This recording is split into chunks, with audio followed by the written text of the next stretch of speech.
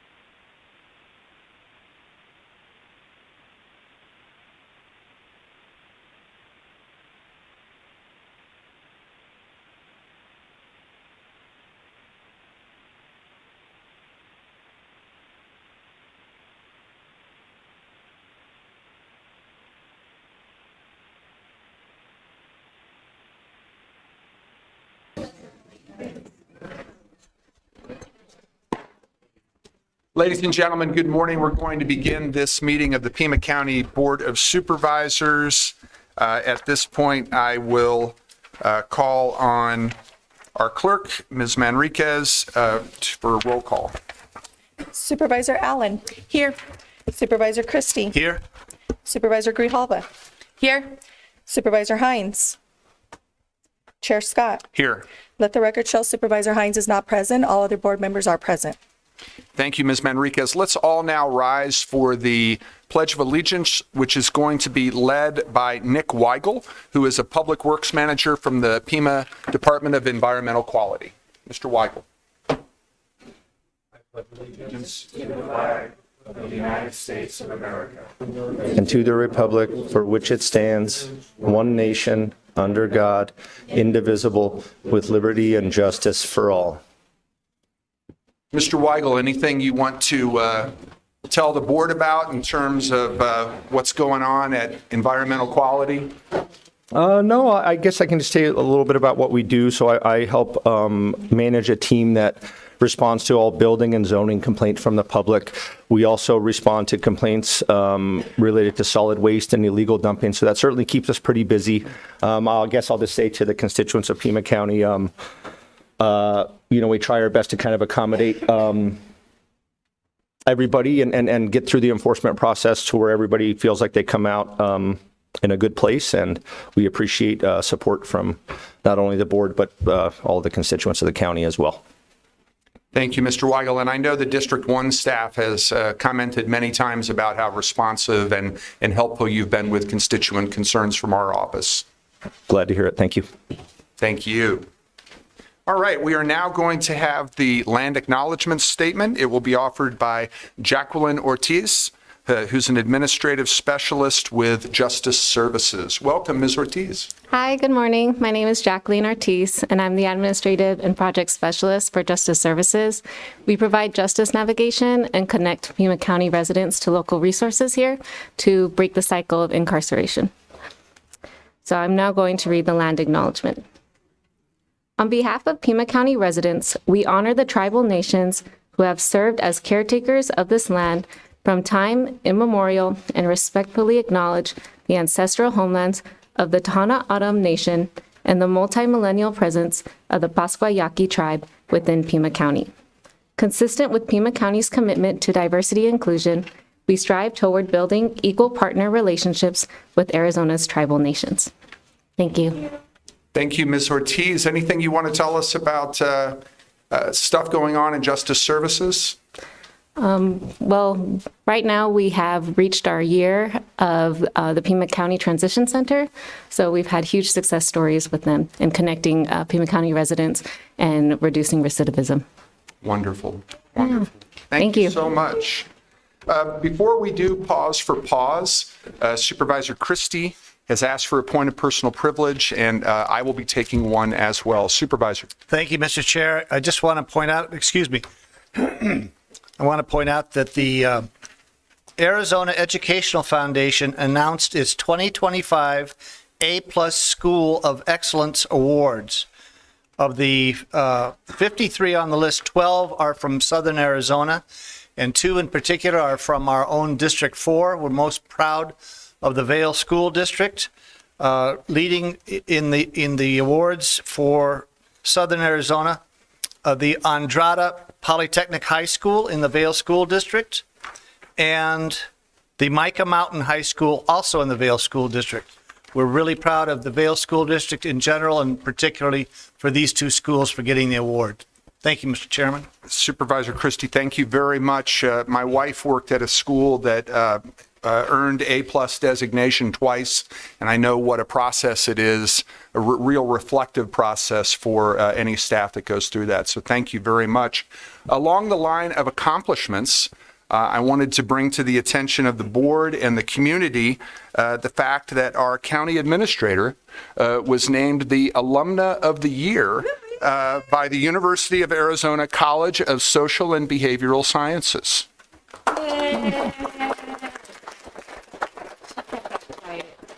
I'm going to read what the college had to say about their Alumna of the Year. Born, raised, and educated in Tucson, Jan Lesher started working for Pima County in 2010, quickly advancing to Deputy County Administrator. In October 21, she became Acting County Administrator, and the Board of Supervisors hired her as County Administrator in April 2022. Prior to joining the county, Jan served Department of Homeland Security Secretary Janet Napolitano as Chief of Staff, overseeing the daily activities of the agency's 230,000 employees. Immediately prior to her move with the Secretary to Washington, D.C., Jan was Governor Napolitano's Chief of Staff. Jan served on the advisory board for the University of Arizona College of Social and Behavioral Sciences and was the first donor to create an endowment to help fund what is now the Innovation Circle. She also was actively involved in the campaign to fund the Women's Plaza of Honor, located on the west side of Centennial Hall, and the National Institute for Civil Discourse, an institute established by the University of Arizona after President Obama's visit to the campus following the tragic events of January 8, 2011 in Tucson. Once again, congratulations, Administrator Lesher. Yay! You kept that very quiet. I saw it online. I'm like, I would have been there. So congratulations, well deserved.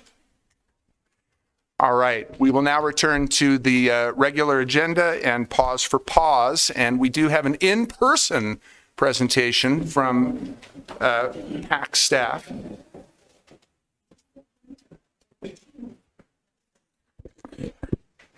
Good morning, everyone. My name is Kaylee Murdoch. I am PAC's Public Information Officer, and I came in today to introduce you to Petra. Petra came in as a stray a few days ago, and as you can tell from looking at her, she's a little older. We think she's about 12, and she's got a few extra LBs on her, so we think that she's been fed. She's got a home somewhere, but unfortunately, she didn't have a collar on. She didn't have a collar and tag on. She didn't have a microchip. No way to identify her owner. So she's here today to remind you that we have so many pets at the shelter that have the same story as Petra, and it's so important to keep a collar and tag and a microchip on your pet at all times. And of course, if you need a tag, we offer them free at PAC, customized anytime we're open. So stop on in to see us for that. And of course, if you'd like to take Petra or any of her friends home, they are currently free to adopt. I also want to thank several of you for being at the parade the other day. I think for those of you who have been to multiple parades, you'll agree that it was our best one yet. It was awesome. It was a huge crowd, so we really appreciate it. All the partners, everyone who came out, and of course, all the pets too. All of the funds raised at that event, of course, go to support pets like Petra here at PAC and in our community. So we really appreciate everyone's support with that. Thank you so much. Thank you very much. Chairman Now- Scott, Oh, please, Supervisor may. Allen. Yes, you may. So I just wanted to note that I am now the happy new parent of a pack pup that we just adopted yesterday. And I have combed through all nearly 500 dogs at pack that are all on the website, and we played with a whole bunch of dogs, and I have to say, please take them home. There are so many that just have the puppy dog eyes to kill you and are just looking for a good forever home. So they are there. Just bring them home. Thank you.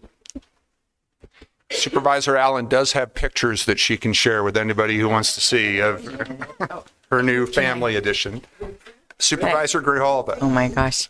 Thank you. I do want to say we've had a lot of activities, but we were at the World Baseball Classic qualifiers this last weekend, and I have to give a shout out to Carmine DeBonis, who led us off with a pitch on Saturday's game. It was really fun. If you all, we still have a lot of games going on. You know, we want to bring baseball back, so please make sure to come out and support. And all I heard from everyone is how amazing the facilities are with Pima County, and how Pima County has been such an amazing partner to work with. So congratulations to Sarah and all the staff out there. Everyone's doing a great job. Thanks. Thank you, Supervisor. All right, we will turn it back to Ms. Manriquez for adjustments to the agenda. Okay.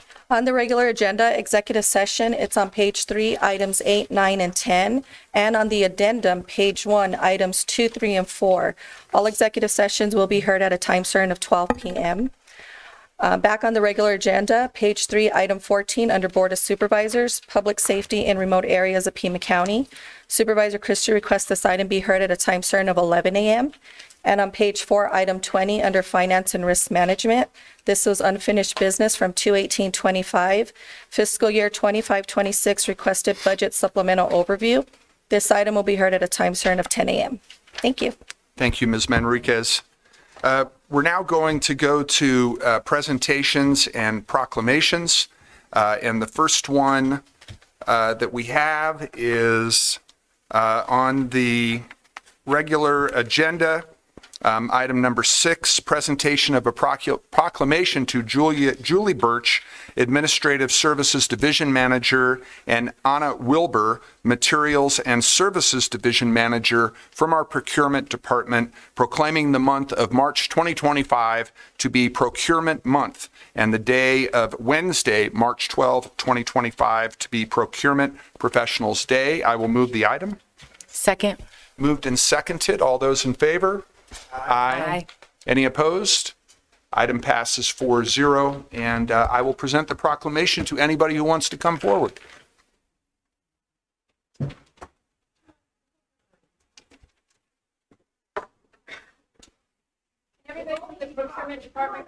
Come on, procurement. You heard the county administrator.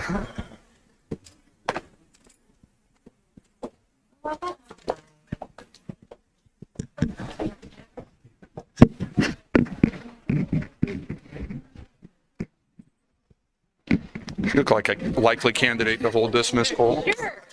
I'd love to. Well, welcome to everybody from the Procurement Department, and also thank Deputy County Administrator Holmes, who oversees this wonderful department. I'll go ahead and read the proclamation. Whereas the public procurement profession plays a significant role in the efficiency and effectiveness of both government and business, and whereas in addition to the purchase of goods and services, procurement professionals add value to their organizations by performing such functions as executing,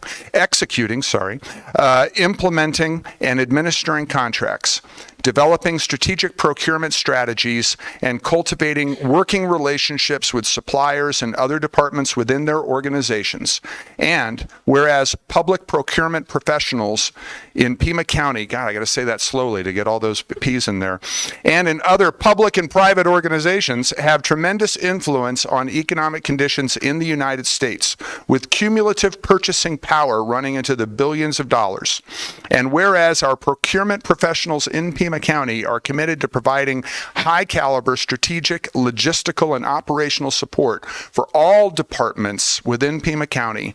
And whereas the Pima County Procurement Department professionals recognize, support, and practice the public procurement values and guiding principles of accountability, ethics, impartiality, professionalism, service, and transparency established by NIGP, the Institute for Public Procurement, as fundamental tenets of the public procurement profession. And whereas NIGP has proclaimed the month of March as Procurement Month to further expand awareness of the procurement professionals' role to government officials, the general public, and business and corporate leaders. Now, therefore, be it resolved that the Pima County Board of Supervisors hereby proclaims the month of March 2025 to be Procurement Month, and the day of Wednesday, March 12, 2025, to be Procurement Professionals Day in our community, and urges all residents to recognize the role of the purchasing and materials management profession within business and government. Congratulations and thank you to all of you. Thank you. And I know that we are waiting for our new head of procurement to be coming in, but in the meantime, Nancy Cole is the acting head of the procurement department. Ms. Cole, did you want to say anything, or do you want to delegate that authority to somebody else here? All right. Thank you. I'm going to give that back. Yes. So I'd like to thank you, Chair Scott, and the rest of the board for recognizing procurement's important role in how we function every day and do business for Pima County and get the best value everywhere we can.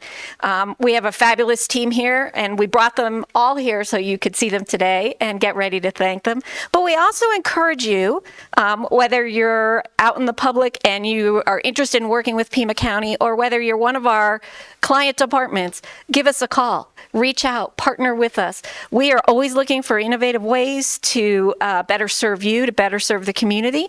And so I'd like to encourage you to take advantage of Procurement Month and this great brain trust that I have behind me, and do better as we go forward. So thank you very much.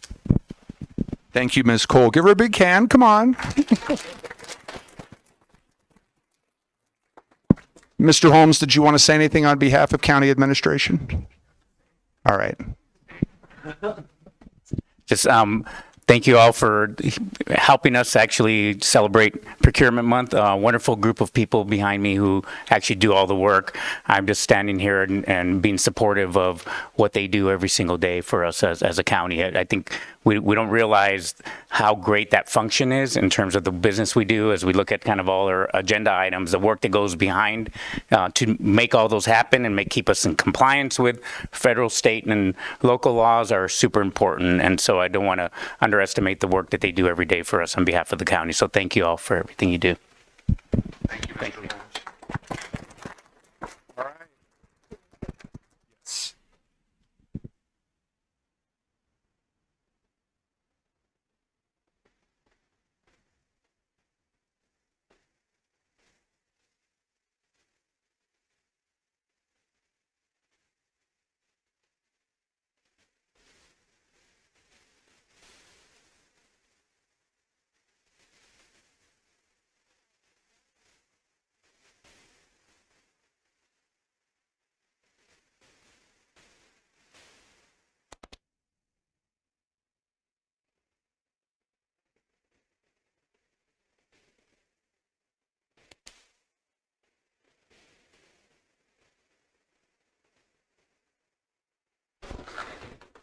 Thank you all very much. We will now move on to our second proclamation. This is presentation of a proclamation to Ana Karina Rodriguez, Cecilia Valdez, and Eva Carrillo Dong, Arizona Cesar Chavez and Dolores Huerta Holiday Coalition, proclaiming the month of March 2025 to be Cesar Chavez and Dolores Huerta Month in Pima County. I will move the item. I'll second. It moved and seconded by Supervisor Grijalva. All those in favor? Aye. Any opposed? My item passes 4-0, and Supervisor Grijalva will be presenting the proclamation. Yes, and anyone who's here for the proclamation, come on down. And any of you who want to join me, come Absolutely. on down.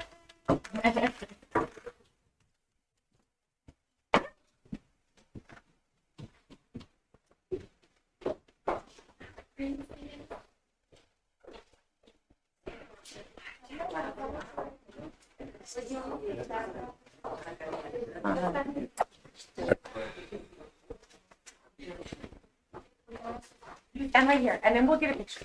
Don't worry, I promise. Well, you can fill in that way. Because there's more of you. Yay, yeah. We're gonna read first and then they'll take a picture. Okay. So whereas Cesar Chavez and Dolores Huerta are recognized as some of our nation's great civil rights and labor leaders, having committed their lives to improving the lot of farm workers everywhere and bringing their plight to national attention. And whereas Cesar Chavez and Dolores Huerta faithfully adhered to the principles of nonviolent practices by Mahatma Gandhi and Dr. Martin Luther King Jr. And whereas Cesar Chavez in 1994 and Dolores Huerta in 2012 received a Presidential Medal of Freedom, the highest civilian honor in the United States. And whereas the motto, Si se puede, yes we can, was a slogan coined by Dolores Huerta to motivate their work and establish a United Farm Workers Union, UFW embody the invaluable legacy they left to the world's benefit, the legacy of servant leadership. And whereas Pima County and the city of Tucson have an administrative leave day and paid holiday to honor Cesar Chavez and Dolores Huerta and their legacy, and to recognize the men and women who labor in agricultural fields and produce the food for our nation. And whereas the Arizona Cesar Chavez and Dolores Huerta Holiday Coalition have planned activities for the Pima County community to celebrate their lives and efforts throughout March, including the education in schools and the annual March and Rally on Saturday, March 22nd, starting at Pueblo High School. Whoop, whoop.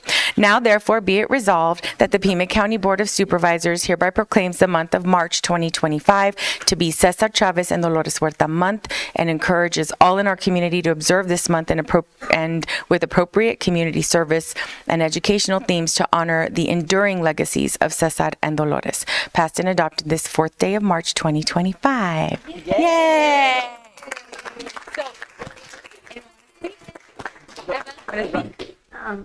Do you have a few words? Yeah. Can I say the words now? Or do I Yes, call you the can do audience? Right now. Cuando quieres. You have the mic. Oh, whichever one you want. It's still not Okay, too- let's not do too it long. now. I'll hold the mic Not for too you. long. Okay. Yay. Gracias. Good morning, Board of Supervisors. Thank you for allowing us to speak on this memorable day. Cesar Chavez and Dolores Huerta, migrant farm workers, fought their entire lives for justice and human dignity. Their life's work has gone beyond the fields, as what they did for families throughout this country has been felt not only by the farm workers, but by all workers. Thousands of union members have followed their model of nonviolent protests when fighting for workplace safety, fair wages, and nonviolent protests and improved working conditions. Last year, the Arizona Cesar Chavez Holiday Coalition changed its name to the Arizona Cesar Chavez and Dolores Huerta Holiday Coalition. We recognize the sacrifices Dolores Huerta has experienced throughout her life of service and her incredible legacy. She fought alongside Cesar Chavez as he fought for the farm workers. She helped Cesar Chavez found the National Farm Workers Association that would eventually become the UFW, the United Farm Workers Association. She was the first to cry out, "Si se puede," Sí se puede. at a rally that became not only the UFW slogan, but the shout that vibrates throughout this country when workers are rallying for workers' rights. She was a driving force behind the national boycott of grapes that led to one of the most successful union contracts. She has put her life on the line every day. She has dedicated her whole life, sacrificed her whole life, so that others could have a more dignified life, a more just life. In 2017, they made a documentary named Dolores, where she not only showed her powerful community activism, but showed that she was instrumental in bringing forth the atrocities that come from the lack of environmental justice. In 1983, Cesar Chavez died in San Luis, Arizona. He was 66. Although it has been over 30 years since his passing, we still look to his work and his words as we continue to battle against injustices in the workplace. At 94, Dolores Huerta is still working to make this a better world. Besides a role model, she has been a mentor to her children as they also live a life of service. Her continued advocacy in the political world for human rights is admirable. She continues to use her voice to amplify those voices that cry out for human dignity and respect. Cesar Chavez and Dolores Huerta deserve to be recognized, to be honored, and I am proud of Supervisor Adelita Grijalva for bringing this proclamation forward and for the Board of Supervisors for ensuring that their voices continue to be heard and loud and strong through those who continue the fight for the betterment of our lives. Sí se puede. No? You sure?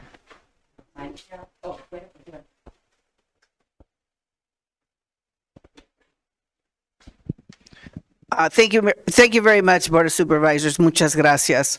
On the legacy of Cesar Chavez and his work and vision live on, I could speak for hours on him, but I'd like to take the time to focus on Dolores Huerta, a powerhouse of a woman who for her life embodied what it means to be a strong woman in the labor movement.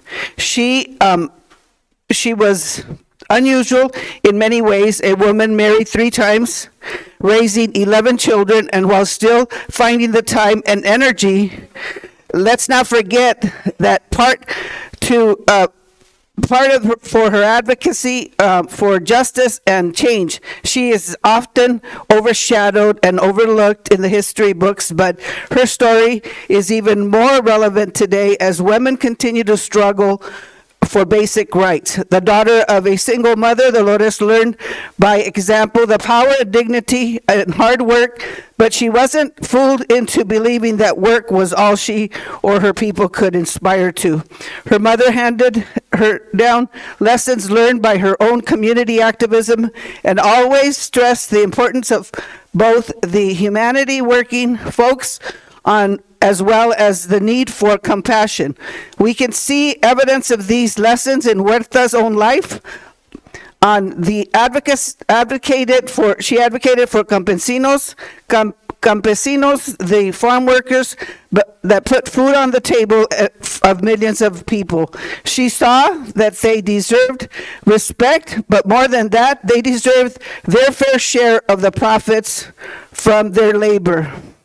As a member of the Communications Workers of America, we see every day the struggle between working class folks and the powerful corporations as we fight for better pay and benefits and stronger safety regulations to protect workers. CWA members were in Arizona, continuing to fight in many cases using the same playbook Dolores Huerta wrote in so many years. It's easy to forget that Dolores Huerta and her campesinos were organizing at a time when the very act of being workers together could be fraught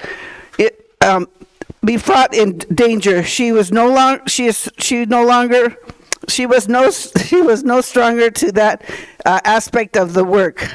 From being accused of cheating by a teacher who didn't believe a Latina student could excel as she did, seeing her older brother beaten and bloodied for wearing his suit. Dolores knew the consequences of going against the mainstream, but she also knew that the mainstream could keep her and every worker in poverty while others took all the profits. Thank you very much. We appreciate this month of naming Cesar Chavez and Dolores Huerta. Gracias. Thank you very much, Board of Supervisors. So thank you again. We appreciate this proclamation and continuing to recognize the march, this month, March, as Cesar Chavez and Dolores Huerta month. And so we invite everyone to come to our march and rally. We have it on every year, starting at Pueblo High School, it'll be March 22nd. We gather at 8:30 a.m. and then we march to 6th Avenue down to Rudy Garcia Park. And then we have vendors. We're going to have music. Local band is going to be performing. And we're just going to have a really great time. Our second annual car show which is a lot of fun. So we invite the community to come and join us. It's a beautiful event and community. It shows how we come together as a strong Tucson, as a strong community that recognizes Cesar Chavez was born and raised in Arizona and died in Arizona. We still have to fight, and we're still going to continue to work so that Arizona recognizes as a state Cesar Chavez's birthday with recognizing him with a holiday. And so we honor and recognize that Pima County has passed a holiday and the city of Tucson, and we're going to continue as well as TUSD schools. And so we're going to continue until we get it passed and Sunnyside. Yes. And so Sunnyside represente, and so and so we thank you all. Thank you for this opportunity, for this moment to share. Thank you to our coalition. Thank you to our supervisors. And si se puede. Si se puede. Si se puede. Can you get a picture?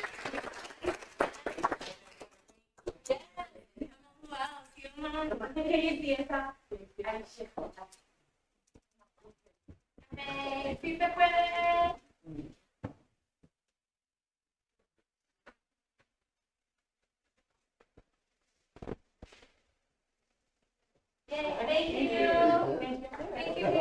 Thank you.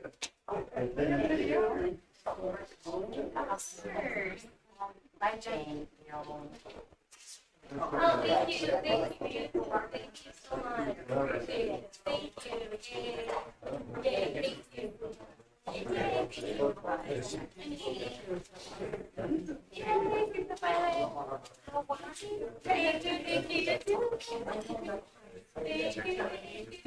Thank you. Congratulations. Thank you. All right. Wait, where's my purse? All right. Look at you, Fancy. Matt got here. Hi, how are you? Good.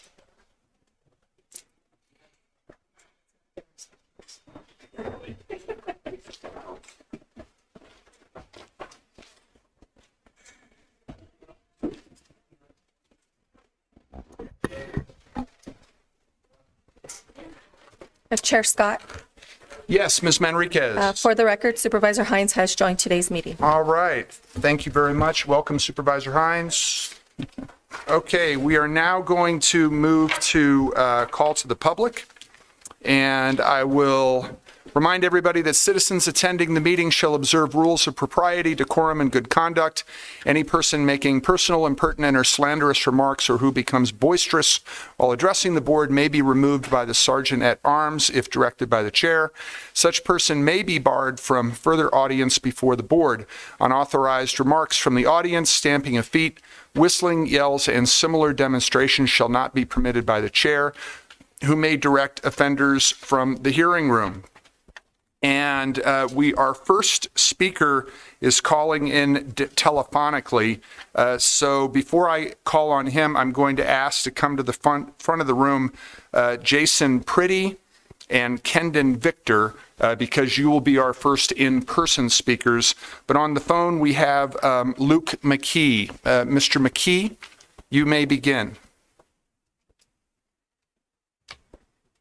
Hello, sir. My name is Luke McKee from Vinhome Smart City, Vietnam. I've had very limited interactions with your county. I would like to say the clerk of the Board of Supervisors has been very professional.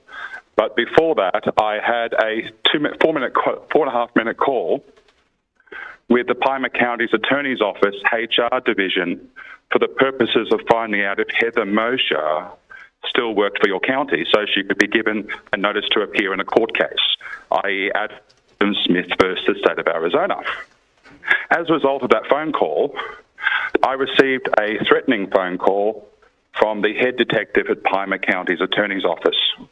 My crime, believe it or not, is to be critical of a group called Chabad of Tucson, Chabad of Tucson. They offer on their website a service called Moyles. Now, 93% of Jews not do this practice of Metzitza B'Peh, which is Hebrew to suck by mouth.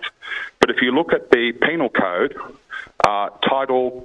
Chapter 13, Title 14 of ARS, the first definition on 1401 is oral suction. And the Jerusalem Post also talks about oral suction, and it's a child abuse ritual. Now, this is relevant because Heather Mosher is prosecuting a friend of mine, Adam Smith, in Coconino County. And I wanted to find out where she was for the purposes of asking her to come to court. And I'm being hunted down by your head detective, Mr. What's his name? Fabian Pachenko, for child abuse. I actually obtained the audio records request for the call, but they're refusing to say why I'm under investigation.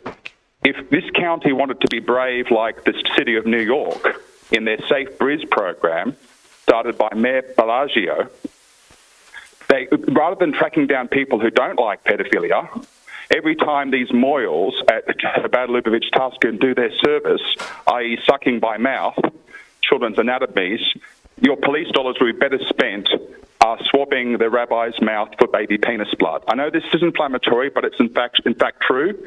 This is mandated from the Babylonian Talmud in section Shabbat 133a and b.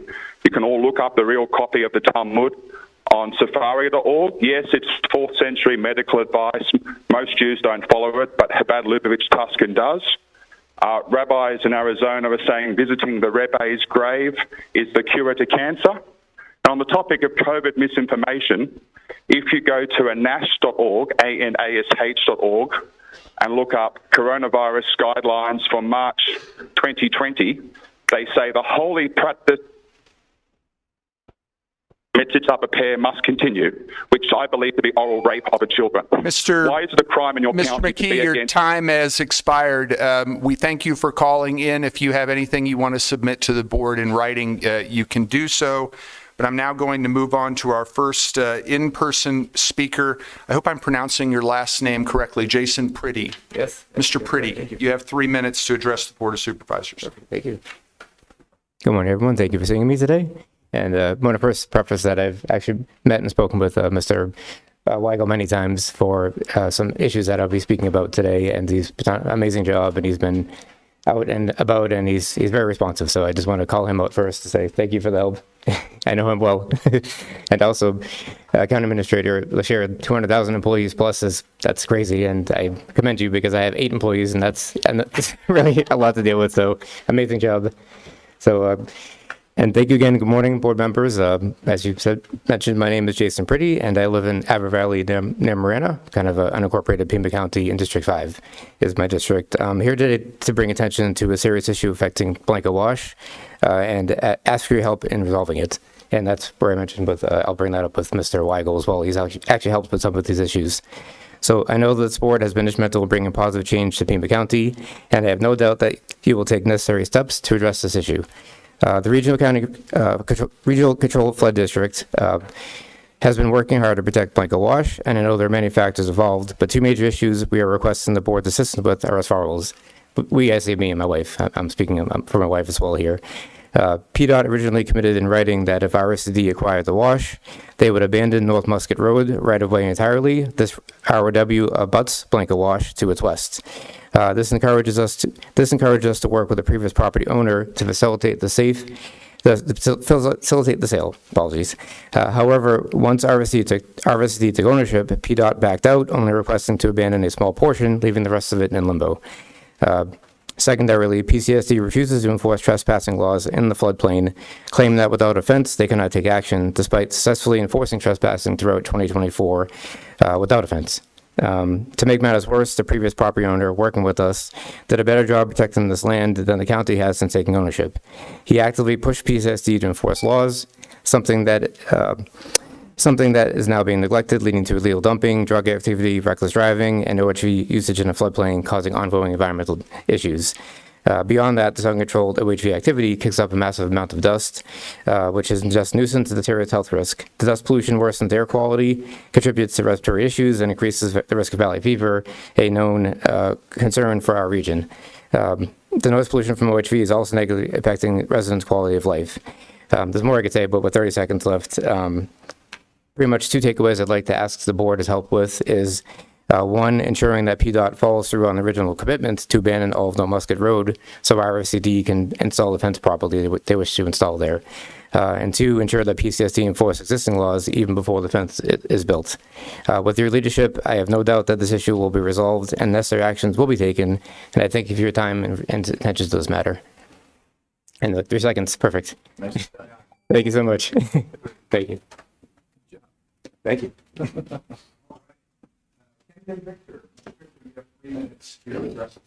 Good morning, Chairman Scott and the rest of the supervisors. I promise you it's much too early to be boisterous today. So here's why I'm here today. At the last meeting on February 4th, an application was placed before the board for a 4-minute fireworks display for a wedding at Tucson Country Club. The application met all the requirements that are required by the board, as well as the Pima County Bomb Squad for the display site.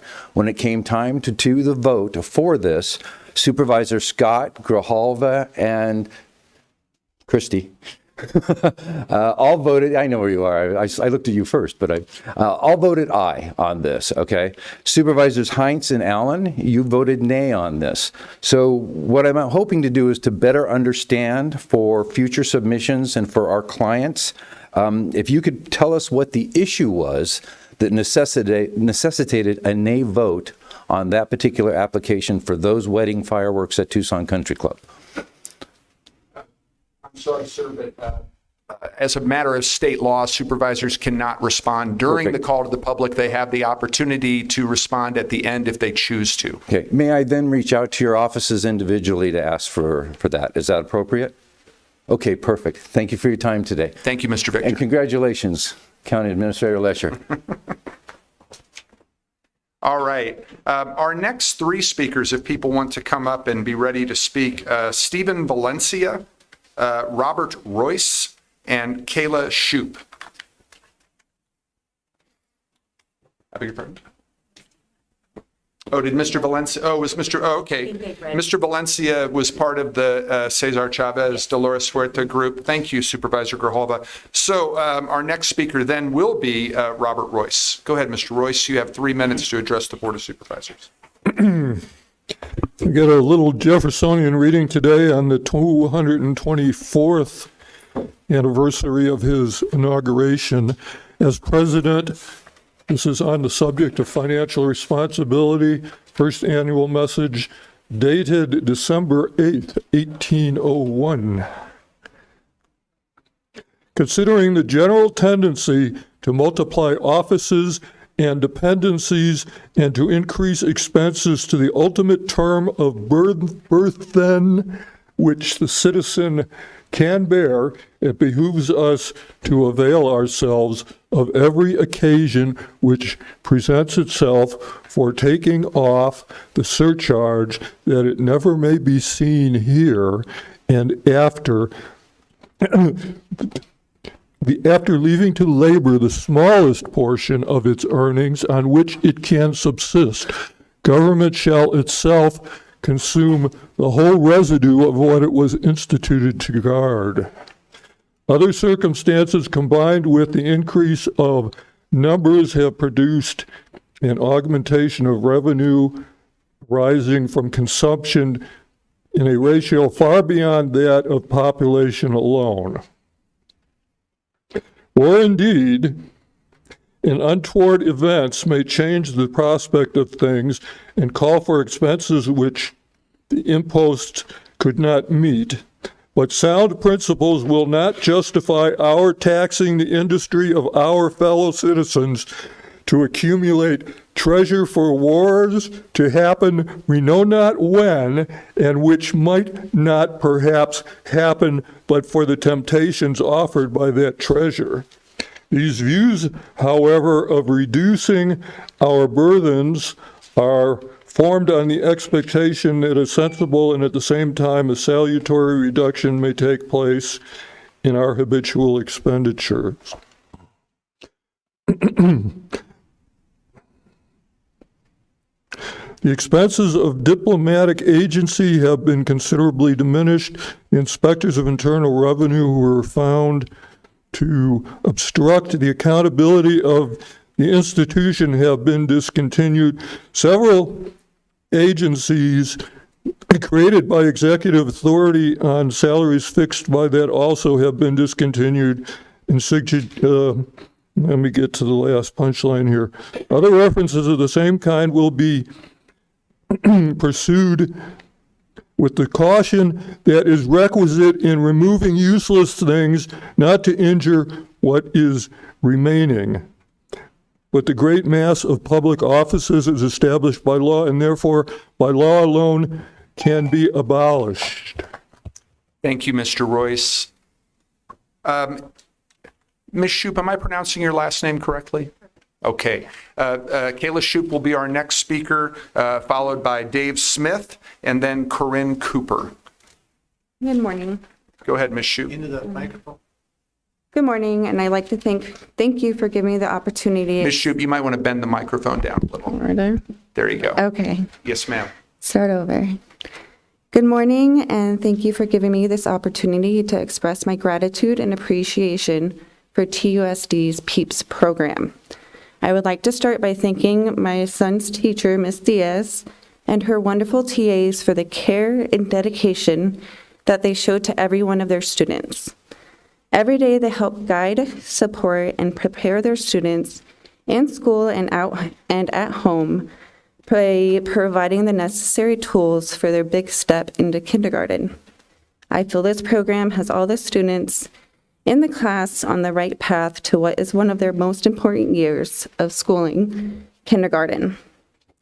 Because of this program is available, it has greatly improved my son's way of interacting with peers, problem solving, creativity, and giving him a better means of communication with myself and others. I believe that if my son was not able to start kindergarten with these vital skills that he learned while in the PEEPS program, it would have set him back. I know this because his older brother, who is also very excited to start kindergarten, and is also now in 4th grade, was not nearly as prepared for kindergarten as my youngest is now. I stand here today and confidently say that my son and his classmates will enter kindergarten with their heads held high and running. This is my son's 2nd year with the program, and if he was here today, he would first tell me he was mad about not being in school, but he would also let you all know about his favorite things to do while at school. He loves playing with his friends, coloring, cutting items for his art projects, and nap time, which is funny to me because he refuses to take naps at home. He also likes studying and learning about the seasons, our desert animals, and the different life cycles a butterfly goes through during their transformation. My best times are getting to see how excited he gets when he finally gets to show me what he made for me while in class that day. He then goes into great detail on what colors he used and what each drawing was and why he chose it. Another highlight of his day is when he tells me all about the letters in the alphabet, and he had learned how to write them, along with telling me words that start with that letter. It makes me so proud when I see him identify a letter or shape that he didn't know just a few weeks ago. When a parent hears about the importance of early childhood education, how important development, one can only hope that this type of program stays available so their child can have the same opportunity as great as the one my child has had. Thank you, Ms. Shoup. Thank you. Really appreciate your time, and if it's any consolation, my mother couldn't get me to go down for a nap either. Take care. And that was just last week. Nice follow-up. That's the price of being a chairman, right? I can't recover from that, Dave. Wow, I got to tell you what. Well, yeah, good morning, everybody. And Kirsten, this is the first time I've had a chance. This is my supervisor right here, John Allen. You are District 3, and I'm District 3. This is a new age. Obviously, we had a revolution in November, which we have.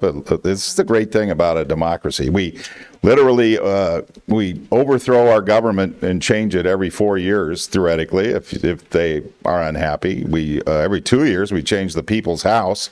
Arizona changes everything every 2 years except for the main, I would guess you call them the brass up in Phoenix. But the thing is that now with the border being closed, the spigot is shut off, the monies, there's a reevaluation of things.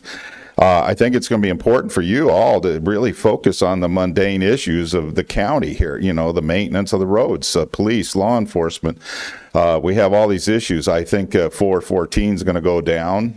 So many of the business community as well as the working class are just not satisfied with increasing the sales tax, which tells us something.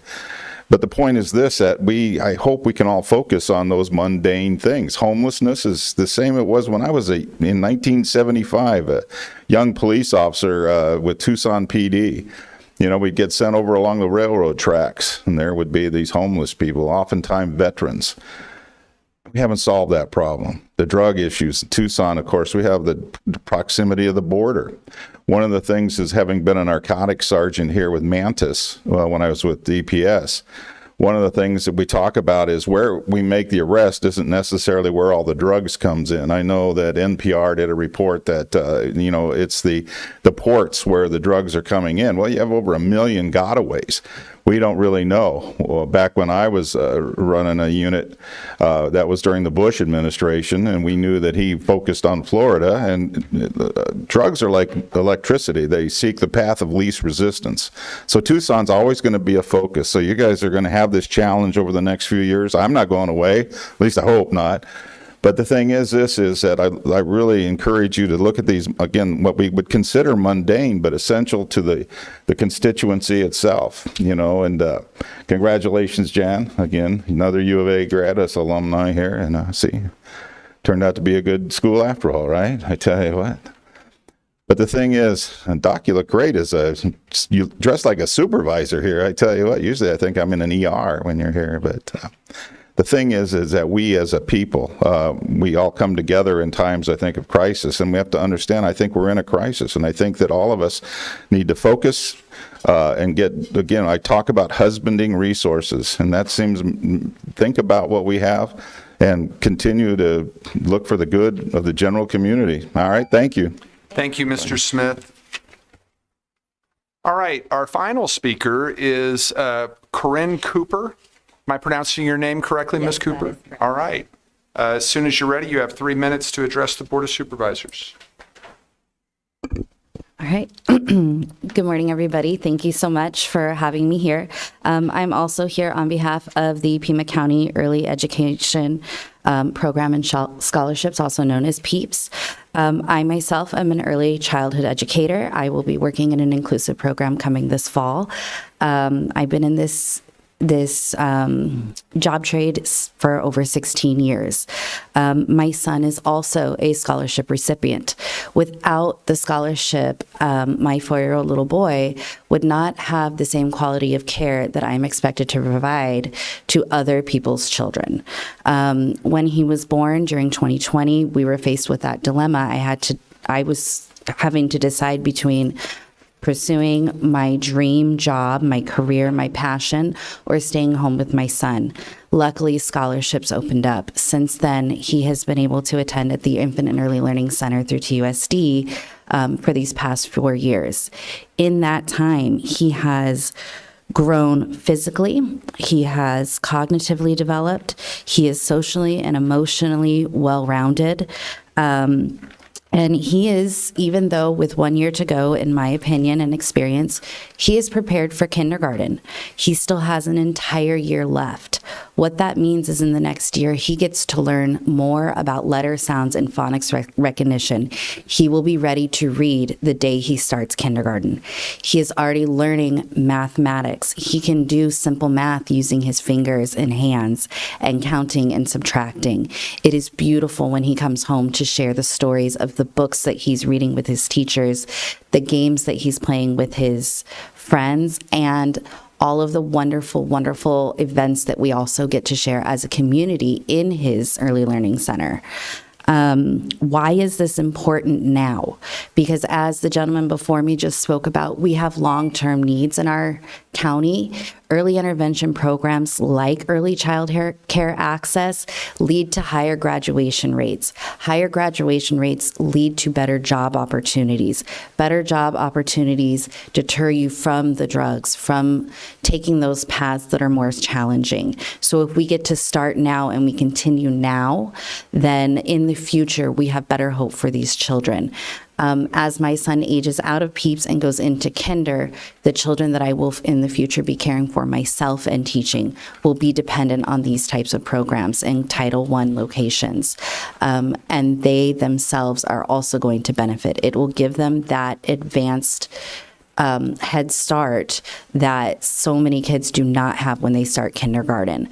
I can speak that for myself that students sometimes come in, they're not able to even hold a pencil or recognize their names. So giving these opportunities to the children in our area are very important.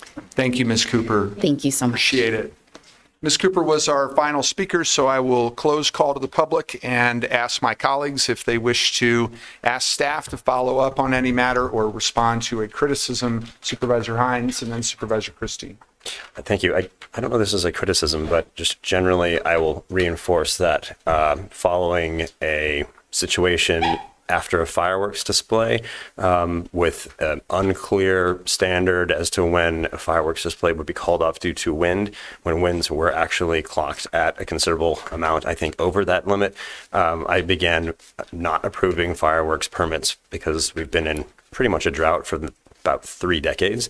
And for the record, like July 4th is my favorite holiday and I'm an absolute pyro, but so it's like it physically almost harms me to have to do that, but I just feel like that is the proper public safety and health thing for me to be doing at this time. Also, there are alternatives like drones, which are amazing and do not pose any fire risk. So that is just my general position and has been for, I think, about a year now. Thank you. Thank you, Supervisor. Supervisor Christie. Thank you, Mr. Chair. And along those same lines, I just wanted to make sure the gentleman who spoke earlier to this subject knows that there's going to be a public hearing and that you can speak again, and we can, at that point, have interchange with you. So don't leave. Thank you. No, I filled out cards. Okay. Thank you, Mr. Chair. Thank you, Supervisor. We have a time certain item at 10 a.m., but I met 2 gentlemen at the beginning of the meeting who are here with regard to a liquor license. And so I'm wondering if my colleagues would be okay with us considering item number 30. That is a hearing for a liquor license applied for by Timothy J. Jardee with the San Javier Moose Lodge, 1964, Loyal Order of Moose, 9022 South Nogales Highway. Is there anybody here who wishes to speak in opposition to this item? If not, I will move to close the public hearing and approve the liquor license. I'll second. Moved and seconded. All those in favor? Aye. Any opposed? Item passes 5-0. Thank you, gentlemen. I thought maybe you had better uses for your morning. They might want to exercise their liquor licenses early. You've got all kinds of lines today, Supervisor. It'll be nice to finally open up after 5 months. Congratulations. All right. Well, we're going to move then to our time certain item at 10 o'clock. And this is on the regular agenda. It's item number 20.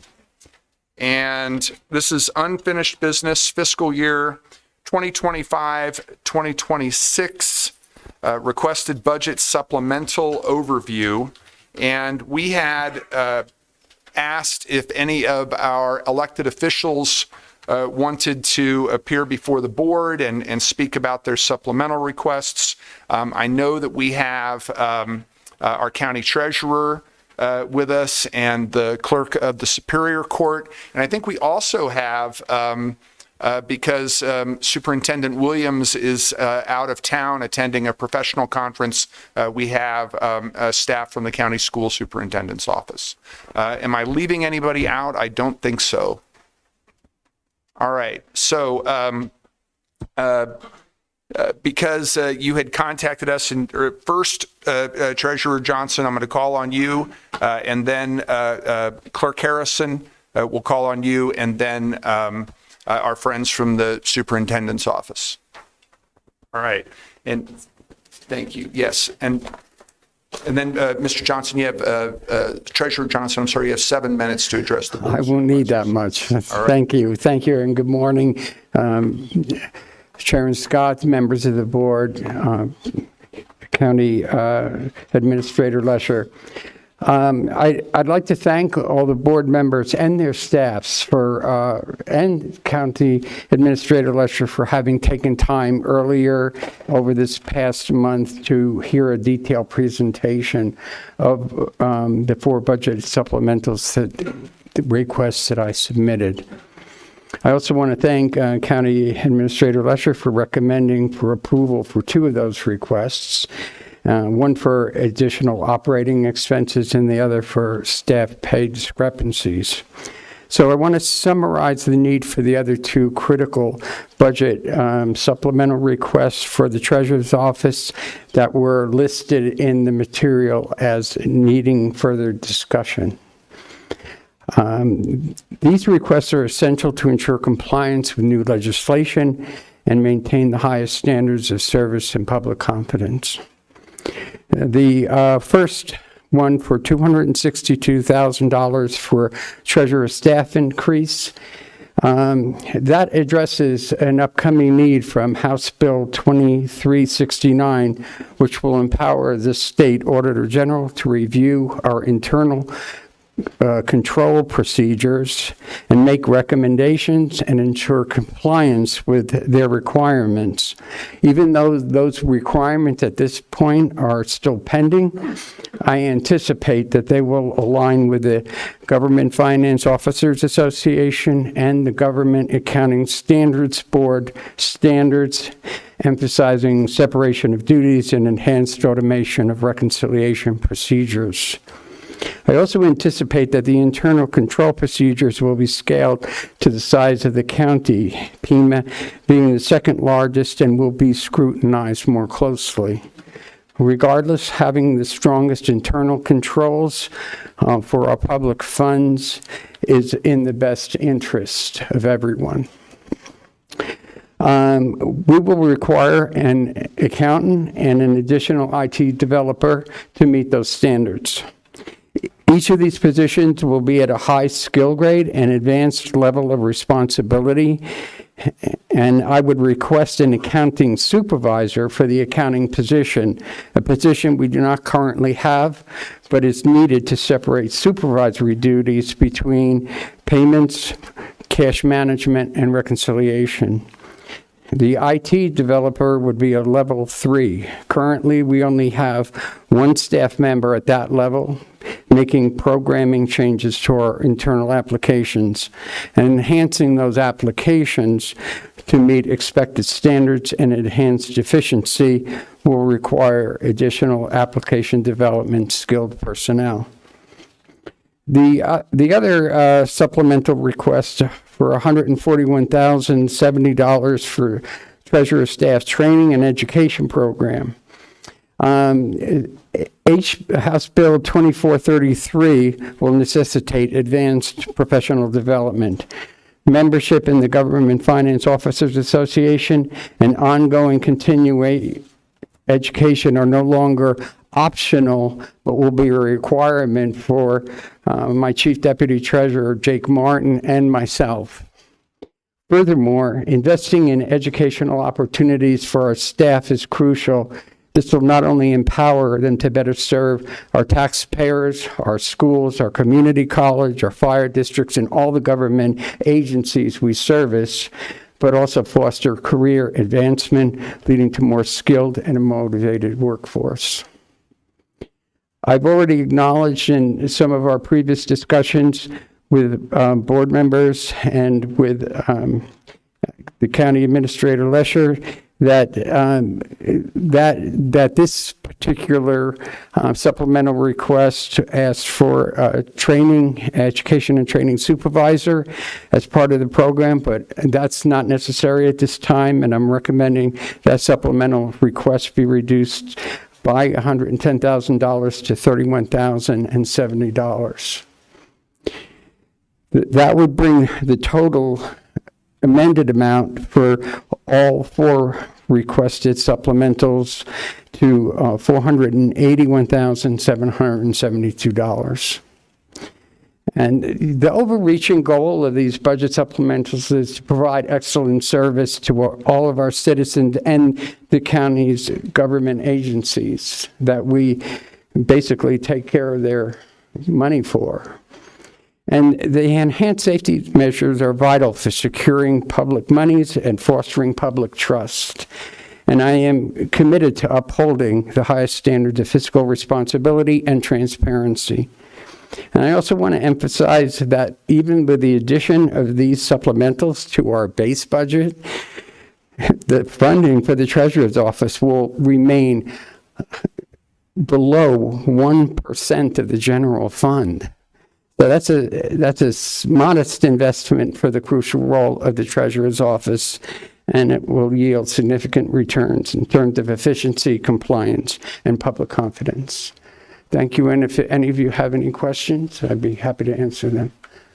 Any supervisors have questions? Supervisor Hines.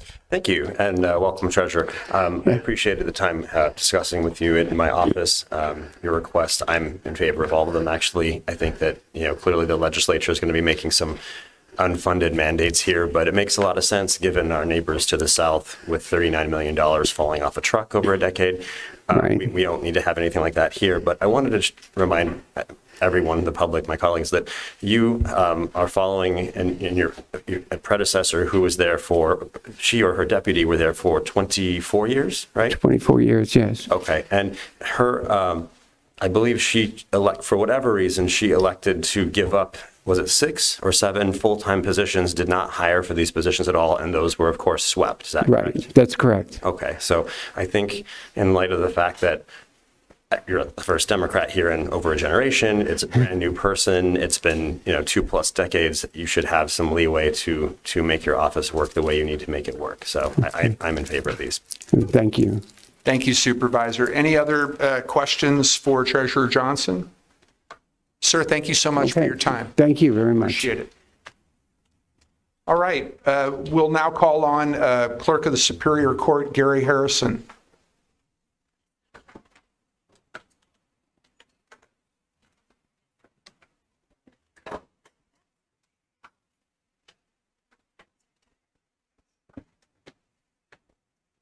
Good morning, all. Good morning, sir.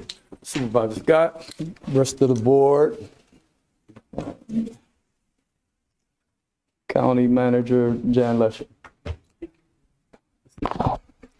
So we are here asking for a budget supplemental request.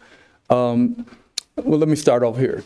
First, I've been in this position for 6 years now, and courtroom clerks have always been a juggling act for the clerk's office, and mainly because it's tough to get people to want to do it, first of all.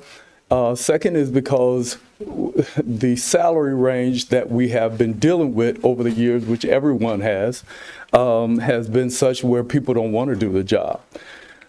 But I've been most fortunate because we have had terrific people who have decided to stay and work in this environment. The clerk's office has done really well in providing the service for the courtrooms that we are supposed to provide.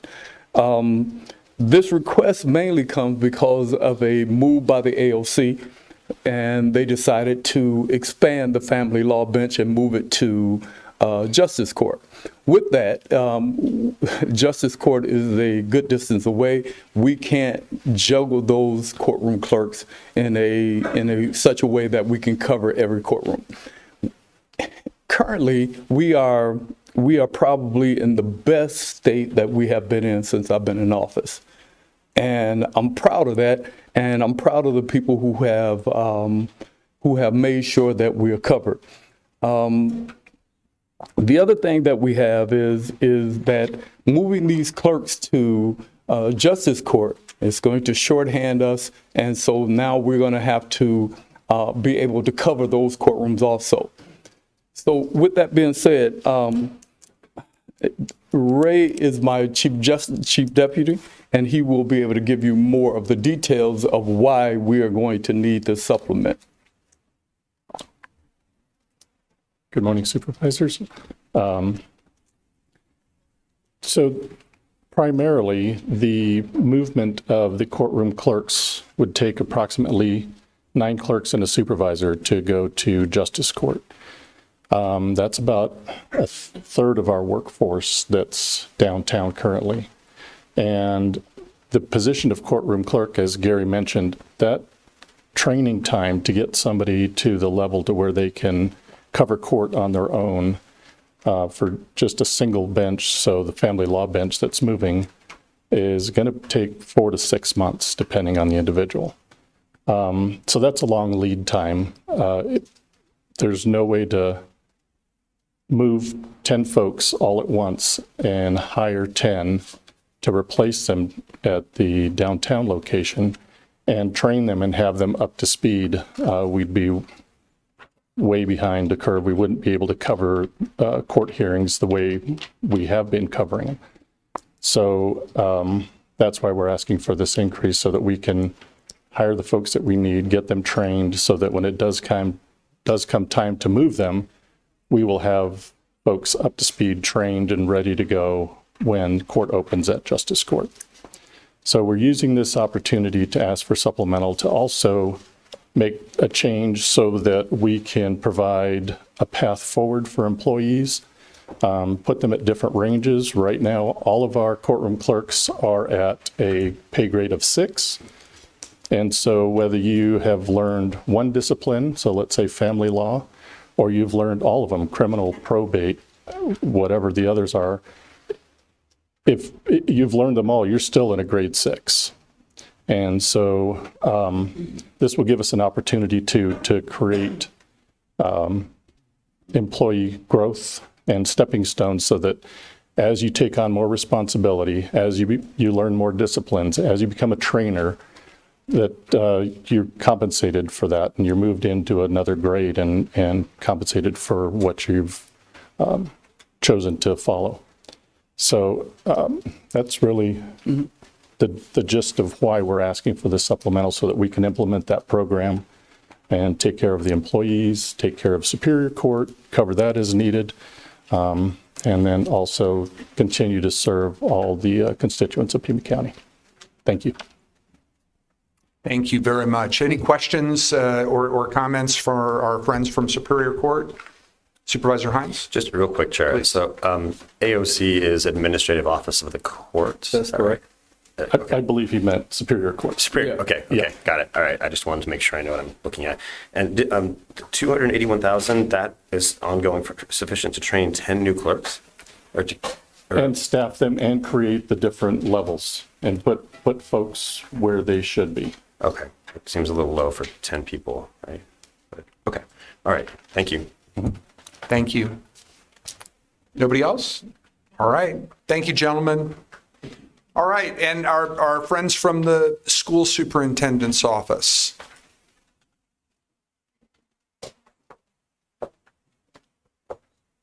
Good morning. Good morning, Chairman Scott, members of the board, County Administrator Lesher. Thank you for allowing us to present this morning on our supplemental budget request. So my name is Peter Lang. I'm the Chief Deputy of Finance and Operations for our office. We currently have 4 supplemental budget requests totaling $259,500. Of those, 2 of them, one is related to facilities and one is related to our operations team. The other 2 are related on our programmatic side of the house. And so that's where our Chief Deputy for Educational Services, Deborah Bryson, will be able to speak to those 2 more fluently. So the first that we have is, as we've looked at our operations, in particular within our finance team, we currently have 6 accountant positions, 4 of which are accountant 3 positions. As we've been really diving into our fundamentals of our operations, I've been in this role, in an interim role, and now in a permanent role for 15 months. And over that time, we've identified a significant need to shift one of those positions to change their job code and grade from an accountant 3 to a business analyst. That change is going to help us really dive down into our processes, policies, and procedures, make sure that we have strong documentation for our internal controls, and to help us to improve the efficiency and effectiveness of our office. The second is related to a facilities request. So there's a $160,000 request. That is an estimate that comes from Pima County Facilities, and that's to help upgrade our safety and security of our building facility. Currently, within our building, we do not have a security guard, and we don't have any barriers for when the public comes in to our office beyond just a general desk area. And so we worked with the Pima County Facilities. They looked at what options were available for our office, looking at similar projects that the county has worked with, and they came back with this estimate of $160,000 in order to provide those necessary security and safety upgrades, largely with respect to things like plexiglass shields and barriers to make sure that there's a better separation when the public comes into our office, just to ensure the security of our staff. So with that, I'm going to turn it over to our Chief Deputy for Educational Services. Thank you. Good morning. Good to see all of you. Appreciate the opportunity to be here to share about a very exciting program that we have in our office, Community Share. And we are requesting 2 lines for Community Share. One is for the platform that hosts the service, and the other is for a FTE to run the program and help cultivate community members. But I'd like to just take a minute to share with you what Community Share is. And it's a program that is much like a human library, you might say, where we give the community members the opportunity to connect with educators who have needs for presentations or work in their classroom. And we are able to do that through this platform. The platform, we have recently partnered with Tucson Values Teachers to help augment the cost of the platform, but we continue to need the $12,500 for that other half. And then the FTE position, it's critical that we have an employee who is active in the community and can be reaching out to the various community agencies, various folks in our community who are able to support and work with our educators. We all know that we have that special person we can look back in our lives and remember the difference they made when they came in and were a guest in our classrooms. We had this position in the past, and it was funded through COVID dollars, through our ESSER grant. That grant, as you know, has now been discontinued. And so our hope is that we are able to continue this vital program through this FTE position. Thank you. And I do have further information about Community Share for you if you have an interest in that. And that's the program that was brought to the office by Josh Schachter, correct? Yes, exactly. We are now part of the actually international Community Share community now. Is he still engaged with the program in any way? He is in a peripheral way, but we continue to rely on his expertise. All right. Thank you. Yes, thank you. Any questions, comments from supervisors? All right. Thank you both very much, and thanks Superintendent Williams for us as well. Yes. Thank you. Thank you. All right, so I will... Mr. Chair? Yes, Supervisor Christie. Could I make a consideration statement? We're having a discussion on supplemental grants, and I'm going to respectfully suggest that we consider combining number 20 with number 15. number 16, the update on federal and state executive legislative and judicial actions that affect Pima County. Seems that it would be appropriate for a discussion of grants status and impact on the general fund. Certainly a factor to consider before we are approving any supplemental requests. And the items under review or depicted as under review by county administration represents roughly 10% of the entire budget. So I'm just considering that maybe we could combine the two in order to hear what the latest status is of the items under review, so it could give us a better idea of how we could address the supplemental requests, particularly when it represents roughly 10% of the budget. I appreciate your comments, Supervisor Christie, because I know that the rough estimate that we have of grant funding and other federal funds that might be at risk are right around $148 million. I do know that the county administrator has a presentation for us that will be an update on the spreadsheet that we got at our last meeting, and would ask that if there's any opportunity to incorporate some of the updated information from the federal government into that presentation, that we do that. We'll still cover that item when we get to it, because there may be material that is separate from the consideration of this agenda item. I don't want to get in trouble with the county attorney. Well, I think these are both under consideration by the board. I'd suggest that maybe that section you're referring to about the items under review, maybe we could hear from county administration on that first, so it will give us an idea about how it's going to affect any supplemental requests. If there's I would ask if there is a way of incorporating any updated information that we have on federal funding into the consideration of supplemental requests, both by the board and by administration. That would indeed be helpful. And who would you be asking that of? I'm asking that of the county administrator.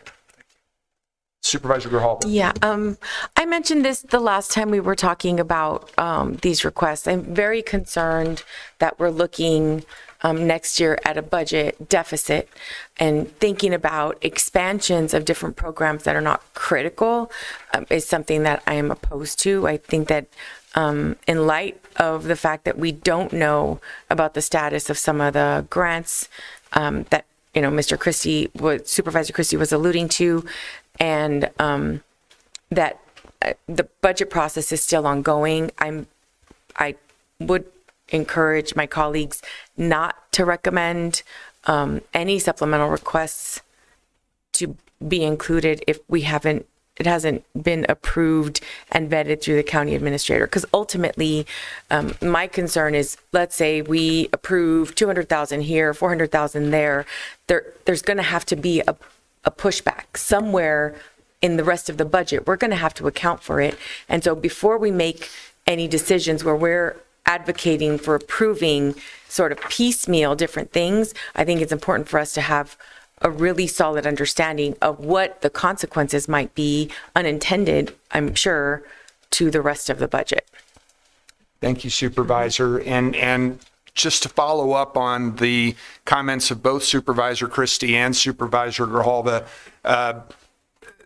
the spreadsheet that we got last time broke the supplemental requests into three categories. Those that had been recommended by the county administrator and her team, those that had not, and those where further discussion was needed. I'm hopeful that the presentation that we have today will enlighten the board as to whether or not any of those items changed categories. So at this point, with those requests from my colleagues in mind, I'll turn it over to the county administrator. Thank you, Chair Scott. And I want to be clear what I hoped we had said last time, too, that everything we're looking at supplementals at this point is very preliminary, even the things in the yes category. If we were to take everything that is currently yes, you would only have to increase the primary tax rate by 48 cents. So I think that we're looking at, there's things that we're still considering. I don't think anything that is even still on a yes is necessarily good to go at this point as we continue through all the deliberations and understanding of what that revenue might look like.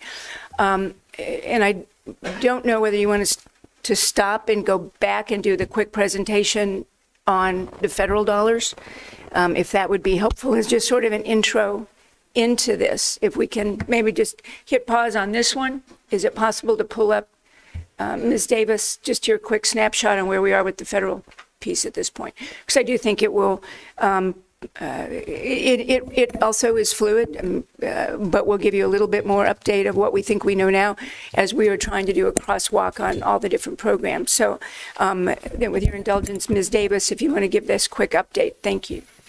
Can I, Chair, are we substituting this item now, doing this item now? I'm suggesting that as part of a conversation about the supplementals and the budget, that it would be appropriate for us to take a look at what the federal picture or the You need a motion, Mr. Brown? Or? I guess what I'm asking, are we still doing this item later, or are we only doing it now? What we can do, and I think I'm understanding what Ms. Lesher is proposing. What we can do, Mr. Brown, is that as this item relates to the current item, that's what we're touching on. We will still return to this item because there may be other material related to it not connected with supplemental requests. Is that accurate, Ms. Lesher? I'm going to go through the presentation. So okay. I'm assuming it all connects to the budget. We'll see. Okay. But there will be no action taken by the board. If we're going, Chair, if we're going to this item later, I think that's okay. If we're going to do both items now, I think there should be a motion to combine the items. Mr. Chair? Supervisor Christie. I'd like to move that we consider both items now. I will second that. Thank you, Mr. Brown. Thank you, Supervisor Christie. All those in favor of considering items 16 and 20 in combination indicate by saying aye. Aye. Any opposed? Item passes 5-0. Thank you both. And Administrator Lesher. Thank you. So now give you an update on the overview. Thank you. Chair Scott, members of the board, Administrator Lesher, thank you for having me here again today to give you an update on federal actions potentially affecting county funding and/or operations. Next slide, please. Since January 20th, this number is actually now 76 executive orders have been issued and signed by the federal administration. What we really want to talk about is memorandum and actions tied to potential review, pauses, or freezes of federal dollars that are coming into Pima County, specifically referenced in Office of Management and Budget Memorandum, specifically M-2511, which paused funding related to the Infrastructure Jobs Act and Inflation Reduction Act, OMB Memo M-23-13, which was a pause on federal funding for a 90-day review period. And with that memo was a released list of CFDA numbers under which were under consideration. With court injunctions, the OMB has rescinded that memo and the pause is temporarily paused. So funding is still open that we know of. So we'll give a review on the content of that matched against our grant portfolio today, especially with last fiscal year impact, so that we can kind of tailor the conversation for potential fiscal year impact with the budget. We've already gotten reported recoupment of already issued federal grant awards on February 12th. That is also now with the courts as of February 21st. That was specific to New York and the FEMA Shelter Services Program funding. As we know, and as we've seen substantial reduction in federal workforce, upwards of hundreds of thousands of temporary, probationary, and career workforce. We will give a bigger update on that over the next few weeks as we learn more about the impact across our federal agencies by which we do very close work with. Another consideration that will be discussed today is that continuing resolution HR 10545, which expands federal spending through March 14th, is about to expire. So there are considerable budget impacts that are being proposed at the federal level between the House and the Senate right now. Next slide, please. So upon the release of the OMB memorandum, we crosswalked the CFDA numbers that were under review against our total grant portfolio. And across all of our county grants, we identified potentially 150 affected county grants representing approximately $150 million in expenditures last fiscal year. This affects 20 county departments, but the largest portfolios within this $150 million are Grants Management and Innovation, Pima County Health Department, and Community Workforce Development. Please note, though, that $94 million of this $150 million are represented in the American Rescue Plan Act, which funds were obligated by 12/31/24. Emergency Rental Assistance Program, Emergency Food and Shelter Programming, and FEMA Shelter and Services Program. Next slide, please.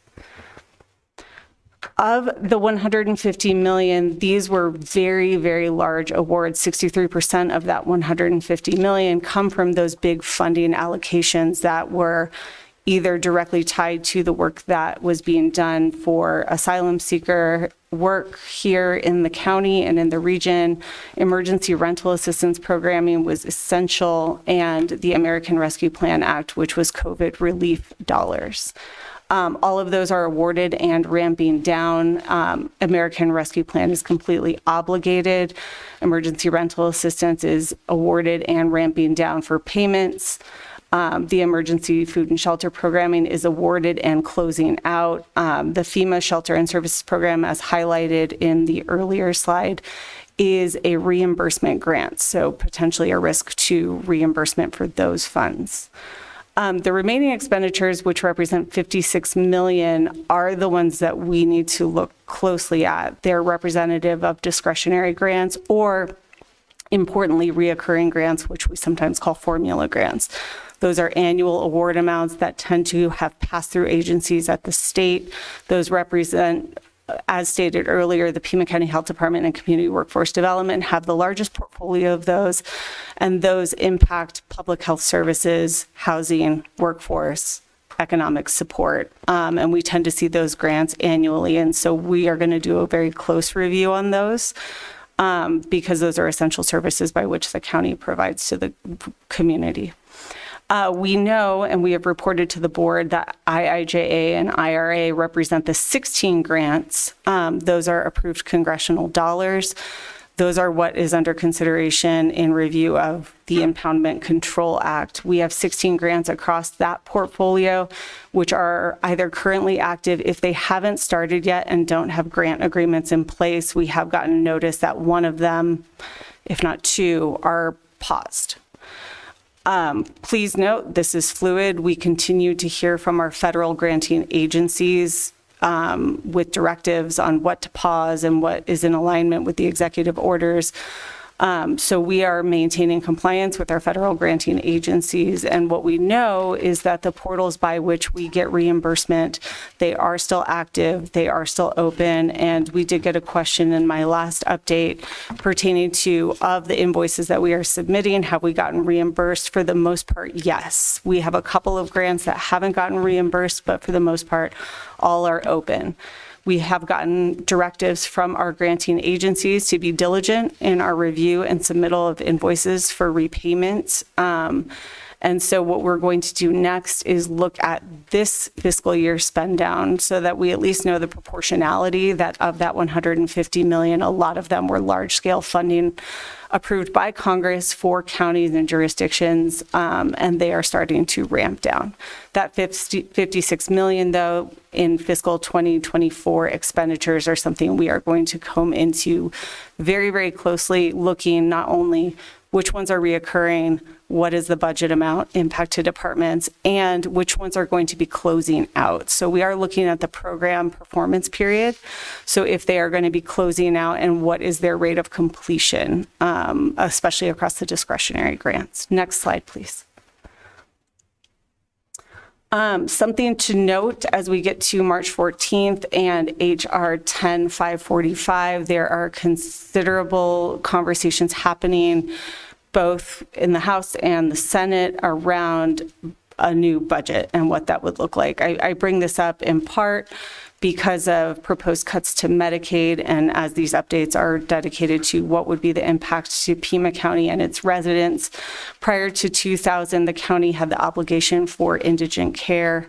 Since 2000, that has shifted to the state's Medicaid Arizona Healthcare Cost Containment System. Just for reference, that represents 2 million Arizonans, and roughly 300,000 at any given point in Pima County are insured under our state Medicaid. The majority of that are adults 22 to 64 and children 0 to 17.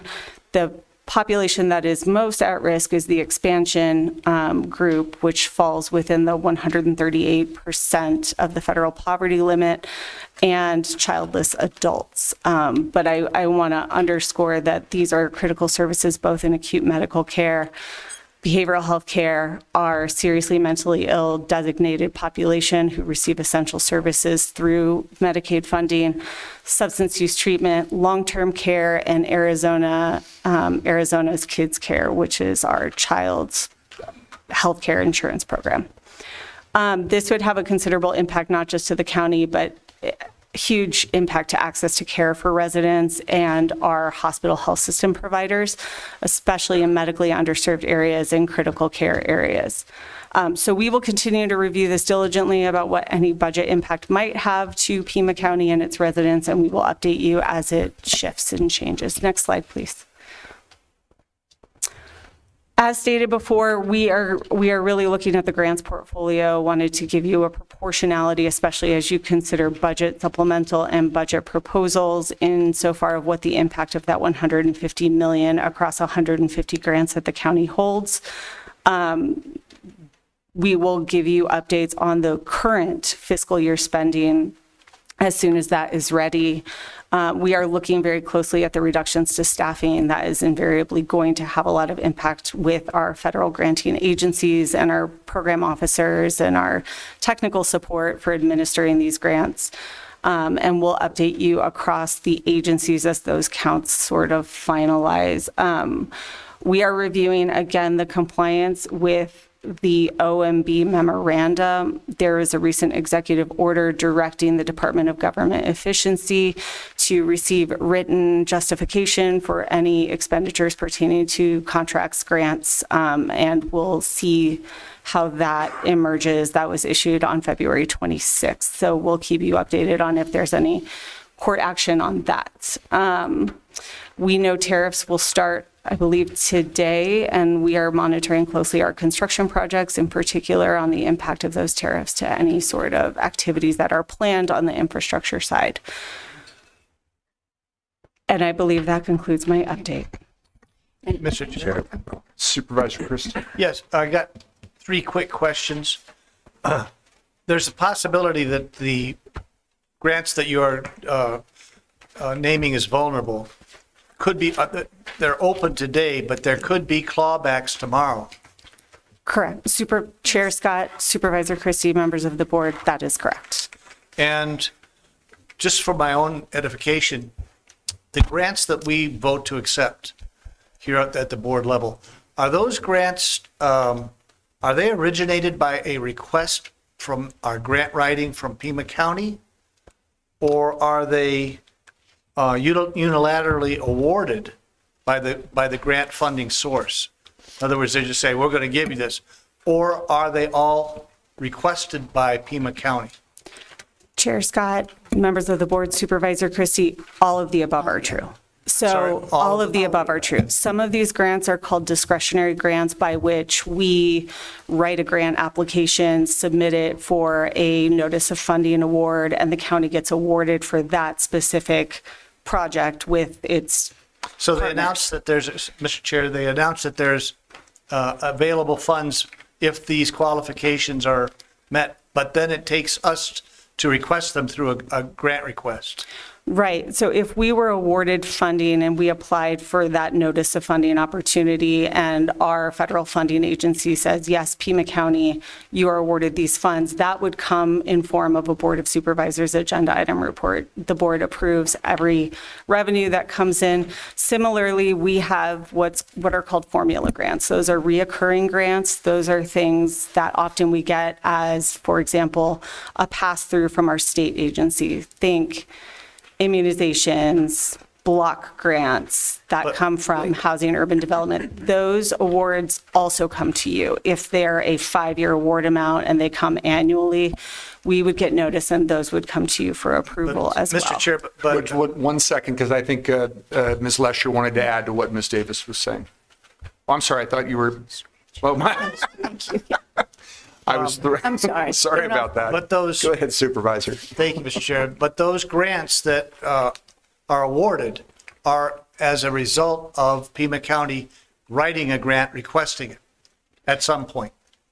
Yes. Okay, and has there been, in your estimation of monitoring the outstanding grants that we have requested, has there been any change in the dollar vulnerability that was originally stated at 148 million? Chair Scott, members of the board, Supervisor Christie, that 148 is roughly estimated a little bit higher at 150 million. But again, I want to highlight that ARPA is included in that. Emergency food and shelter programming is included in that. Emergency rental assistance programming is included in that. So that's going to be higher because of these big one-time funding allocations that the county The 150 is receives. going to possibly be even higher? No, what we were really looking at, because those are awarded and are closing out, what we really are looking at is that 56 million group, because that is representative of ongoing, current, active discretionary grants and/or our annual awards that come in a reoccurring format. And so the 150 looks bigger because of these one-time funding opportunities, which are now closed. So, Mr. Chair, what should the board be focusing on? The 56 million that you feel is the most vulnerable, or the entire 150 million? Chair Scott, members of the board, Supervisor Christie, the 56 million is the critical group. What we might see with the bigger funding pertaining to American Rescue Plan Act, Emergency Rental Assistance Programming, Emergency Food and Shelter Programming, and Shelter Services Program is potential non-reimbursement or recoupment, which is something that we saw happen in New York pertaining to the FEMA shelter service programming. So we're going to monitor that the county will get reimbursed.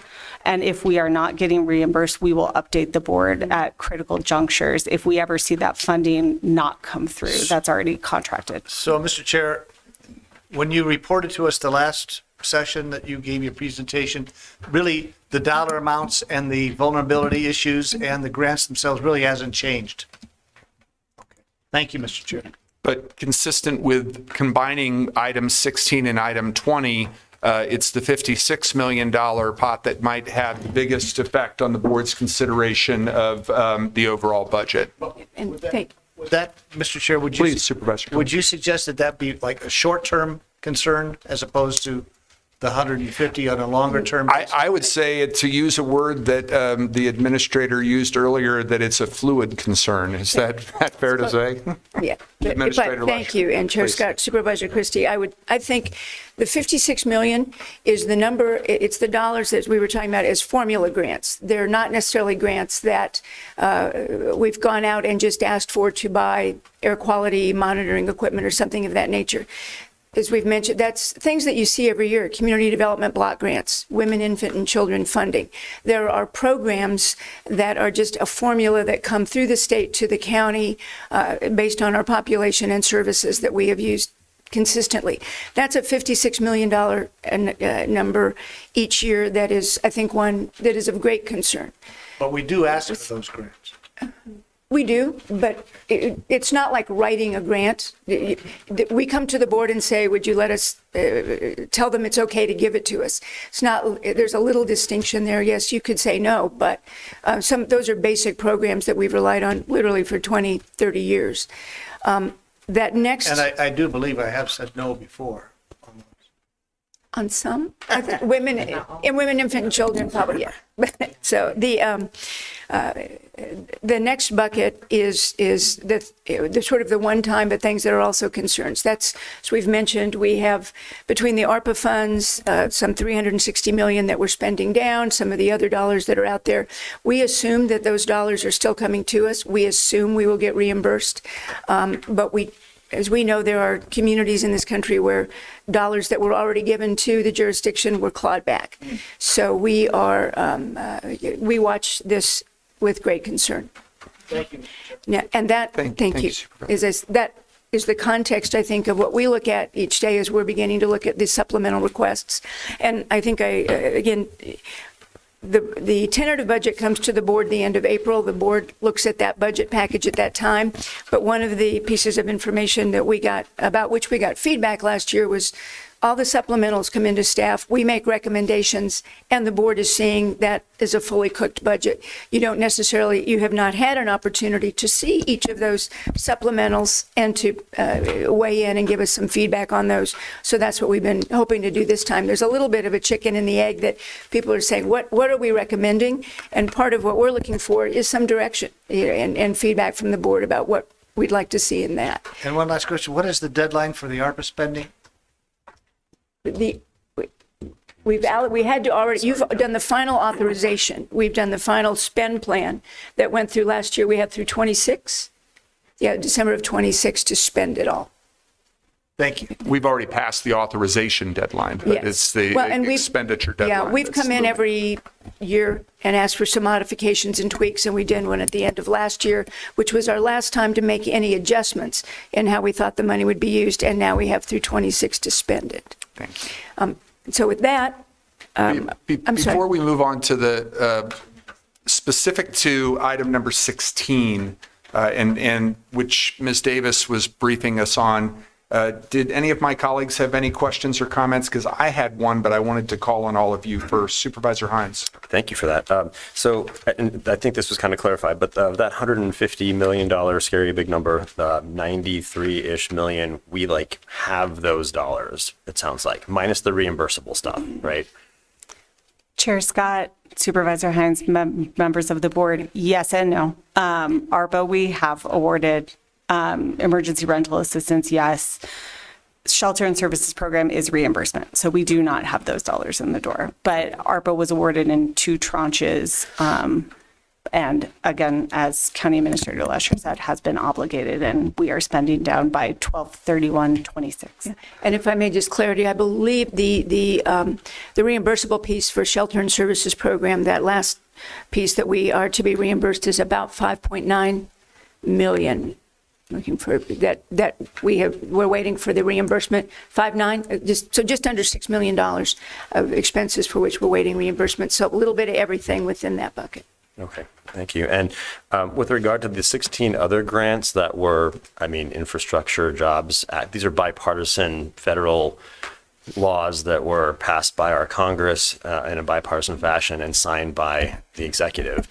Have there been examples of these types of grants being revoked or not funded or anything like that we've actually seen? Because I know the courts have stepped in most cases and said, hold on here. Is there something specifically in terms of a court that has allowed this kind of a clawback or reversal of chaptered law to occur? Chair Scott, members of the board, Supervisor Hines, we have one grant that's been identified as paused. It was awarded to Pima County, but we don't have grant agreements in place. It's a new award. And so we have gotten feedback from our federal funding agency by which this is paused for now and maybe for a longer period of time, and that's our Safe Streets for All grant. Yeah, Federal Highway Administration for that one, about 2.8 million. Yeah. And so of the 16 within those, and those are really the ones that are under consideration with the court action in and around the Impoundment Control Act, these funds have been approved, they are out, it is a federal law.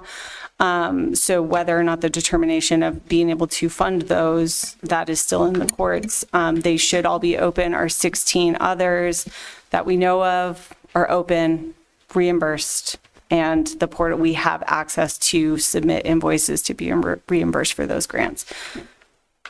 Okay. So look, I mean, we're spending, unfortunately, as I've mentioned before, hours dealing with the federal administration sort of messing everything up and trying to disrupt us. And instead of actually identifying, well, in addition to, I guess, identifying the priorities that we must absolutely fund to serve the needs of the community. Look, if we have to bump the tax rate, we can add that to the tariffs, right? The tariffs went into effect. That's going to cost the average median household in this country $2,000+ per year, especially on, furniture, tools, stuff, tequila, cars, big ticket items. So, but the impact locally, like our job is to figure out which of these programs do we need to fund and why, and then make that our priority. So if, for example, as the administrator just mentioned, if we have to bump the tax rate 48 cents, that's approximately $9.40 of additional property tax per month for Pima County residents. And, not something that I think any of us really would love to do, but, these are priorities and we have to be responsible. And unlike when I was a legislator, obviously at the state, you can't print money. You can do that at the federal government level. We have tools to actually fund the important priorities that we have to fund for these programs for our county residents, unlike at the legislature where it takes a 2/3 vote to bump a sales tax or frankly remove a tax credit or anything else. Unlike Utah, which has like I think 3/4 Republican legislature, they can bump their sales tax up and down by a majority vote. So anyway, I just want everyone to understand that our job is not just to figure out the chaos from the federal government, is to be vigilant, but also to make sure that we are funding these programs that are necessary. Supervisor Allen and then Supervisor Grijalva. So first, thank you for the presentation, keeping us updated. The one of the things I think about is that 56 million it's not just, and you all know this in running the programs and the operations of the county, it's not just 56 million for specific programs, but these programs have ripple effects across our community. So I think a lot about the layoffs, the firings of federal workers. I would love to understand more about how many federal workers are in Pima County. Because when somebody loses their job, I think as we all know, it has profound ripple effects across our community, affecting small businesses, affecting our schools, affecting healthcare, all of these other things, these threads that connect individuals and the fact that they are duly employed with what was good jobs now become unemployed.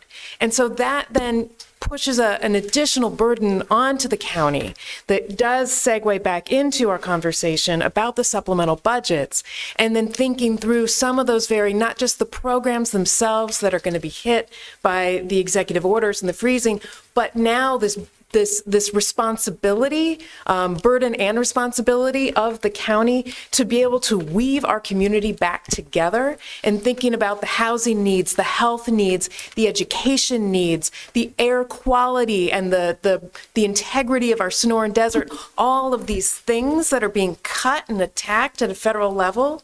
Are things that I think should become then priorities within our budget and looking through the supplemental budget.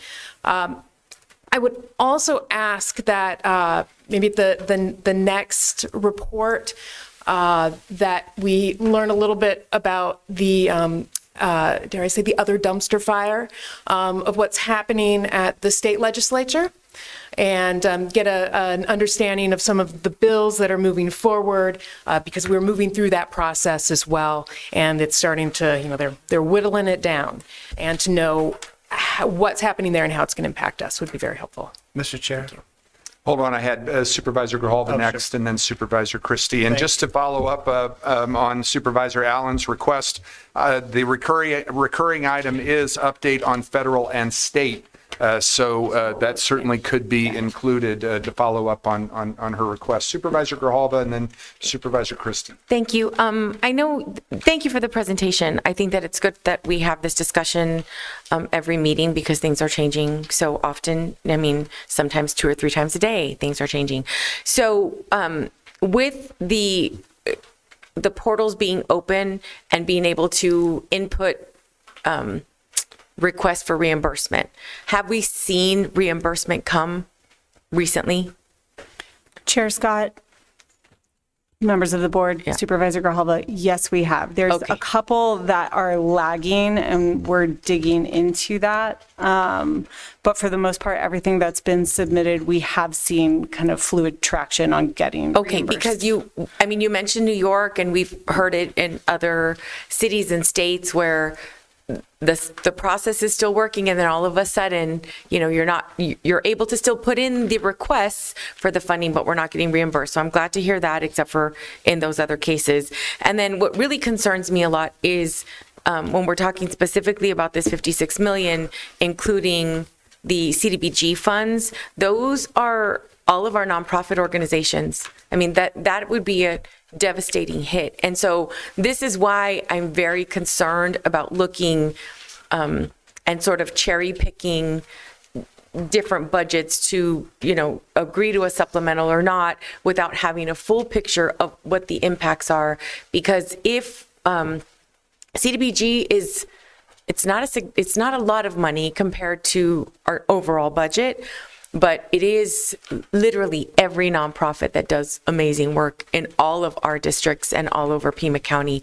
And so if we're put in a situation where we're going to have to figure out how to continue to allow those programs to move forward while we're trying to figure out what's going on with the federal funds and if it's stuck in a court case or we're having a lawsuit, I just think that I feel like we have to, I just continue to be very cautious of looking at enhancing any department budgets without understanding that I would be the first one to advocate for us to figure out how to fund our CDBG and outside agency funds and those projects with our general funds if we don't have it available at the federal level.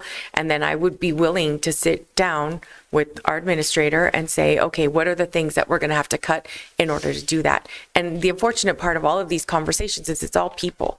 Our budget is predominantly people.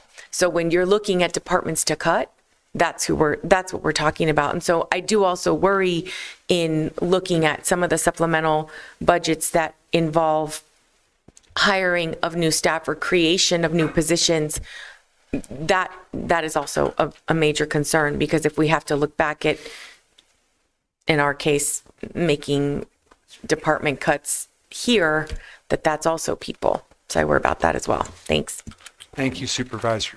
Go ahead, Supervisor Christie, and then Supervisor Hines. Thank you, Mr. Chairman. I have to commend my colleagues for worming in Doge and the layoffs and the chaos and the humanity and the devastating toll that government workers are experiencing. And I just want to share with them a recent Wall Street Journal headlines of last week. It says, Starbucks to cut its office staff. 1,100 workers were laid off by Starbucks. Now, Starbucks, I understand, is the Valhalla of the progressive left as far as the ability for meetings and gatherings.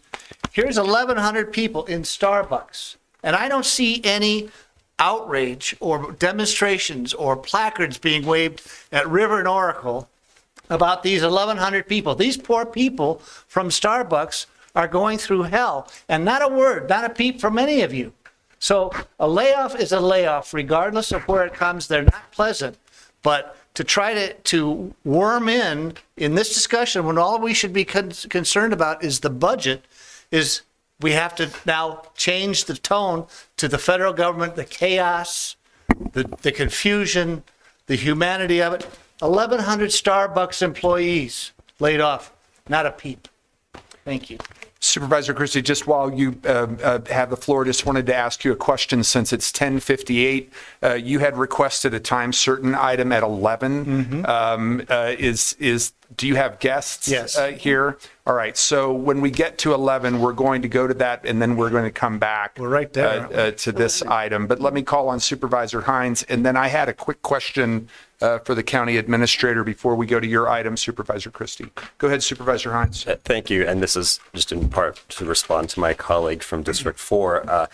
I don't think I can't speak for anyone else other than myself, but if there is a necessary downsizing or layoff in the federal government for efficiency reasons, or it's no longer needed that position, perfectly fine. It's the way it's happening.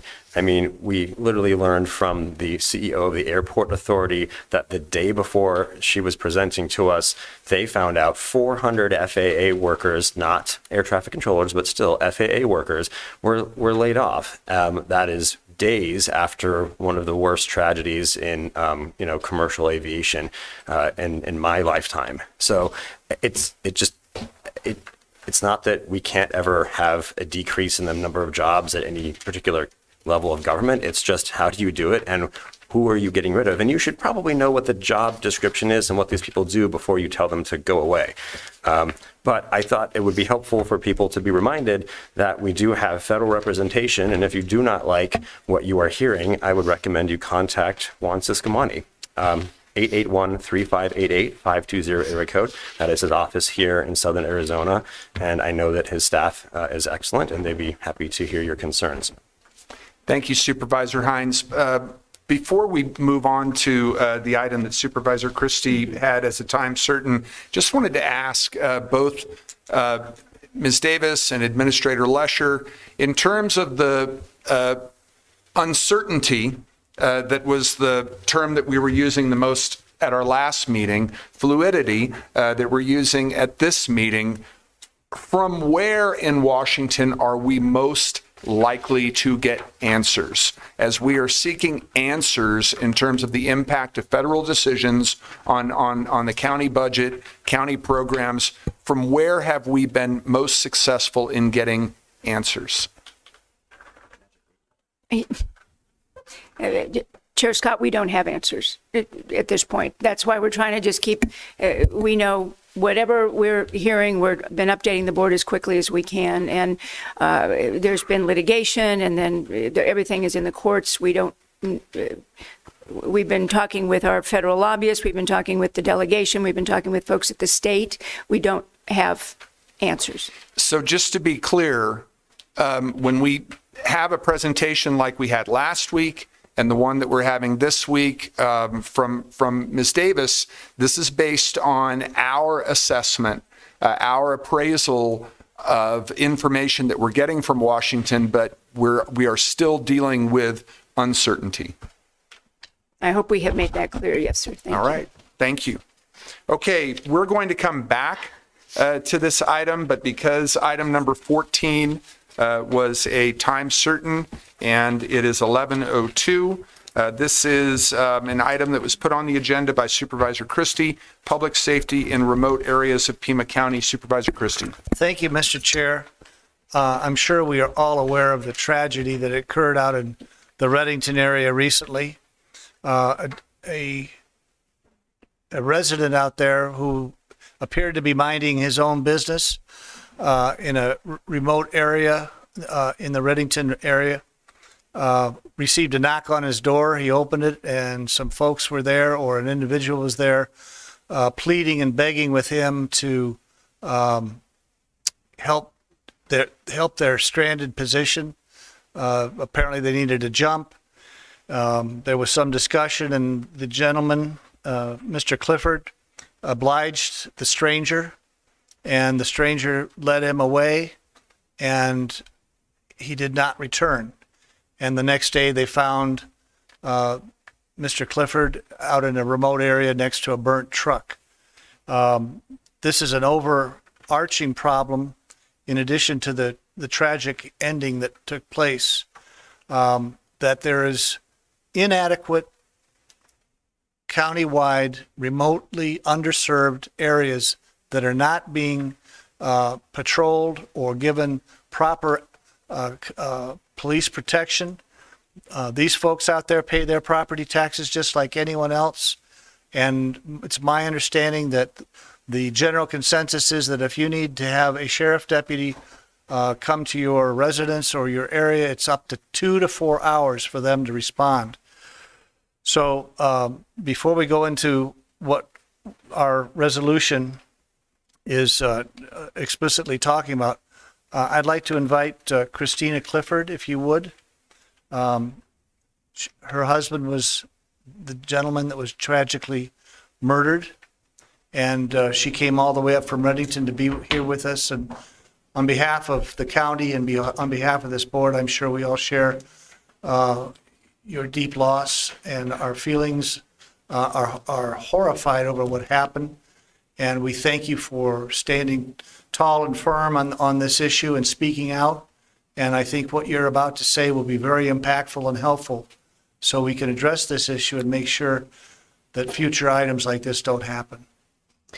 I wrote it out so I can try to keep composure. Ms. Clifford, pardon me for interrupting. You might want to angle the microphone. Thank you so much. Good morning, Board of Supervisors. Thank you so much for giving me this opportunity to speak with you.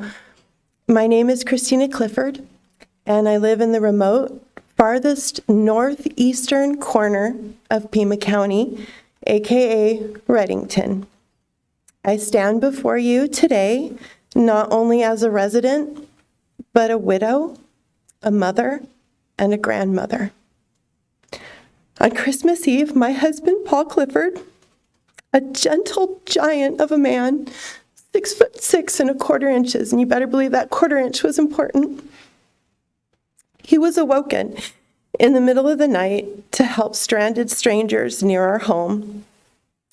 Those strangers chose to repay his kindness by brutally murdering him and leaving his body burning on the side of the road next to the burnt vehicle. It's a senseless act of violence. It has shattered myself, my daughters, my grandson, countless family members who depended on him, numerous friends, and his students. He was a teacher at the pre-K through 12 Samuel Mammoth School District. He taught PE. So there were over 272 children that were affected by his loss. He is deeply, deeply missed. This senseless act of evil has exposed a critical vulnerability: the lack of adequate public safety resources in our remote areas of Pima County. We're not asking for special treatment. We're asking for some creative thinking to come up with a plan to provide some basic protection. We're asking for the same level of safety that residents in more populated areas enjoy and take for granted. The reality in our area is, yes, response times for emergency services are unacceptably long. If it is a dire emergency, maybe 2 to 4 hours. If it's not, we can wait up to 16 hours. Cell phone coverage is unreliable. It hinders ability to call for help if you're a stranded motorist. There are 1 or 2 hot spots if you're a local resident that you know of, but generally speaking, once you leave San Manuel or once you leave the Benson area, which are the 2 major routes, or if you're brave and have a 4x4 and you want to come over the pass, once you leave those city limits, you don't have cell phone coverage. We don't have regular law enforcement present there at all. There are no patrols. There is nobody checking up on us. And unfortunately, criminals have come to know that. 72 families live in Reddington, but this isn't just about the statistics. It's about our lives. It's about feeling vulnerable. And that vulnerability, especially now, permeates our community. We don't feel safe. Several residents have told me this has forever changed them, how they live their daily lives, and how they will respond to strangers in the future. It's about the knowledge that if we call for help, it may be too late. And that knowledge also leads us to risk ourselves to help another. Paul left that night because he knew that in our remote area, these people weren't going to find any help. It was 11:30 at night on Christmas Eve. It was cold. It was dark. He did what he wanted others to do for his own family if we were in that position. I commend the board. I commend Supervisor Christie for putting this important matter on your agenda. I know you have so much on your plate already, but the development of a Pima County remote area public safety plan isn't just necessary, it's urgently necessary. So I urge you, please support the county administrator, the Office of Emergency Management, and the Pima County Sheriff's Department in their efforts to develop a comprehensive plan that would include increased law enforcement presence, improved communication infrastructure, even community-based safety initiatives. We can't afford to lose another life. Please prioritize the safety of all residents of Pima County, no matter where they live. I thank you very much.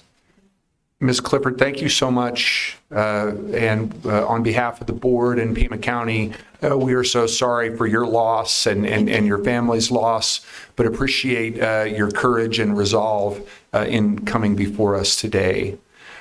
Supervisor Christie, how did you want to proceed with this item? Well, I don't think I can add anything so poignantly or eloquently as we just heard from Mrs. Clifford, who I think outlined the need, outlined the vulnerability, and outlined the suggested actions. She mentioned something that I think is very critical here, and that's we need to think outside the box. We have technology that we see throughout the world, particularly right here on our southern border, about surveilling the border and surveilling cartels and other nefarious groups. Why can't we use that same technology in the remote areas of Pima County? And Ms. Clifford has outlined how remote where she lives is, but there are other equally as remote areas throughout Pima County. Ajo area, Arivaca, there's a great deal of vulnerability in those issues too. IGAs with other sheriff's departments is some thought should be given to that. In where Mrs. Clifford lives, you can cross 3 county lines within a mile. That's how remote it is. Yes. And there should be maybe a discussion with Cochise County, with Pinal County, Santa Cruz County, some kind of understanding between the law enforcement community that in a situation that our law enforcement can't respond to, perhaps we can make an agreement where they can respond on our behalf. But something needs to be done in that regard. We talk about and hear about drones, drone surveillance, drone patrols. I think the technology's there. The ability to use that technology is there, and it's going to require, again, us to think outside the box and come up with new, novel, and unique ways to provide the protection that is so lacking in these remote areas. Communication issues, perhaps call boxes. You can't rely on the cell phone service, and a landline is pretty much gone these days, and you have to go to somebody's house, which could be hundreds of yards apart for any kind of a landline, that if there in fact is one there. So again, Ms. Clifford, I commend what you have done, what you are saying, what you are working for. You represent your area terrifically, and we're very grateful for your presence here today, and to underscore Chair Scott's comments. our condolences and sympathy are with you and your family and the residents out there, because I know he was well-liked throughout the community. He was. And you came all the way up here to speak to us today, and we appreciate that. But I think that's the essence of what we're trying to conduct here and to generate here. And I think, as Ms. Clifford pointed out, the agencies, the sheriff, OEM, any other first responders in this category, if they all worked together and came up with some unique approaches, and not just merely throwing money at it and saying that we don't have enough resources, we don't have enough deputies, we don't have enough money. We want finite, specific plans and instruments that we can utilize in this situation. So, Ms. Clifford, again, thank you so much. Thank you, Mr. Chair. Supervisor Christie, thank you. Ms. Clifford, thank you. And I wonder if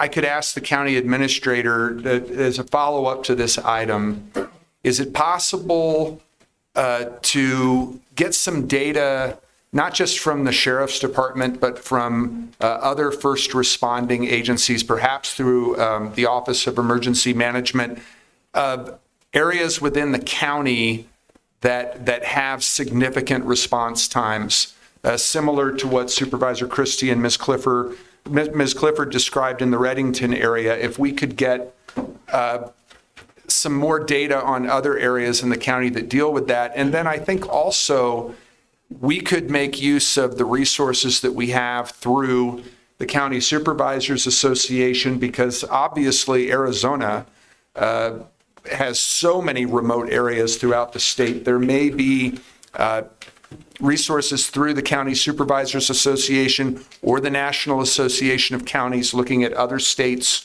with a lot of remote areas in terms of how they've addressed these issues. I think that would be responsive to the item that Supervisor Christie put on the agenda and of interest to the board as a whole. So, Mr. Chair, please. Accordingly, I'd like to make the motion that we direct the county attorney to come up with county administrator, the county administrator to come up with a public safety in remote areas in Pima County plan under all the elements that we have outlined here before you. And we are requesting that we see that plan within 90 days. I will second that. Okay, it's moved by Supervisor Christie, seconded by Supervisor Hines. Any other discussion? All those in favor indicate by saying aye. Aye. Any opposed? Item passes 5-0. Thank you again, ma'am. Thank you, Ms. All right. Thank you, Supervisor Christie. All right, we will go back to the joint discussion of items 16 and 20, but I think we've pretty much covered 16, so I'm going to turn it over to the county administrator for the presentation that she and her team have prepared, aligned with item number 20. Administrator Lesher. Terrific. Thank you very much, Chair Scott, members of the board. One of the things we heard last week was requesting some information about sort of our thinking, how we divided, how we are looking at the various supplemental requests at this time. And so with that, next slide, please. We'll go through that. Next slide, please. Priority definitions, and this is we're at 3 buckets in effect, but as we drill down, what you'll see in a moment is we identified the number 1 priority are the countywide operational needs. That's something you'll see in a moment, salary adjustments as an example. Contingency, something that will represent and impact every county department. A second priority is where we're looking to maintain existing resources and assets. Something that's happening right now and is truly successful is something that we would hope to be able to continue. An example might be, as we look at those existing resources, we developed Manzanita Park last year. This year, we'd like to actually make sure there's staff so that people can take full benefit of Manzanita Park. Third area we looked at as we began to prioritize is expanding existing programs and assets. Different programs, we know that by a few more staff people, some additional dollars, will be able to expand that program. And then the final priority were any new services or programs. Next slide, please. When you look at how this breaks down, forgive me for how small it is, but when we look at then what we've tried to do is say which of those priorities, how much is involved in a dollar impact for those recommendations, and then to give you an idea about what a tax increase might look like, and some other information. If you look at the countywide organization needs, that's about $23.7 million. And as we go through the next slides, we'll drill down a little bit more. That's about 21.5 cents if we just were to put it straight through on a property tax increase. Maintaining existing programs is at $19,606,000. But when you look at that, I want to be clear that that's, and we've tried to add this, that third column is a cumulative. So the tax increase we would need for priority 2 or maintaining programs is 0.1782 cents. But if you add priorities 1 and 2, that's the 0.3937. So we're trying to give you the item, how much the line item is, and then to run a cumulative total for you. The third is expanding existing programs, resources and assets, just a little over 8 cents, but bringing it up to over 0.4768. Initial recommendations for new programs and services at this point is at 0, because as we prioritize them, we did not look at prioritizing new resources. Again, we'll walk through what the other different ways there are to ensure if the board looks at these various priorities and we add them to the budget, there's tax increase, but there's other opportunities. If you look for every 1% reduction across the board in expenditures, we can, that's an equivalent of $6.8 million. We look at some pay-go modifications we can chat about. Even if we maintain the current 60-60 split, we can get about another $21 million available to fund some of those operations. We looked at the reserve policy moratorium. In the past, we'd had the 17%, not only for fund balance, but some of our, making sure we have about 2 months of our general fund obligations. If we were to change that from 17% to 15%, that's about $12 million next year. And then a property tax increase, a reminder that for about every penny we increase the tax, the property tax rate, the primary tax, that's about 1.1 million. Lay that out there because as we begin to look at the expenditure side, want to know what some of the opportunities are currently as we look at the revenues.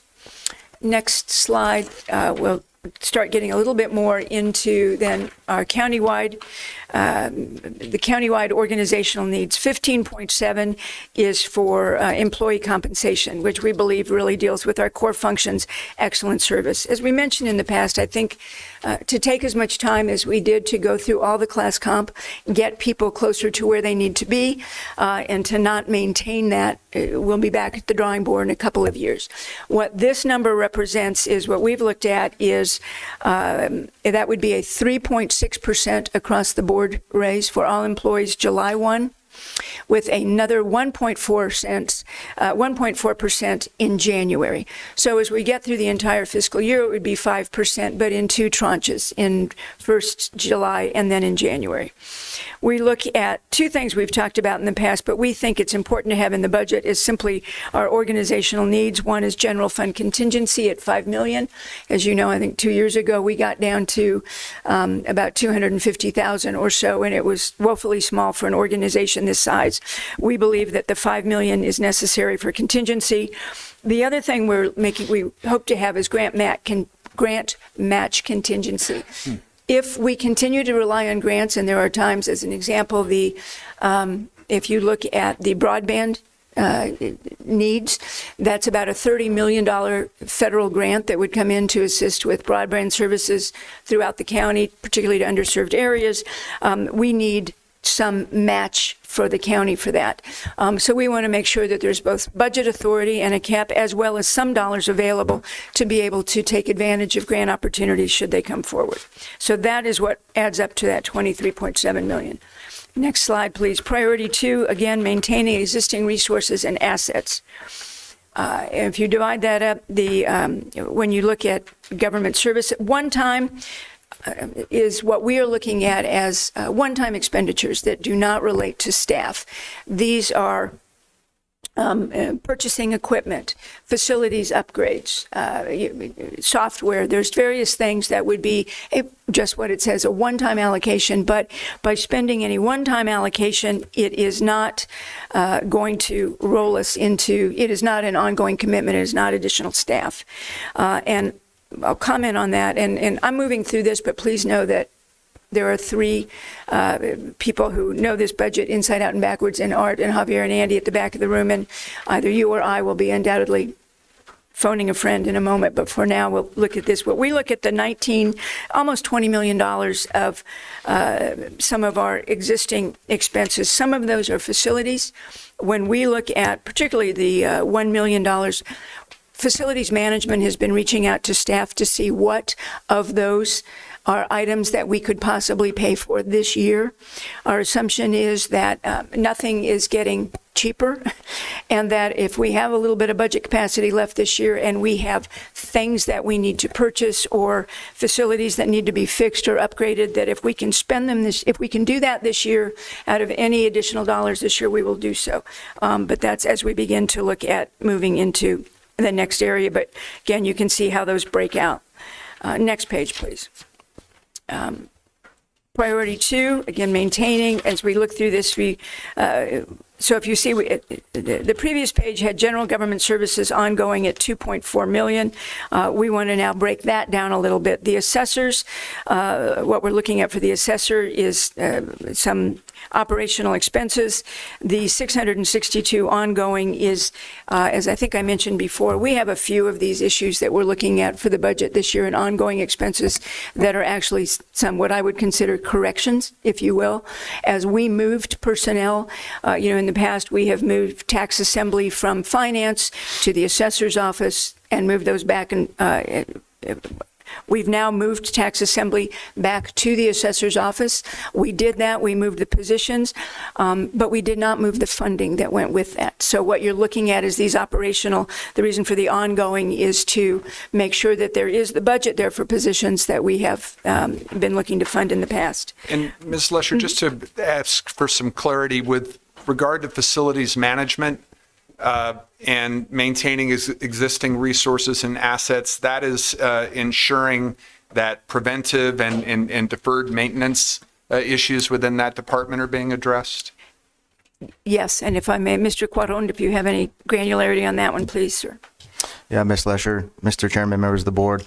The 1.4 in facilities management represents a cadre of different requests from the department. I can outline them in specificity for you here. There is $615,000 in new building maintenance. This is for new buildings that may have come online or are expected to come online in the next fiscal year. There is an operating expense increase of $285,000. Ongoing utility costs, we're seeing that across the board, $249,000. Contract services is $230,000 of that 1.4, and the last little slice of that pie is the Downtown Tucson Partnership contract for $63,000. So that makes up the total of that 1.4 that you see on the screen. Thank you. Thank you. Again, finance contingency, some dollars within the finance department for the countywide system. The treasurer, I think Treasurer Johnson earlier explained what's going into the $188,000. Is it helpful to just give these highlights, or would you like to go through each of these with the granularity? Speaking solely for myself, I'm fine with the highlights, and then we'll interject with questions and would invite my colleagues to do the same. Thank you. And Supervisor Grahal. And if you could just send us like a document with a breakdown, that would be helpful, because then I don't want to have to go through it here, but even if it's just like little notes of what you talked about with facilities management, just in case someone asks us, then we'd have the information, but I don't I don't think we need to go through We have, line by line. thank you, and Supervisor Grijalva, we have repopulated the list that I know several of the board members are looking at now with these minor tweaks and adjustments, and we will get that out as well. In a paper version, and we've also, I think it went out as a PDF, we've had a request to make sure that you all get that in Excel version because people are looking to resort it and move it a bit, so that we'll be getting that for you as well. I do want to continue to state that everything is fluid, that nothing solid at this point. We move into community workforce development. And next, I'm going to, if I could, Mr. Quadone, because as we're provide just not line by line, but a snapshot of what is available in those programs, starting with CWD and the $3 million, that would be great, and move through that for the board. Thank you. Absolutely. Ms. Lesher, Mr. Chairman. On a members- different slide. Yeah, please move the slide. There we go. So community workforce development line item here, this $3 million represents the EELS program that the board has expressed interest in continuing. So that's the nature of that request. As we move to environmental and public health, we have detainee and crisis systems for $2.7 million. 1.3 million of this is NAF care, and 1.2 million we have for pre-evaluation days in this particular department, along with other Court-ordered evaluation. yes, court-ordered evaluations. Thank you. So, and both of those are external contracts with providers and what we are estimating to be increased costs. Thank you. On environmental quality, the $250,000 represents Ina and Tangerine landfill improvements. The $40,000 ongoing represents the lease at the Ryan Field Transfer Station. And then on the health department, the 1.1 is the epidemiology program. And I will note here, this was a minor modification coming out of the last board meeting. We did add this into the numbers. The original spreadsheet did not include this as a yes. It was a further discussion needed. Upon further discussion with the county administrator and the deputy county administrators, we did move this in.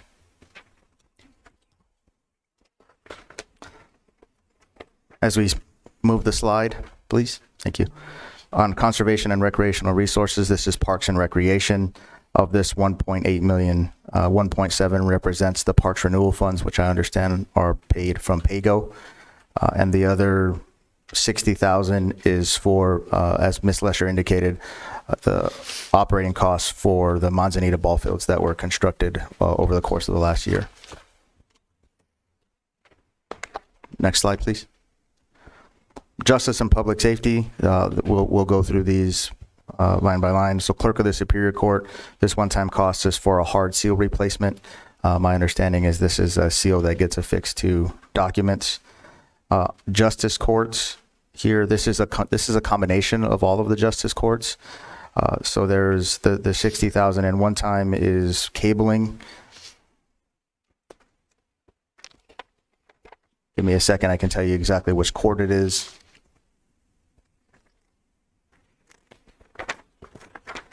That's Justice Court Tucson. The 204,000 on ongoing is the Justice Court Ajo has a request for 114,000, and then Green Valley, Justice Court Green Valley has a request in there for a probation officer that's ongoing. I believe that's at 80,000. That is preliminarily or tentatively approved. Justice services line item, that 419,000 is transition services that I believe that is a board initiative as well. Juvenile court, that 191,000. We have a fire panel upgrade for 75,000, and then we have the building HVAC for 116,250. As Ms. Lesher pointed out earlier, we are looking at opportunities to fund some of these one-time expenses in the current fiscal year, depending on how our contingency plays out.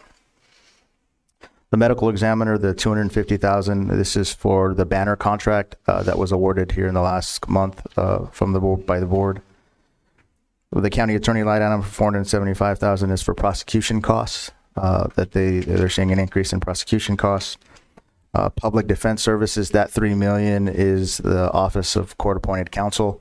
I think we talked about that at the last forecast update. The Sheriff's Department, $2.7 million. This is for permanent funding of 10 grant PCNs. They have some utility cost increases, fleet costs, aviation fuel, and some other operation and maintenance cost increases. Total of this particular category is $7.3 million. I'm going to pause before I go to priority 3. Any questions about any of the information at this point? Supervisor Hines? I have questions on like 14 of the 18 categories, so I was just going to wait until this summary is done instead of just stopping every line because that seems excessive. So. Thank you, Supervisor. So moving on to priority 3. So the summary overview here, we have, a total of $9.1 million in priority 3, which is expanding existing resources and assets. 500,000 in the general government services, 5 million in community and economic opportunity, a little over 100,000 in environmental and public health, 70,000 in conservation and recreational resources, the $2 million in infrastructure resources, and 1.4-ish in justice and public safety. Next slide. As we drill down, the general government services, there's a small $100,000 allocation to finance for reorganization alignment. There is a $400,000 recorder's request, $200,000 for capital machinery and equipment, and then $200,000 for building service and maintenance. On the community workforce development line, this is the affordable housing funded through PAYGO. So this is that allocation. Next slide, please. Environmental and public health, Pima Animal Care. This is $113,000. This is for, I believe, 2 animal protection services staff to be funded out at Pima Animal Control. And on Parks and Recreation, this close to $70,000 represents Aho Curly Gym programming. Next slide. On infrastructure resources out at Conservation and Land Resources, this $2 million is for open space. This is funded through PAYGO, as you all are aware. Justice and Public Safety, they have Justice Court Tucson here at $323,000. This is for courtroom audiovisual equipment of $204,000, and we have $118,000 to install that equipment out at Justice Court Tucson. The sheriffs, this 1.1 represents 10 PCNs that they're requesting to deal with ongoing services. That concludes the priority 1 through 3 that have preliminarily or tentatively been approved. The next item are the items that have not been. Mr. Chair, if we should, do you want to stop at that point perhaps and start going through the questions because we know feedback on what we might be tentatively recommending? Sure. And then.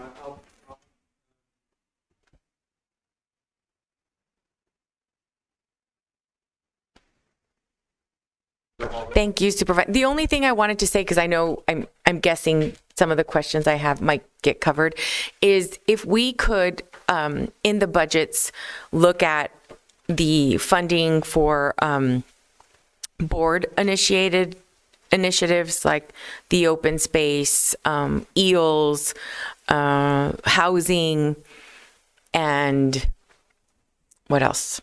10 million in PEEPs. Yeah, if we can figure out a way in the budget to sort of say, these are funds that are designated for board initiated items and that it not, any requested changes to those items, any kind of adjustments would come back to the board. Because I just want to, all of our departments are going to be going through some stress with funding. And when you look at those line items there, you're like, well, why can't we just move this over here? And perhaps a majority of the board will be in favor of it. I just don't want that being decided by anybody else other than the 5 of us if it was a vote that created those.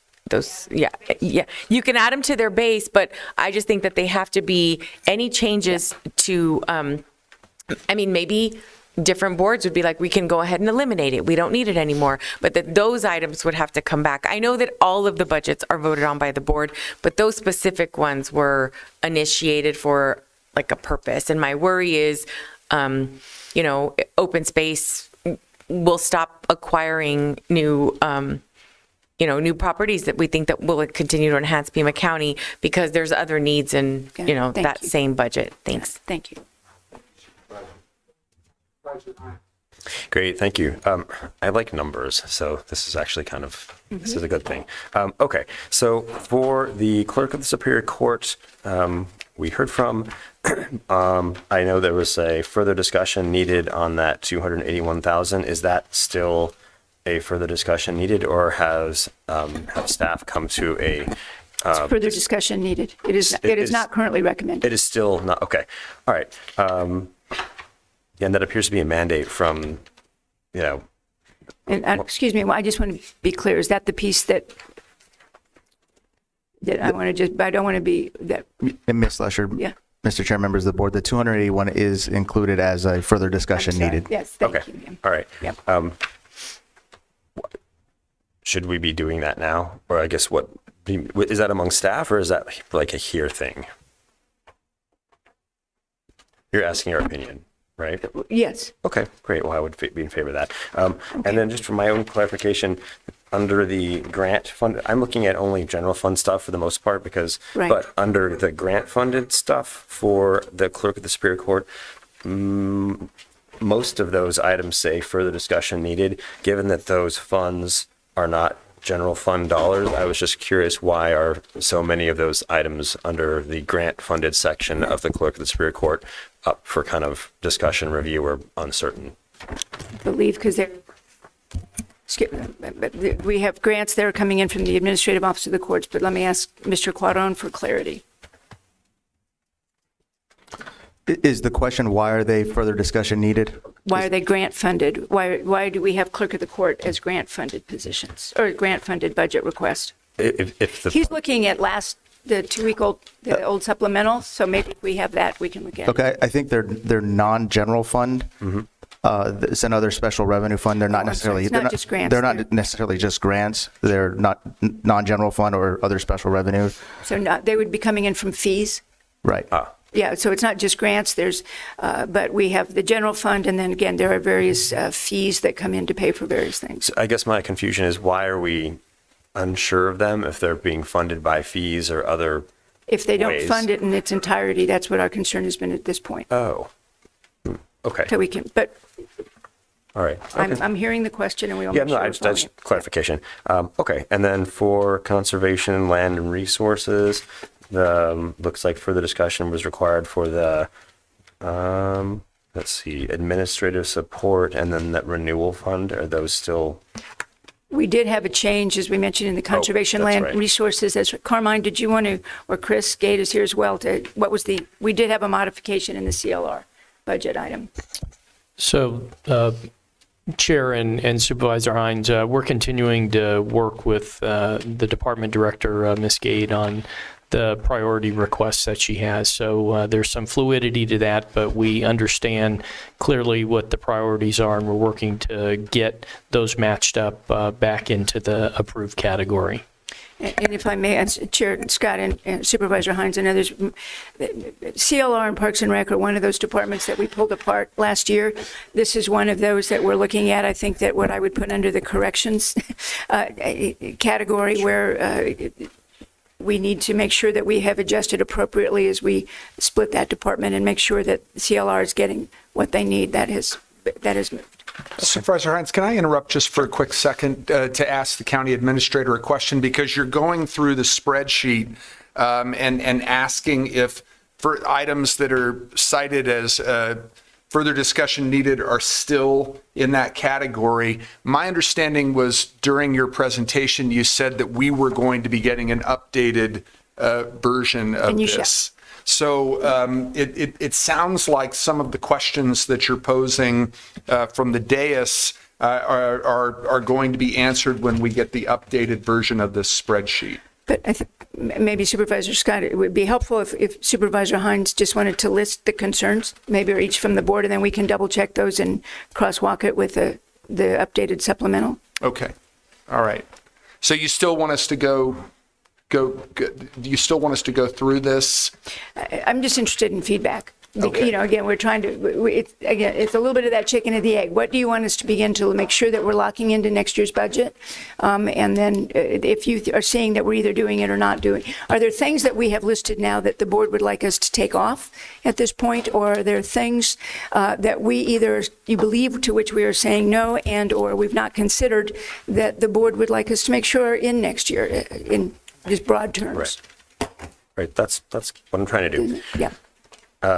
So under detainee and crisis systems, I've mentioned this before, but NAF care renewal increase. This just brings up the point that I think, made along with at least one of my colleagues, that maybe before the next renewal, it would be great to see staff develop, like, what would it look like to bring.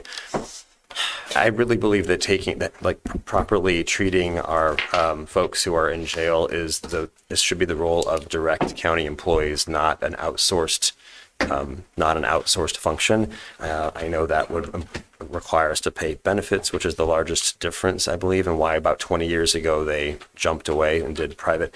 But still some staffing issues there. I think this is the fourth or fifth increase in funds going to NAF care, and I'm just wondering if before we have to make a decision to continue with outsourcing this particular aspect of this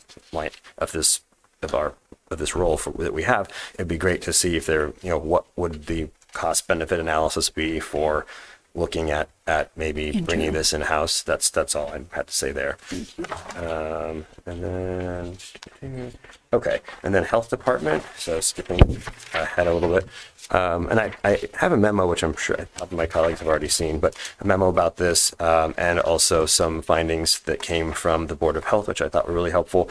And I wanted to just, it sounds like the epidemiology line item, which I talked about quite a bit, that sounds like that's been dealt with, which I really appreciate because, well, we all lived through the pandemic. But just for reference, in terms of the most recently available health data for Pima County, and this is from 2019, it takes a few years to compile everything, but the overall leading causes of death for our residents were actually almost tied. Cancer of all types, that's 2,086 residents died from cancer in 2019, and 2,074 of our residents died from heart disease. In both cases, these are often preventable with proper screening. And I know that health departments are usually, people think about tuberculosis, hepatitis, like communicable stuff, pandemic. But thankfully, under the leadership of Dr. Cullen, we've had some non-communicable disease work. That's that $460,000 item there. I would not consider that because I know that in our list of priorities, we talked about, expanding things that we don't have, or no, not expand, but like starting new programs that we don't have.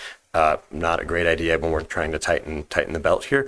But I would say since we're already doing this, it just happens that Dr. Cullen has obtained grant funding for the existing non-communicable disease work that we're doing. We wouldn't consider that like a brand new program. It would just be potentially something we have to fund that health fund through the general fund to do.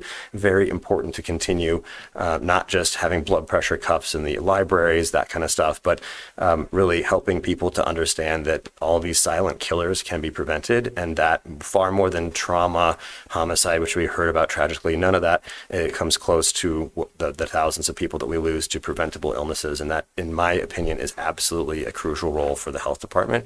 And the bang for buck on that one is pretty high. I guess that's just my feedback, and I will move on. And let's see here, Justice Court. Green Valley Justice Court. Just mostly that's a lot of further discussion needed, but it seems like maybe owing to the changes in the boundaries, because we reduced that he's asking for more there. Is that what that is? Yes. Okay, that's what I was thinking. Okay, and then Justice Court. Okay, that's Eels. Justice Court Tucson Pro Tem Judge for Eels. Like I would say that I don't know if that's changed. Again, it's to a yes or a no or whatever, but that makes some sense to me because we saw with initially when the EELS program came forward, it was, I think, much more effective because the judges they were using had a lot of experience specifically with eviction orders and dealing with that. So having that dedicated role where they're not just pulling, pro tems all over the place who do all sorts of things, but having one more dedicated to just that type of, that makes a lot of sense to me. So I'm definitely in favor of that. Also, what is this ITD charge? Is that that's ongoing? That's our own infrastructure, or the information technology, right? I think. Mm-hmm. I'm not. Yeah, Ms. Lesher, Mr. Chairman. Mr. Quadone, I don't know. Members of the board, the ITD charge is an internal service fund, so they do pay for their own computers, their laptops, monitors, and that's a charge that's charged to each department, and that's what that line item represents. Okay, thank you. That makes sense. And then jumping to. Okay, so, right. So under the juvenile court, the surveillance upgrade, and I might have missed this because I feel like we heard about this, but what that 1.7 million there that's under further discussion needed, how, I guess, is that like an all at once type of a thing, 1.7 million, how urgently is that needed, and maybe a little more specifics on that one? We can get you that. It's all about their security upgrade systems. Happy to got it. Okay. And then Pima Animal Care, we hear a lot from Pima Animal Care, and I just think that wherever possible, we should try to preserve, protect, or even slightly increase funding there. So I would just say that the one that says no, we maybe reconsider that. I hear from constituents a lot about, I don't feel like we can adequately meet the needs of the county residents there. So that would just be one I would highlight. County attorney. For under county attorney, the cost, fees, and expenses, what is that $125,000? I just wasn't sure. Chair Scott and Supervisor Hines, is this the additional contract? Ms. Lesher, Mr. Chairman, members of the board, the $125,000 represents a request from the Pima County Attorney's Office to fund external litigation costs that come up throughout the year. Got it. Thank you. Okay. I think. Well, let's see. This doesn't take that long. All right. Recorder. Okay. So my understanding, I did have a bit of a communication with our recorder about this, but the building service and outfitting and other machinery and equipment, those further discussion needed items, I believe that the recorder's office and elections will be moving into the Drexel building that we purchased, correct? Chair Scott and Supervisor Hines, we have begun to look at that. I know that the elections director and the recorder were out looking at it, but we have, at this point, it's just been mothballed. We're trying to get a sense. I believe it's probably going to end up being more cost effective to put them in that one location and to fix that space rather than continuing to rent at $400,000 a year additional space. But that's what we're hoping to do, and we'll bring back to the board with a proposal on that. Great. I would just echo, I would support that because it makes more sense for us to find a bigger space that will be more helpful for county elections and for the recorder's office to use, and dedicate, I guess, instead of doing tenant improvements on someone else's property, this is a county-owned building. Let's improve our own property. So that just makes a lot more sense. Okay. Superior Court, I think I actually just would like, it looks like more IT stuff, but the mandated services, is that statutory under the Superior Court, that $550,000 ongoing? Is that something we have to do from state law, or is that AOC, or I don't know, Mr. Quadone. Ms. Lesher, Mr. Chair, members of the board, yeah, that's 550 is mandated services. I believe that's through the AOC. AOC. Great. Okay, I'm really almost done. Actually, this might be the last one, right? The sheriff, but this might take a while. So I have a letter from a constituent, which I think I'm just going to read it because it does a much better job than probably I could do. and it's from a person who's informed. But I will, just a little bit of background, that for years, for every year I think I've been sitting up here, the Sheriff's Department has really been a bit of a problem with budgeting. I think we've all seen that. And early on, reasonable, understood, COVID, all that kind of chaos, difficulty recruiting, vaccine mandates and masks and stuff like that affected some of the staffing. I get it. But going back to just the history of what we've been funding in terms of our general fund contribution to that department in fiscal year 22, 140 million. I think that was low because of COVID. Other dollars there, but 23, let's see, 23 was 178 million, 24 was 170.6 million, same in fiscal year 25. 27% of our general fund dollars, of the 613 million general fund dollars approximately that we have that we can do stuff with, go to the Sheriff's Department.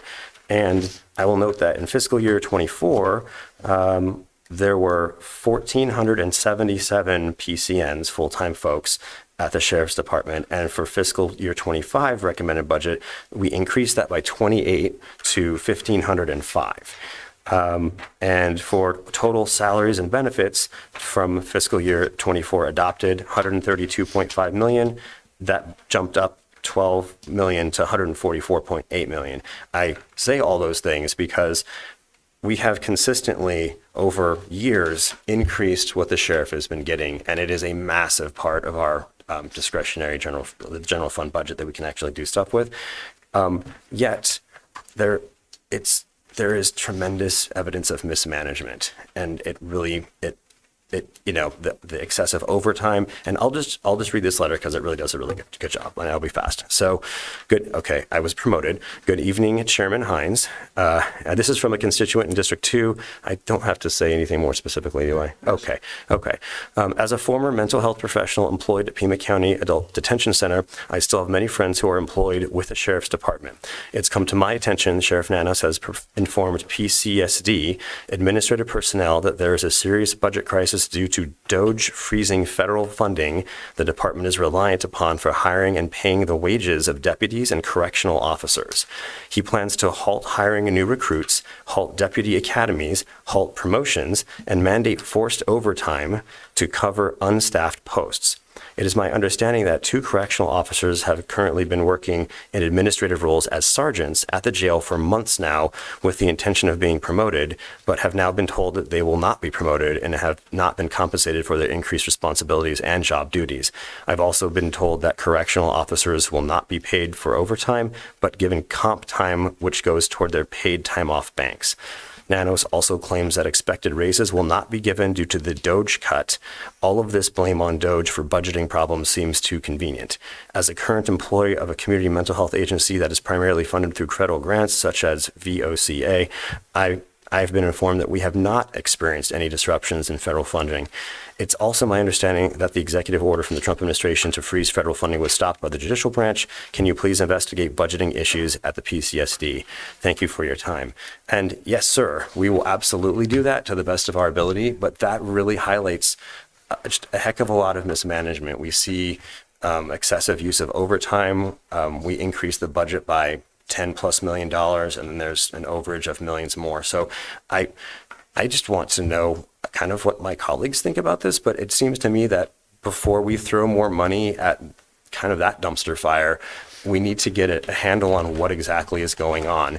And not least of which, by the way, given in light of the recent conviction that we all saw with regard to the sexual assault occurring between 2 employees, unfortunately, at the Sheriff's Department, and the response, lack of internal investigation to that whole matter, I'd like more information from the department as to whether or not they have a written procedure or policy for how to deal with the report of sexual assault, because that could potentially happen again in the future, and what their response will be. So I would respectfully submit that we not approve any additional funding for the Sheriff's Department for those 2 reasons until we get some clarification to the satisfaction of this board and to the satisfaction of our county administrator. Is that in the form of a motion? Yes, sir, it is. I'll second it. Further discussion, Supervisor Hall. Well, we did receive, I guess I'm wondering how much discretion at this level or influence we have on budgets other than approving or not approving another row officer elected, because I don't believe we do. So, but I'm not, we've had this discussion before. It's one of the same ones that I was going to bring up about one of the other requests, but I know that our responsibility is to approve or not approve, but I don't believe that we have the authority to go in and create an audit or sort of question individual expenditures, but please let me know if I'm wrong. Okay. Pardon me? I think so. Oh, I'm sorry, Sam. I didn't see you down there. Chair Scott, Chair Grijalva, can you clarify your question? So I think that hypothetically, let's say I'm looking at one of the other row officers' budgets. I'm like, why do you think that's necessary? I don't know that and that's sort of what I'm hearing, right? Is we're asking for some sort of audit or some sort of review of another elected's department and their budget. And I'm just wondering how much authority we have. We can request a review, but can we make any suggestions or demand any specific changes to any individual budget of another row officer, another elected? Chair Scott, Supervisor Grijalva, we have provided advice on this, and we can provide advice in the future in the form of a memo. I think is more appropriate than from here. Okay. I'm concerned. I don't want to vote for something that, can you clarify what the request was that was the motion on the floor? Sure. In light of the broad problems and issues that are at the Sheriff's Department, and unless and until we receive some additional information as to how these will be corrected going forward, that we do not consider or approve any additional funding, because it doesn't seem like additional dollars have ever helped deal with those management issues or in the past. I'm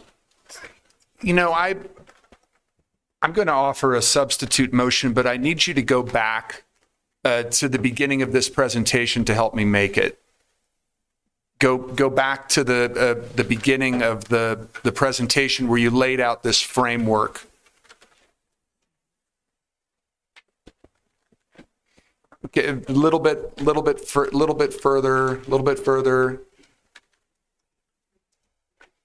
further, please. Right here. Thank you. What I'm going to move is that we direct the county administrator to continue the budget development process, including the consideration of supplemental requests aligned with the framework outlined today. Because I think if we're going to start getting into individual supplementals and making any kind of decision or direction today, then I think we're putting the cart before the horse. We have a supplemental request prioritization summary. We have and broken down into 4 different categories, with the 4th category not even being considered. We have potential budget balancing options. I don't want to make any kind of proposal for the Sheriff's Department or any department. I would like to see this process continue and the board to get some updates on it. So that's why my motion was to direct the administrator to continue the budget development process, including the consideration of all supplemental requests aligned with the framework that's outlined today. I'll second. Thank you. Can I add something quickly? One of the main reasons that I wasn't in favor of the motion that was on the floor is because there are some items here that are, a uniform allowance, benefits, salary. I'm concerned about like the unintended consequences of what I hear the motion on the floor. And I think that we've had conversations here at this level about our concern of exceeding the budget allocated and some of, the efficiencies that you mentioned when you moved this item, and it was seconded. But I do have a concern about that. I understand the frustration, but I think that we also have there are other categories here that I feel if we can support our county administration in going through and really being as strategic as possible with the limited resources that we have. Supervisor Christie. Yeah, I think we're making a lot more of Supervisor Hines' request and motion than needs be. While we're going through this process, which we want to continue, and is an ongoing analysis that's going to be provided to the board in future meetings. My understanding is Supervisor Hines is merely asking for some aid from the Sheriff's Department to be provided to him so he can participate in those ongoing discussions and analysis. It's theoretically, the sheriff could say, I'm not going to give that to you. I suppose he could, but I think at this particular point, Supervisor Hines is just asking for some information. And I think if there's going to be row officers coming before the board and pleading their case and saying this is why we need it, I think it's incumbent upon Supervisor Hines, if he has issues about why we're being asked to give the sheriff even more money in this period. Let me see some of why you're saying you need this money, which has to do with the items that Supervisor Hines enunciated. So I don't see any crisis here. He's just merely asking for information.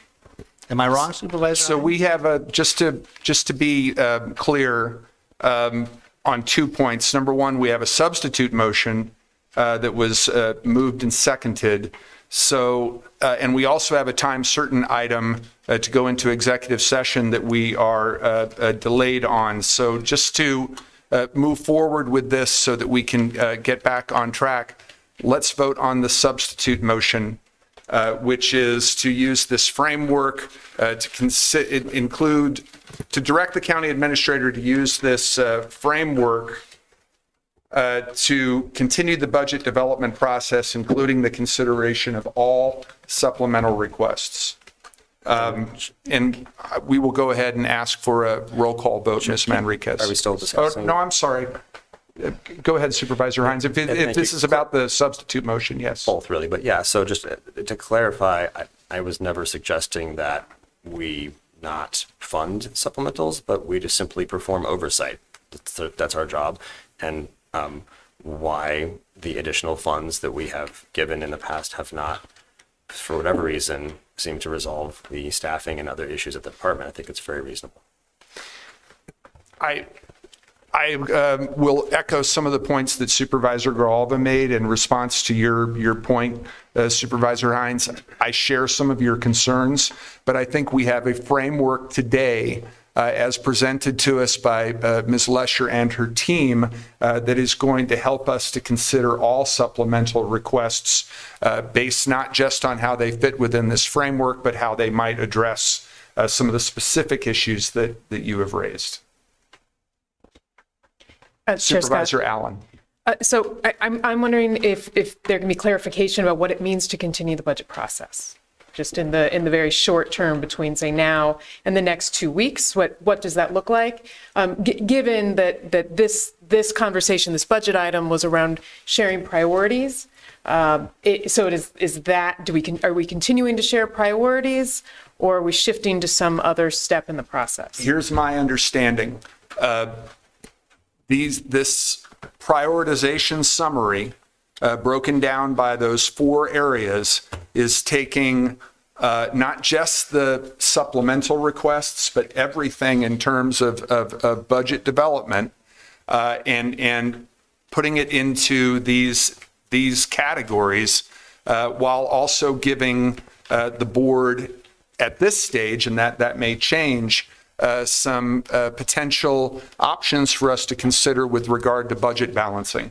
I just think that we need that process, as it's been explained to us today through this framework, to continue, and we can have this item come back up as often as we need to, as this process is unfolding with the work that Ms. Lesher and Mr. Cuaron and their team are doing.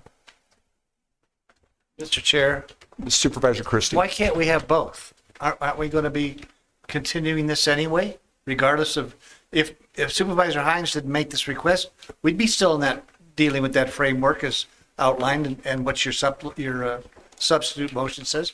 He's just asking for something along with the framework that we're being dealt with right now.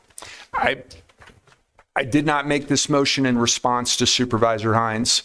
I wrote this down actually 30 or 45 minutes ago as we were going through this, because it seems to me that what's being outlined for us today is a budget framework for considering not just supplementals, but everything else that goes into budget development, including everything that's discussed with regard to the fluidity and uncertainty of federal funding. Go ahead, Supervisor. So if your substitute motion is declined, turned down, we're not going to go through the framework that the county administrators provided for us? I'm not sure I understand the question. Well, I don't understand how you're substituting something that is just a rudimentary. Okay, now I get it. I think when we put this item as unfinished business on the agenda today, it was with the intention of giving some direction from the board in terms of the supplemental requests that were presented to us 2 weeks ago. However, seeing this framework and how it's broken down by these priority areas, I'd rather see the work aligned with this framework continue, as opposed to the board making any kind of direction today with specific regard to supplemental requests. That's why, Supervisor Christie, my motion has to deal with the entire budget development process, including the consideration of supplemental requests. Because I think we have a framework here that is based on what we're dealing with in the moment, not just supplemental requests, but the continuing uncertainty of what's going to be happening with our federal funding. Supervisor Hines, please. Just to clarify, this is, I think, for Mr. Brown. Is it possible for this board to, on this subject of the sheriff specifically, like phone a friend and request a formal review by the state auditor general into a particular department that we fund, because we are the purse strings of the county?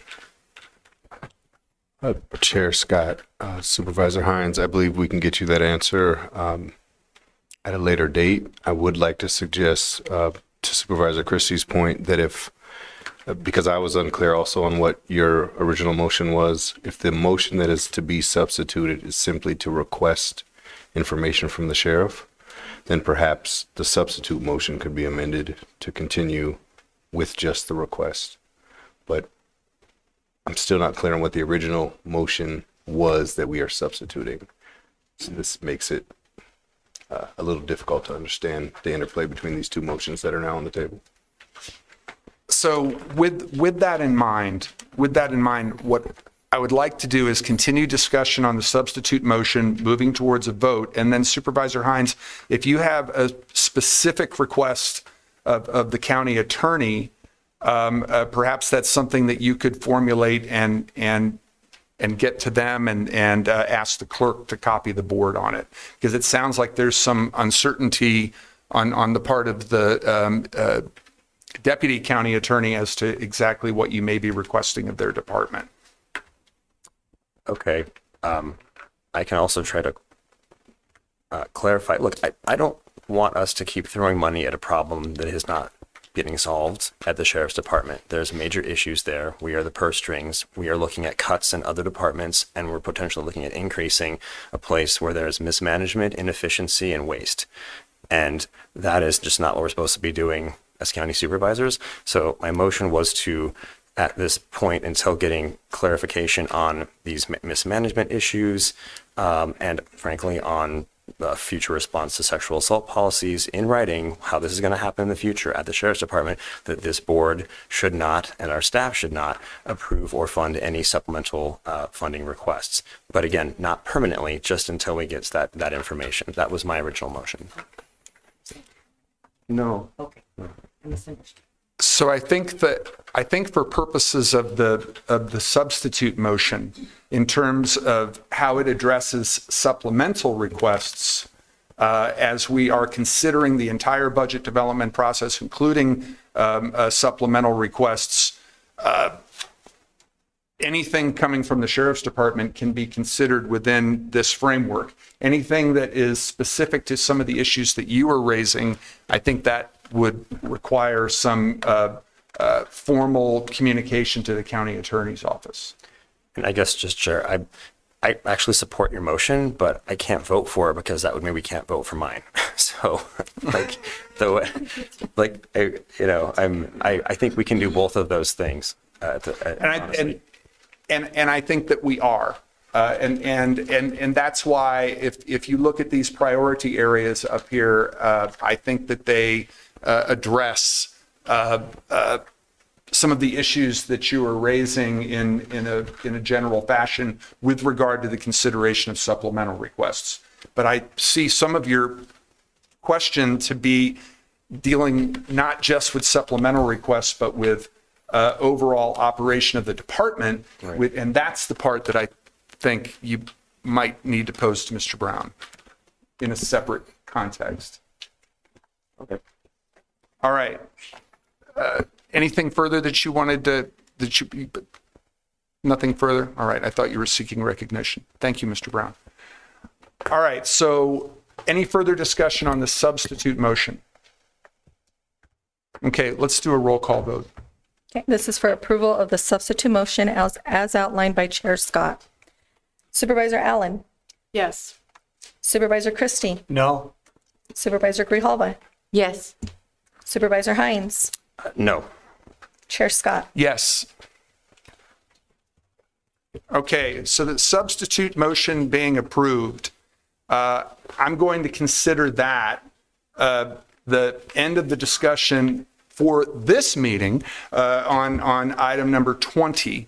But then I'm going to ask the clerk to work with me and the county administrator on having an item that we can come back to so that we can get updates on this framework that was outlined for us today as it's evolving with the work of your staff. And if I may, Chair Scott. Please. We're looking at the next meeting to bring forward the capital improvement budget. So maybe what we could do is rather than just bring it as CIP budget, look at a way, we'll work with the clerk to just be a continuation of the discussion about both supplementals and CIP, and just continue a discussion on the budget until we build the budget. And one of the things that you were looking for today, Administrator Lesher, was more direction from the board. And I think what we're talking about is going to be giving you and your team ongoing direction from the board. Thank you. Does that sound good to my colleagues in terms of how we move forward, not just 2 weeks from now, but Wasn't that how moving forward? Wasn't that how we were going to move forward anyway? Well, we didn't have we didn't have something on there in terms of revisiting this framework because the framework had just been described to us today. But what Ms. Lesher is saying is that in conjunction with the planned for discussion of the capital improvement plan, that we would also come back and get an update on where things are going with the framework that was outlined for us today. Supervisor Grijalva. I just have a quick question about the justice courts in general. When we're looking at the resources that are allocated to the justice courts, are we looking at the number of cases that they're processing, or is there a minimum? Like, for example, there's a manager court operations position that is ongoing at Ajo Court, but I'm just wondering if we've looked at the volume of cases to sort of justify the balancing and the additional staff, or is there a way for us to encourage the justice courts to share resources. Administrator Lesher. Chair Scott, Supervisor Gidi, how about we can come back with an analysis of the work division by the Consolidated Court, Green Valley, and Ajo, so you can see how the staffing relates to each of those elements. That would be helpful. Thank you. Thank you. All right. Chair Okay, Supervisor Allen. So do I understand then that the next version of the spreadsheet or the document will integrate in that framework? So it will be clear which of these requests are existing, things that already exist in the budget. I mean, from my perspective, I was surprised by the number of things that seemed like they could have been part of the core budget. Right? And that were not indeed, in my understanding of what would be considered supplemental, was not really supplemental. It's maintaining what we're currently doing. So having that be really clear, I think would be helpful. The other piece I just want to flag is that the column around the Prosperity Initiative, sort of the analysis of the degree to which the items are helping to further, it's thin. Yes. I would really appreciate understanding more clearly how the supplemental requests will be explicitly advancing the Prosperity Initiative. There are just so many gaps in this. And I think the Prosperity Initiative, more than ever, is so important to what the county does and how we do it.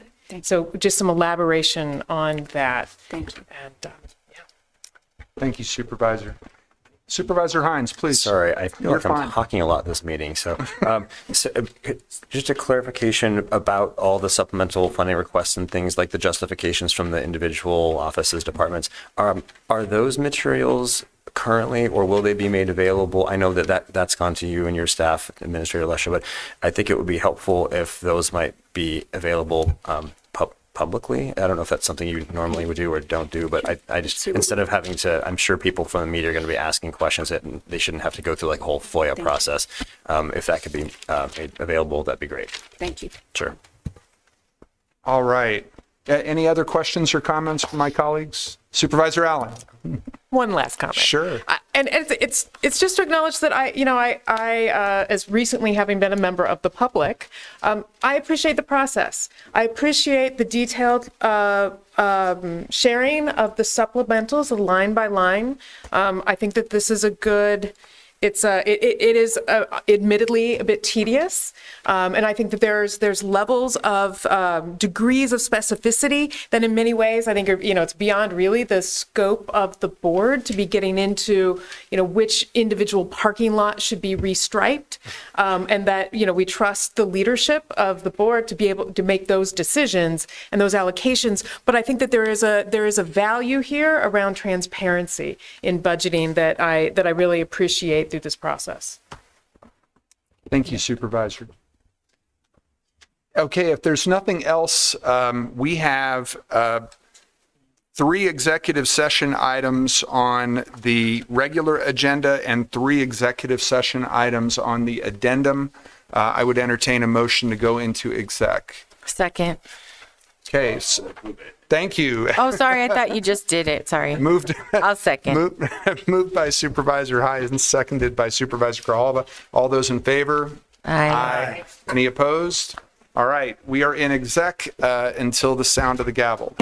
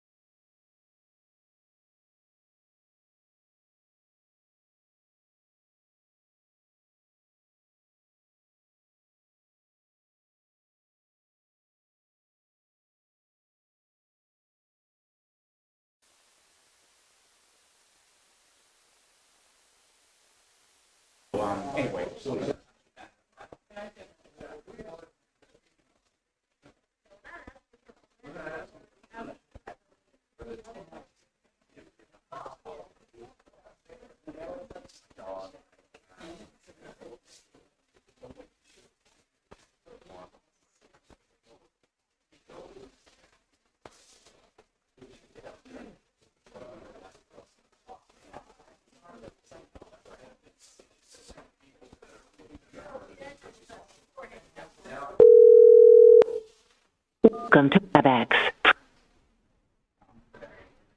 You're muted. You can press *6 anytime. You're unmuted.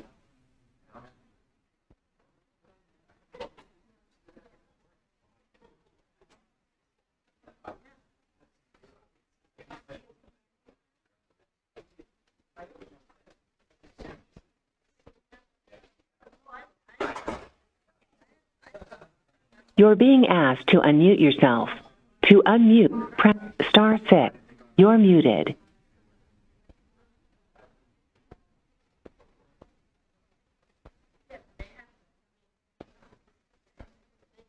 You're being asked to unmute yourself. To unmute, press You're unmuted.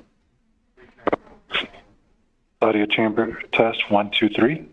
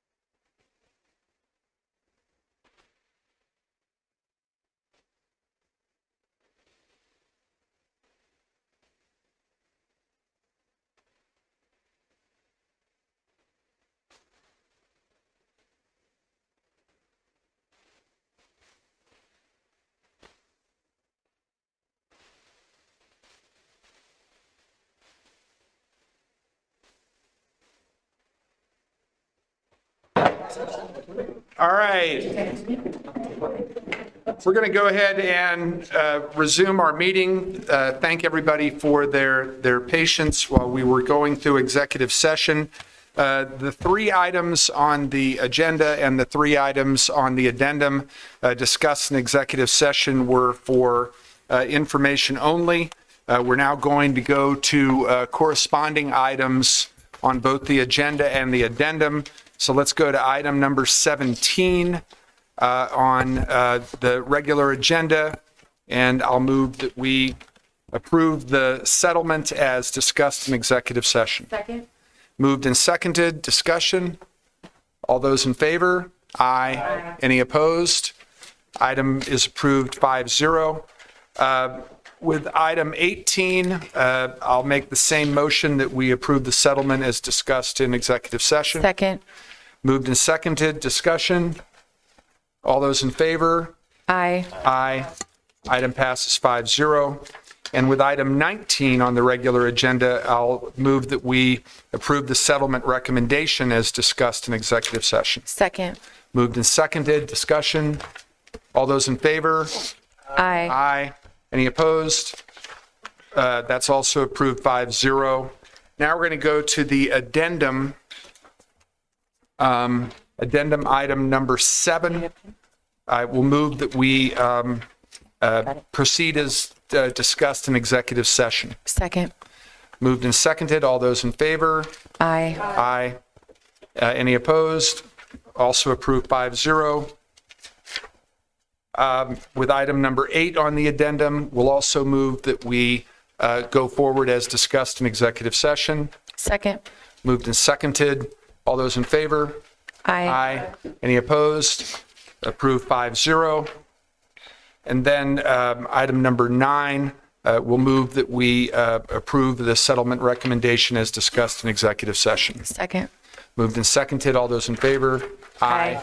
Any opposed? Also approved 5-0. So now we are going to go back on the regular agenda. And because we have the always stalwart and extraordinarily patient Director of Elections here,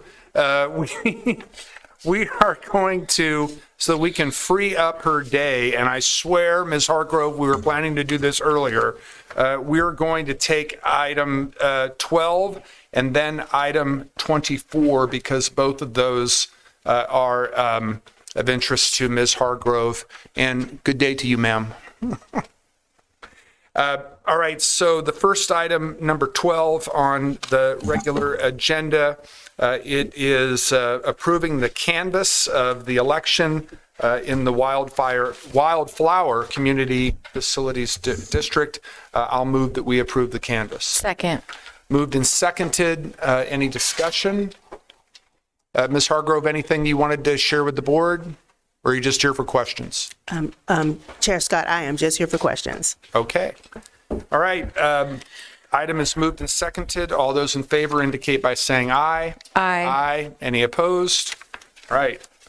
Item is approved 5-0. Now we'll go to item number 24, also on the regular agenda. Election Systems and Software LLC, Amendment Number 4, to provide for an elections voting system and related services and amend contractual language. I'll move the item. Second. Moved and seconded. Ms. Lesher, do you want me to just call on Ms. Hargrove for, is there any presentation or are you just here for questions? Chair Scott, she is here for questions. This is a contract that just provides for upgrades to the tabulating machines. It's contract number 4 for just under $1 million, 954, letting us update tabulators that are about 10 years old so that we know they work and that we still have software updates and parts available. Okay.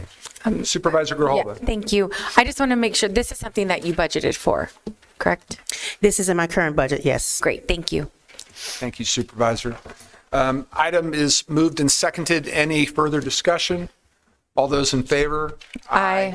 Any opposed? Item passes 5-0. Supervisor Christie. What is it that keeps you up at night? I have a new one for you. I know it keeps you up at night having to come to these board meetings. Actually, I'm sleeping pretty well at night. I like coming to the board meeting, so thank you. Very kind. Thank you, Ms. Hargrove. All right, so now we will go back to regular order. Board of Supervisors sitting as other boards, Flood Control District Board, Grant Acceptance, Arizona Department of Emergency and Military Affairs to provide for the hazard mitigation grants program post-fire.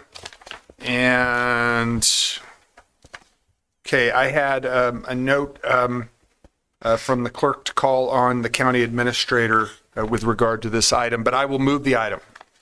Second. Second. Moved and seconded. Ms. Lesher, Ms. Manriquez said you wanted to talk about this. This is it was a grant that we received post Bighorn Fire for mitigation in floodplain from the floods that were in 21 and 22. There were about 6 homes that were impacted. 2 additional are now seeking mitigation, and so we recommend the approval of the funds necessary for the acquisition of the 2 homes provided through the grants. Mr. Chair. Supervisor Christie. 2 questions. First one is, I noticed it in the background quite a bit, the term mitigation assistance. What is mitigation assistance in this context? Chair Scott and Supervisor Christie, it is part of the Fire Hazard Mitigation Grant Program, and it includes acquisition, demolition, and floodplain restoration. Okay, so mitigation assistance basically means bulldozing the house. Or floodplain restoration, but yes, pretty much. Okay, and the second question is, after the home is bulldozed, what happens to the property? What's its future? That becomes part of, Chair Scott and Supervisor Christie, part of the floodplain restoration that we incur. They're looking at the land and the ground after the house has been removed to ensure that it continues to keep fires move or keep the waters moving so that it does not continue to cause floods within the area following the fire. Okay. Thank you, Mr. Chair. Thank you, Supervisor Christie. And I just want to commend to county administration and the community the work of our flood control district. I participated in community meetings led by Director Shep and Mr. Jones from his team, and they are dealing with some extraordinarily significant challenges for that community and certainly for the individuals in these homes. Everything at these meetings and in the aftermath following up with the individual homeowners was done with extraordinary professionalism and also humanity, given everything that these folks had to deal with, something none of us would ever want to confront. So the item has been moved and seconded. All those in favor indicate by saying aye. Aye. Any opposed? Opposed? Item passes 4-1 with Supervisor Christie opposed. Okay, well, we've taken care of item number 12. Let's move to item number 13, approval of the consent calendar. I will move to approve the consent calendar as presented. Second. Moved and seconded. Any discussion? All those in favor? Aye. Aye. Any opposed? Consent calendar approved 5-0. We covered item 14. So let's go ahead. I'm sorry, Chair Scott. I'm wondering if we could go to the hearing regarding the changes that you were proposing for fireworks, since we have a group of people that have been incredibly patient. I appreciate. And I'm sorry, Ms. Darland, I know you have too, but I do think that it would be, I don't know how long it'll be before we get there, so I'm wondering if we could address that one. Absolutely. Thank you, Supervisor Grijalva. So we will go then to item number 29, hearing on a code text amendment, ordinance number 2025-3 of the Board of Supervisors relating to the public display of fireworks, amending the Pima County Code, Chapter 9.04. And I just wanted to ask the clerk, since this is the first time I've brought forth a code amendment, should I present the item, or do we do the testimony from the public first?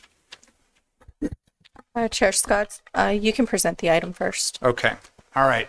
So by way of introduction, the Board of Supervisors has been discussing, as those of you who watch our meetings are aware, we've been discussing wildfire mitigation and other issues related to fire prevention and protection for the last several meetings. And I really see what we are proposing with regard to these code amendments as both proactive and preventive. In fact, I would see them as almost analogous with some of what we have heard from Supervisor Christie about the successes of the Firewise program on Mount Lemmon, which is also a proactive and preventive program. And I think if you look at these changes to our codes, they're dealing with public displays of fireworks. They've been in the works for a while. These efforts have involved not only staff from our office, and I especially want to commend Ms. Hiller from the District 1 team for all the work that she's done, but also the county administrator and her staff, the county attorney and her staff, and staff in several other county departments have been involved with this. The changes being proposed are reasonable and necessary, based not just on wildfire concerns during times of extreme drought, but also to ensure that residents and their pets receive ample notice of any scheduled public show. And what I wanted to do was very quickly read through the ordinance, and not the entire ordinance, but point out some pertinent sections for my colleagues and for the public. If you look at the ordinance as it's outlined attached to the item, it says the Board of Supervisors has authority under state law to adopt reasonable rules and regulations for granting permits for public displays of fireworks within its jurisdiction. The reason I point that out is because private use of fireworks by residents and their families, that is a matter of state law. We're talking about public displays of fireworks within our jurisdiction, which is just the unincorporated portion of the county. The cities and towns deal with public displays within their boundaries. So this is just dealing with the unincorporated portion of the county. If you look at Section 1, to go back to what I said about the importance of residents receiving ample notification of these shows, there's an addition that says that each applicant for a fireworks show must notify any neighbors within 1,000 feet of the site by first-class mail or email, return receipt requested prior to submitting an application. If you go to Section 2, you'll note that the previous code allowed justices of the peace in certain areas of the county to issue permits following the same procedures that the Board of Supervisors uses. We're recommending removing that in the interest of consistency and because not only do we see the roles of the justice of the peace, but also the role of the constable as described in that section that we're recommending for being deleted as not being in the interest of consistency. We think that should just fall under the auspices of this board and not be farmed out to the JPs and the constables. If you look at Section 3, when it says public displays of fireworks may only be set off between sunset December 31 to 1 a.m. January 1 and between sunset and 11 p.m. on all other days in which public displays of fireworks are allowed, what that refers to is any day of the year when this board has approved a show. It's kind of legalese, but that's essentially what it means. It's any day of the year between sunset and 11 p.m. when this board has approved a show.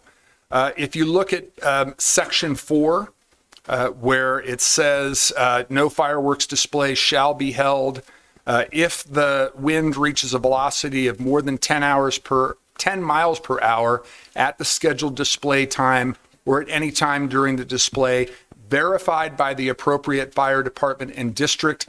That is clarifying a point that we have discussed on this dais, that was even a point of discussion by some of the folks from Rural Metro when they were here to talk about the fire at the La Paloma show. We're trying to clarify that. But again, note that it says verified by the appropriate fire department or district. They can overrule an approved show by the Board of Supervisors under current code and under these code revisions. In addition, and I really want to thank Ms. Lesher and our staff from the Regional Flood Control District for coming up with what's listed in Section 5. No public fireworks displays shall be held if the U.S. Drought Monitor Weekly Report identifies the drought conditions for Pima County at D2, severe drought, D3, extreme drought, or D4, exceptional drought. We think that that is appropriate given the circumstances that we are all living with now, dealing with drought and wildfire. And then Section 6 deals with not only safety, the requirement for the applicant to notify the appropriate fire department, district, and schedule on-site standby during the display, clearing a firing area and a drop area for spent fireworks. But there's also in Section 6 what would be the requirements for remediation if there were any kind of damage to the environment around the area of the fireworks show. So those are the key changes to the code, and really private use of fireworks by residents and their families, as I said, are governed by state law, but public displays must be approved by local governments. Our codes cover only the unincorporated areas of Pima County, as I said, but that is where over a third of the people of Pima County live. They deserve to know that the county is proposing to change its codes to better protect them against the risks of fire. We're also committed to ensuring that residents are not unduly burdened by the noise and disruption that public shows can cause. Current code already gives local fire authorities the ability to cancel shows approved by the Board of Supervisors based on weather conditions. These changes recognize that the weather conditions during these times of drought and increased wildfire risks deserve greater attention. We also see these changes as promoting greater accountability in terms of resident notification and restoration of burned areas. We see these code changes as necessary, prudent, and suited to our times. I really urge my colleagues to approve them, and I would also urge our cities, towns, and the state of Arizona to consider similar changes to their own codes and laws. So all of that is by way of introducing what is being proposed. I will then call on our speakers, and after the public hearing is closed, then we will have comments from supervisors. So our speakers are in this order, and so you can prepare yourself. Jim Foss, Kerry Welty, or is it Kenny Welty? Thank you.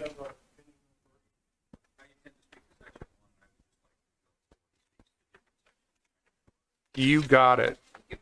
Okay, so what we will do then is Mr. Foss will speak first, then Mr. Victor, Kendon Victor, who we heard during Call to the Public, then Mr. Welty, and then Chris Clock.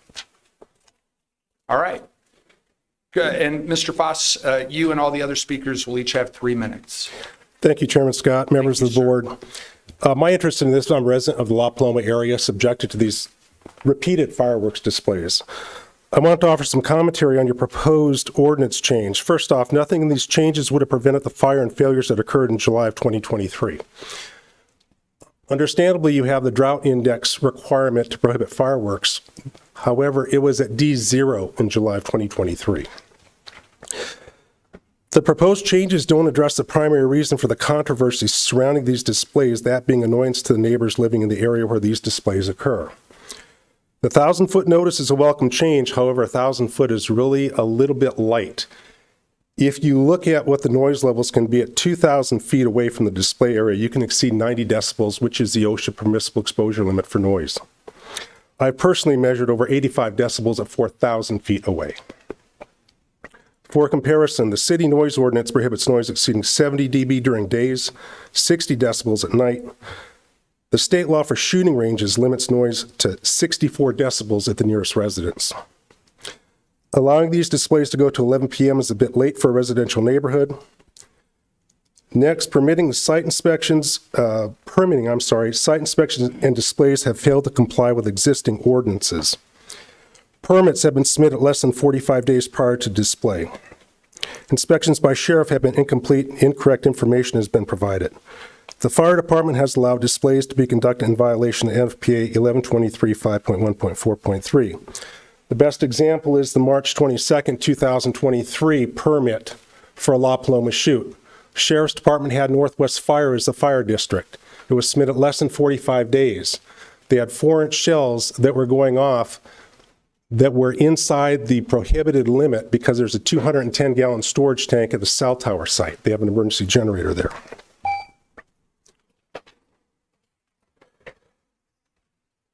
I have no confidence that rural Metro can actually enforce these regulations. In the meeting that you had following the fire in September of 2023, Supervisor Hines asked, what is the wind limit? The fire marshal couldn't answer. He incorrectly answered 25 miles per hour. They had a standby truck present there, and they still couldn't put out the fire. That's really concerning to me, and it begs the question, why are these even allowed to be held there anymore if they can't even control the fire that was started? And you had a fire department that couldn't even enforce the existing rules.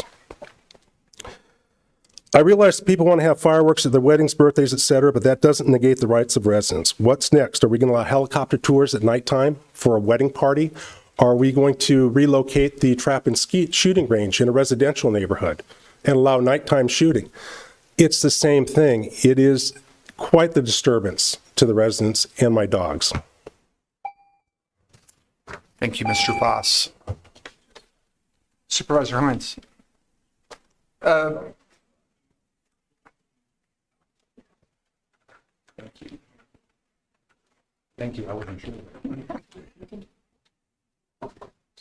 Okay.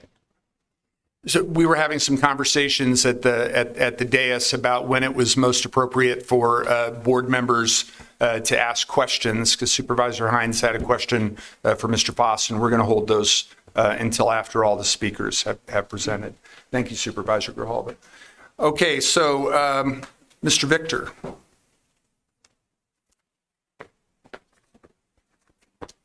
Thank you again for the opportunity to spend some time. Before I start, I do want to say to Supervisor Hines, thank you for taking a few moments to make comments. When I had asked whether we could understand the reason for it, you took the moment to do that, and I appreciate you doing that. So in section 1, our concern, and this is the questions that I received from my high school. So I'm here on behalf again of Sabino, Catalina, Mountain View. We are potentially going to be responsible for Sarita as well as Walden Grove. That's been put out by the fire department. They'd like a Pima County permit. So we could now have 5 high schools. So here's the question that was proposed to me.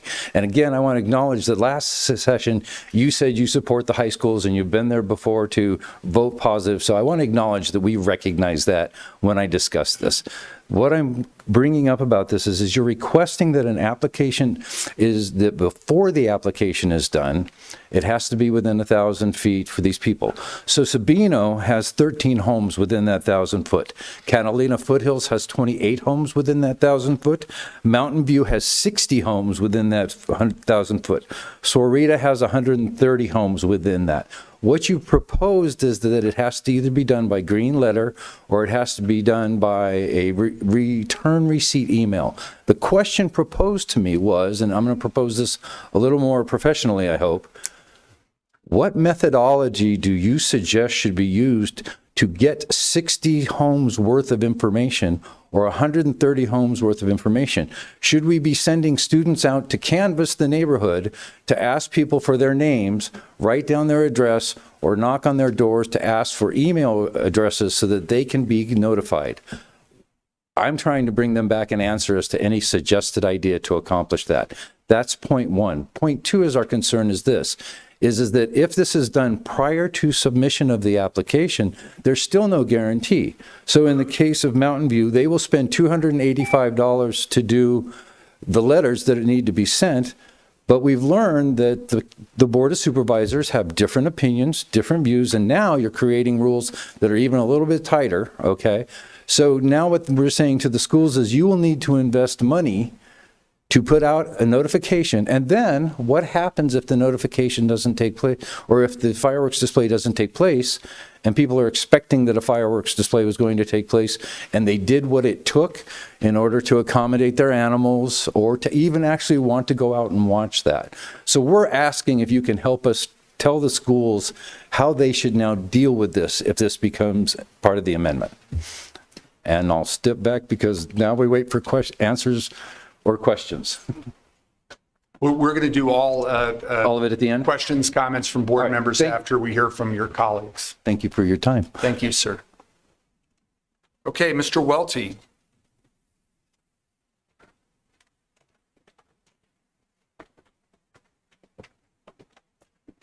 Thank you. I'm president of Fireworks Productions. I've been doing this over 40 years, and you've been gracious enough to issue permits for the last 40 years for all these areas that we've been doing fireworks.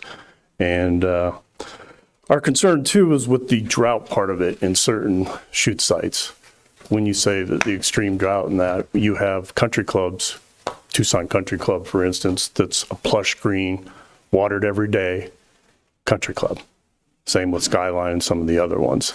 The schools are similar to that because they're on baseball fields, playing fields, you know, soccer fields, things like that. So we're trying to understand, I get it. La Paloma, I can be honest with you, sir, I probably won't ask for any more permits for La Paloma. We're pretty much done with La Paloma. It's been, you know, it is what it is. It happened. We did many shows there for many years. But I understand the concern, so I will withdraw from putting any permits in La Paloma moving forward, hoping that will help keep other shoot sites. You mentioned Caterpillar was not an issue as far as neighborhood notification, the area is far away from everybody. I hope that is still in the works moving forward because they are a big client of us and they really enjoy what we do out there in the middle of nowhere. So, the other concern is just that we don't feel we need any more regulation. We feel that you already have enough regulations in place. You've been able to deny our permits in the past, so I don't feel that it needs to be any more of a difficult process for students, for country clubs, 49ers, people to have to do all this notification so far in advance that's going to make it more difficult and costly in order for them to have fireworks displays and whether or not knowing they're going to get approved or not. So I appreciate your time. Thank you very much. Thank you, Mr. Welty. And Mr. Clock.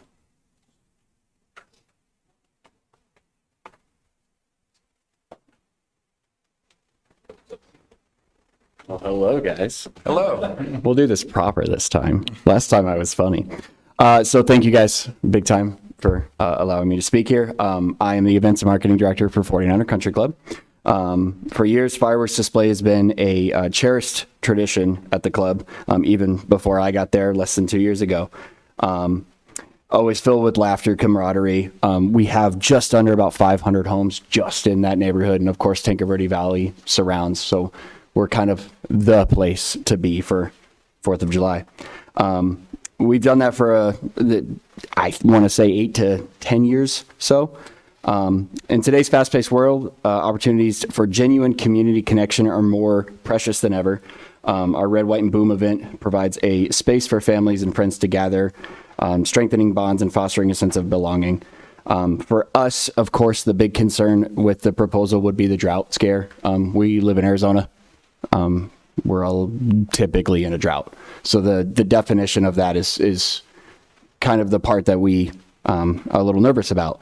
Notifications, absolutely, something that we've done and will continue to do, even if it's by the green mail or our signatures or, emails may be harder to acquire, but, signatures or mailers or anything like that. For us, it's a big tradition thing. We do not do it on the 4th of July. We do ours typically that last Saturday of June. Not having the fireworks in our neighborhood would be detrimental, especially to the Takeverdi Valley. It's a big important piece and kind of a relic for people to come, and they know that we do it. I think if that went away, it would be kind of disastrous to us. The other part I did want to bring up was we are kind of, at least I am acknowledging that there's other methods more than fireworks out there. I know we heard the drone comment. Drone, it's super cool. We like the idea, but it's 6 to 7 times more of the cost. And there's not currently someone that I have found in the Arizona area that provides those services. The closest was LA, and that was a very expensive quote. And we all like to see things go boom in the sky on the 4th of July. That's kind of, what we do. So yes, I understand the sense to maintain safety by enforcing the shoot. For us, safety is paramount. We have not had any issues, at least out at our place. The event, it boasts a flawless safety record and testament to our meticulous planning and adherence to these regulations. I do consider you to consider the far-reaching consequences of this decision. Southern Arizona can almost always be considered in a drought, but with the proper planning and safety measures in place, I am confident we will have another strong and successful event. So thank you, guys. Thank you, Mr. Clark. So, question for the clerk. Supervisor Hines had a question that he wanted to pose to one of the people who spoke before us. Is that something that we do before we close the public hearing, or do we close the public hearing and then take those things up? How would he respond if we Well, close the hearing? there's a good point. So you would want him to respond, so you would leave the public Okay, hearing open? all right, thank you. Just Sorry, I didn't mean to No, I just said, I haven't done this before. This so I guy just wanted called to me the make sure I was chair, doing so I'm all confused. So, okay. So, yeah, I was just curious in terms of your opposition, sir, to fireworks shows. Is it all, or for example, New Year's Eve, 4th of July, kind of accepted? Those two specific accepted kind of occasions. Is that frankly, okay, or you just not any? I love fireworks. I have no opposition to 4th of July fireworks. I have no opposition to lighting them off on New Year's Eve. I have no opposition for high school graduations. Okay. It was the constant, every week it seemed we were having in the middle of the week, fireworks displays. It got so bad, I looked at the agenda to see the fireworks application, and it would say start at 7:30, and I'd gather my dachshunds, put them in the car, and drive away. The turning point for me, just so you know, was when my one dachshund jumped from the bed, blew his back out, ended up having surgery. He recovered, but that was several $1,000s and a lot of pain on him. And that was an event where I was getting them ready to go, but the fireworks show started early. So that's what drove me to go through the process of coming here. And I'm with these other presenters. I mean, I understand the high school graduations, for example. And I think there's a lot of areas where this ordinance could be modified, for example, posting signs in the neighborhood rather than certified mail. I was just thinking, when I first read this ordinance for Oro Valley for rezoning, they put very conspicuous signs on the road. So, there's a hearing coming up for it, rather than having to do, return receipt requested mail or trying to solicit email addresses. I'm with these folks on that. It's just, where do we draw the line on this commercialization of these disturbing events in the evening? I mean, what is permissible, what is excessive? Great, thank you. I have other questions, not for a specific person. Okay, so just about the ordinance in general? Yep. Okay, I mean, the code changes in general. Yep. Did anybody else have any questions, comments for during the public hearing. Go ahead, Supervisor Verhoeven. I just had a question for whomever would like to. When you're right now, what is the process for you to notify neighbors? Is there a notification to neighbors? Yes, come on. Yeah, hearing's still open. So I also shared a concern when I read that on like how difficult that would be to do. And so Right. I was just wondering currently what the process is. Here's what I can share with you, okay? Okay. Each of the locations does their own notification. So for years, La Paloma did a good job, but things fell off at La Paloma, especially when the APA convention came in. Skyline Country Club does their own notification to all of their residents because pretty much everybody who lives in that area is part of the country club. And so they do it through the HOA. They do it through a notification, I believe, through email and speaking to them. Lowe's was doing it to certain parts of the community, but there was probably the backside of the community that hadn't been attended to. As far as the high schools have gone, no notifications have generally been done in talking to the high schools, okay? And so these shows have gone on. You know, Sabino's been doing it for 7 years. Mountain View's been doing it for 13 years. Sarita been doing it for 18 years. And I reached out to the one and said, please let me know what levels of complaints you've had. And nobody responded. So I can't really come in here and defend whether or not the levels of complaints. The point that I'm trying to make is that we're not against the notification concept. We use it up in the valley where I'm located for different things in different high schools too. What we're trying to work out is the way that it's done, does that make sense? Especially if the notification has to be done, we have to be turned in 45 days to you, and the notification has to be done prior to that taking place. And then where are we? And would it be feasible that and there might be a reason why you thought of this, and I'm waiting to find out, is that the notification can't come after approval. We think that that's the normal place because the notifications that we have for some jurisdictions up in the valley, once the approval's been received, then they have to do the notification because now they know it's worth the time and energy because they've received that. Does that answer your question? It does. Thank you. Mr. Chair. Supervisor Christie. The gentleman who said that you're not going to do any more La Paloma, I have a couple of questions for you.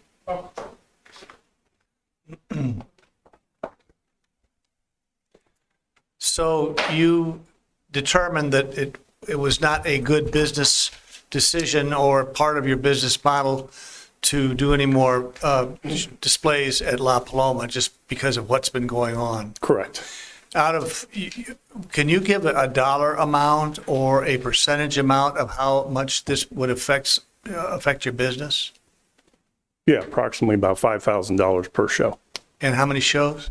What did we do? About 6? No, that one week we did do, when the APA was here, we had 3 prior to that, and then we had 2 more. Obviously, I didn't get So paid you're for the looking at a APA. minimum of $30,000 Yes. reduction in your Yes. gross sales.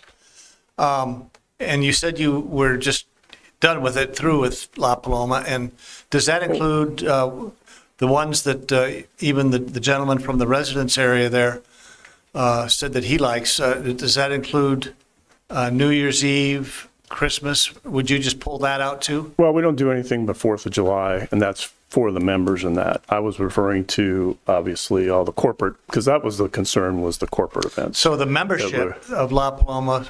That's the golf club. I'm Right. sorry, I And- should have. Yeah, And La Paloma has. they want to keep a Yes. display only on 4th of July, Yes. New Year's? No, we've never done New Year's. New Year's. So, because there's an area around that country club, well, those are the questions I had directly for So, you. yeah, let me just clarify, I apologize. So the resort was the ones that have the multiple for corporate events. The country club is separate, and they only have the 4th of July, and that's for the members. So I was referring to. Yeah, that spikes another question. So, what will this, by you pulling out for these corporate shows, how would this affect the business plan and the business model and the revenue stream to La Paloma Country Club? Because they can't offer fireworks displays if somebody coming in for a convention or something says, in addition to our big dinner and our golf match, we want to have fireworks displays. And La Paloma says, I'm sorry, we don't offer those. Okay, we'll go to Las Vegas. Is that a potential? Yeah, and my thought behind it, obviously, because we're having so much issues over there, is I was hoping that if I gave up that location that's having more issues, would it be possible to continue at Skyline, Tucson Country Club, the schools?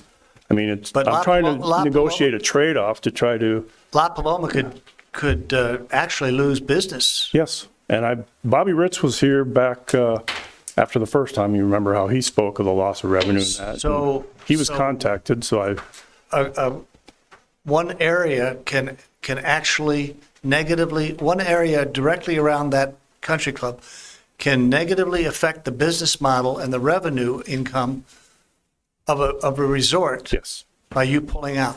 Yes. Thank you, Mr. Chair. Well, thank you. I appreciate the questions, and they bring to mind why I was asking my colleagues to oppose corporate or commercial shows at La Paloma.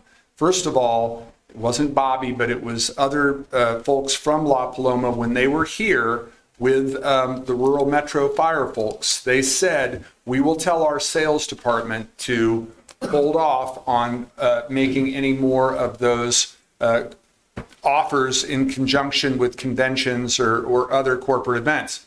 I pointed out to them, because not only is La Paloma in my district, so is Lowe's Montana, so is Westward Look, so is Sheraton El Conquistador. Those are not resorts that commonly come before us with corporate or commercial shows. La Paloma really was an outlier in that respect. I have never opposed the Caterpillar shows. Those are in Supervisor Christie's district, and he has pointed out to us that they are not surrounded by residential areas like all of the resorts in my district are. I have never opposed 4th of July shows. I have never opposed New Year's Eve shows. I have never opposed the 49ers show. I did not oppose the Tucson Country Club show because it was something that I understood residents of Tucson Country Club understood. But won't they be affected by this ordinance? Pardon me? Won't they be affected by this ordinance? The drought power, potentially. Potentially. Potentially. Yeah. Because of the drought and wildfire conditions that the ordinance seeks to address. One entity, because we hear complaints from, i.e. La Paloma, is going to force all other resorts with this new ordinance to comply with a whole new ordinance?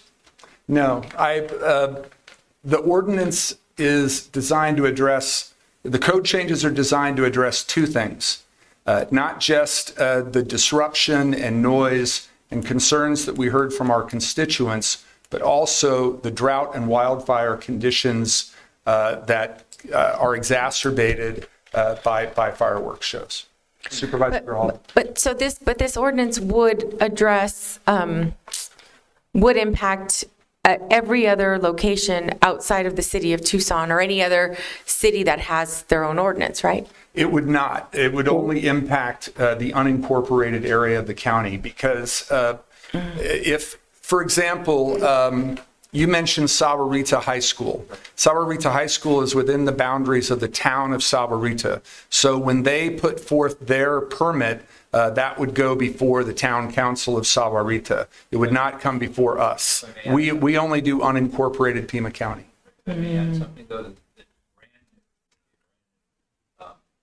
In January, they changed over. Can you come to the mic? Thank you. Well, only so everyone else can hear you, yeah. So in January, they stopped using Rural Metro as their current fire department. They are now using the Santa Rita Fire Department. So we reached out because there was a jurisdictional change to find out what the requirements of Santa Rita are. They sent us a 5-point email, and one of those included that they will now require that a Pima County Board of Supervisors permit is provided. So that may be new. That's new. That's what I'm saying. I'm just saying just happened. So, and we submitted a permit for Sarita High School that was kicked back to us that said, this is not from Pima County, kicked back to us and said, this is Sarita's concern, not our concern. Right. However, this jurisdiction is telling us that they're now going to require this. So that will probably be a conversation you guys will have now that you guys are aware it exists, meaning that someone between the County Board of Supervisors, and Santa Rita Fire are going to have to work out whether or not they can call that out as a requirement if that doesn't fall within your purvey. Does that make sense? I don't believe it. We are allowed under Arizona revised statute to deal with fireworks shows within our jurisdiction. The town of Sahuarita is not within our jurisdiction, no matter what that fire district may say. Right, I understand. Is that but accurate, Mr. Brown? I don't disagree with you, but now I'm faced with a fire department that says we will not issue one for the high school. So I'm going to let you guys kind of deal with that, because that was sent back to the clerk of the board, or not to you, but to a different member here by our person who does permits. She sent that email on Friday back to the person who said, we don't do Sarita. So when you get back to your office today, it'll probably be waiting for you for conversation to take place on that. And for someone from Pima County to tell Santa Rita Fire, you cannot require that as part of your requirements for permit. Chair Scott, yeah, we did receive a fireworks permit for Sahuarita High School. Yes. But we did send it, or we forwarded it to the town of Sahuarita, because we don't have jurisdiction to bring that forward to the board, because it is in the town of Sahuarita. We don't, and our take is we'll permit whoever we need to permit through. It's still the point that I had brought up is the other different schools, that if we don't handle that one, then that number is smaller. But each of the schools will now have to deal with determining how to get the information that's required by Section 1 of the permit process. Thank you. Okay. Can I? Go ahead, Mr. Welton, Well, please. what we were talking about before, is this a blanket policy codes that you're enforcing is going to affect Tucson Country Club, Skyline, and the rest of them as per drought?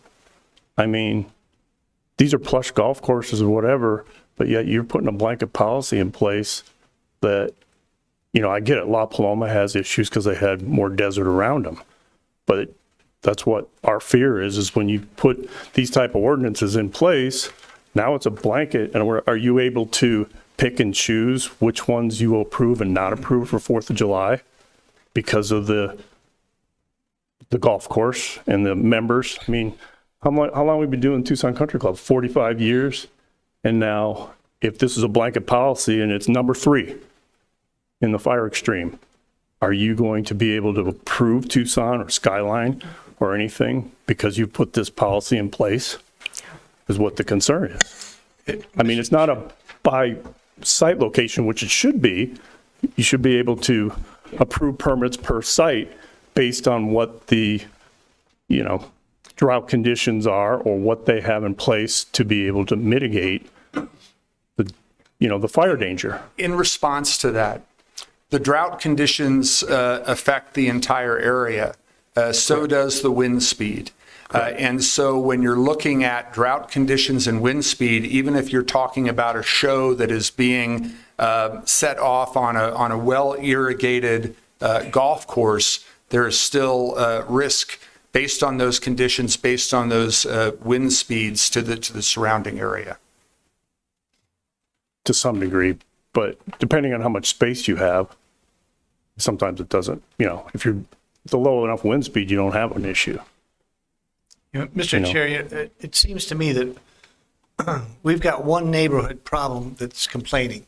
Why don't we just fix that one, isolate that one outside, leave everybody else alone? I don't think it's, again, because of the drought and wildfire conditions that we're all dealing with. It wasn't something that was brought up just for one neighborhood. It was certainly what happened in that neighborhood might have initiated the discussion, but the discussion that's been happening between our office and various county departments is also driven by what we're dealing with climatically in this area. Well, but there's a new saying, I hear it all the time, and it's a good one. What is predictable is preventable. And if there are issues about drought and fire hazards, then it's preventable to, prevention can be implemented on each individual basis at each individual guy. But to put a blanket ordinance that covers everything at all times under all circumstances, that's not fair. And the point is, in 49ers and other neighborhood areas, they've got lush green fairways, water holes the size of lakes. I really think that this could be unintended consequences to a great many people who have enjoyed for decades without any problems through droughts, through wet times, through fire dangers, and not for generations. And to put one blanket ordinance across the whole county when only one area is really doing the complaining, that's not fair. And I'm willing to give up. Yeah, and he's moving out. I'm moving out. I'll lose $30,000 or whatever, but I want to be able to save the other ones that are. I wonder if this could prompt lawsuits. I mean, I'm trying to. Oh, Supervisor Allen. So, at our last meeting, we heard from the fire districts about being stretched thin, limited resources out in the rural areas. So I guess the thing that I don't quite understand is are the fire districts, do they get some sort of compensation? We pay for the standby. The commercial. Correct. And then, so how does that work? Well, what happens is after we submit the permit to you all and you approve it, then we go to rural metro or wherever the standby jurisdiction is. We send them the same paperwork so that they know exactly what we're doing, same type of permit, everything. And then we pay them a standby fee based on what they require. $250, $400, $350. In some cases, the client does. Yeah, the client paid, but it's either part of our package. We're paying for it one way or the other. Either the client's paying us or the client's paying them directly. But yeah, they're all on standby and they were there. And they were there the night of the La Paloma fire. So when there is a fire, when they get called out, is there additional compensation beyond the standby fee, or is the standby fee the only compensation? The only compensation. We've never had fires at Tucson Country Club, Skyline, anything like that. And La Paloma became a problem, so I'm just trying to, give up that to save the rest. Even if it means reducing your revenue stream. I've been doing this 40 years. I went through 2008 when we hardly had anything but patriotism, and that kept the fireworks industry going because we had, COVID. We still were able to do outlying areas because of the stay home vacations and everything else. And, the outlying areas in some of the smaller towns continued to do the patriotic thing and celebrate with fireworks. I mean, that's what I've done all my whole life, just about. I am older than that. I am quite a bit older than that, but it's just something that. And one other question, you do pay a stipend to the fire department for being there. Right. So they can earn extra revenue, correct, theoretically. Mm-hmm. And we have these fire districts that aren't able to raise revenue. You're paying them to be there. That's revenue. With this ordinance, that's all gone. Mm-hmm. Yeah. I mean, we do it all over, we do all the big events with Diamondbacks and everybody else. And, we've been doing thousands of shows for many, many years and all safely. It's just every once in a while. I mean, not to bring up the drones, but there was a drone accident over New Year's Eve where a few drones fell out of the sky during New Year's Eve into the crowd and injured some people, and they had to stop the show. I mean, all industries come with risk. Ours a little bit greater risk, but we can mitigate it the best we can with everything in place. Because you don't even know what I pay in insurance every year. I pay $300,000 in liability insurance and workers' comp. Actually, it's over $300,000 up front to keep this company. And we're the only company basically in Arizona. And now We're the with only those full-time. expenses, you're faced with reducing your income. I'm trying to save other income so that I don't lose more income. And this ordinance could potentially do that. Correct.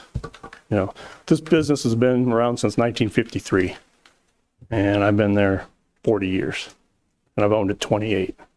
So, hoping to pass it on, keep it going, because people enjoy fireworks and celebrating freedom.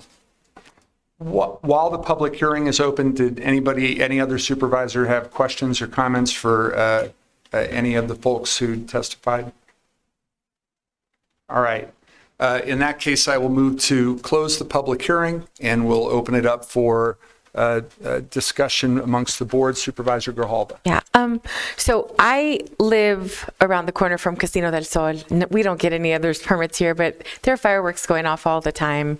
I've lived in the center of town by Sentinel Peak like my whole life, and so we sort of would pivot around in the backyard on where the fireworks were coming from next, so we wouldn't have to drive all over the place. And so I really do enjoy them, and I am a parent of 3 teenagers and one who is a senior, and would love to have their school would love to have the resources to be able to have a fireworks show. But one of the concerns that I had when we were so I'm in general supportive, and that's why I've in general voted in favor. One of the concerns that I have is the notice.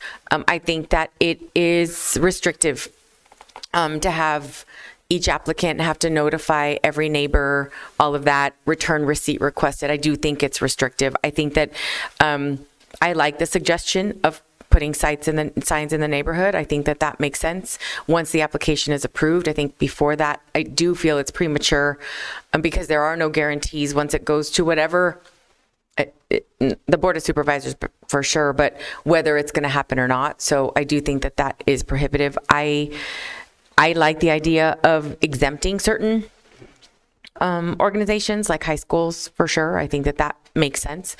And I not sure about the allowable times for fireworks. I mean, I think it's sort of the choice is arbitrary. I mean, I guess 11 p.m. is usually around the time that they're over anyway. So maybe, I'm not sure. I haven't heard any specific there.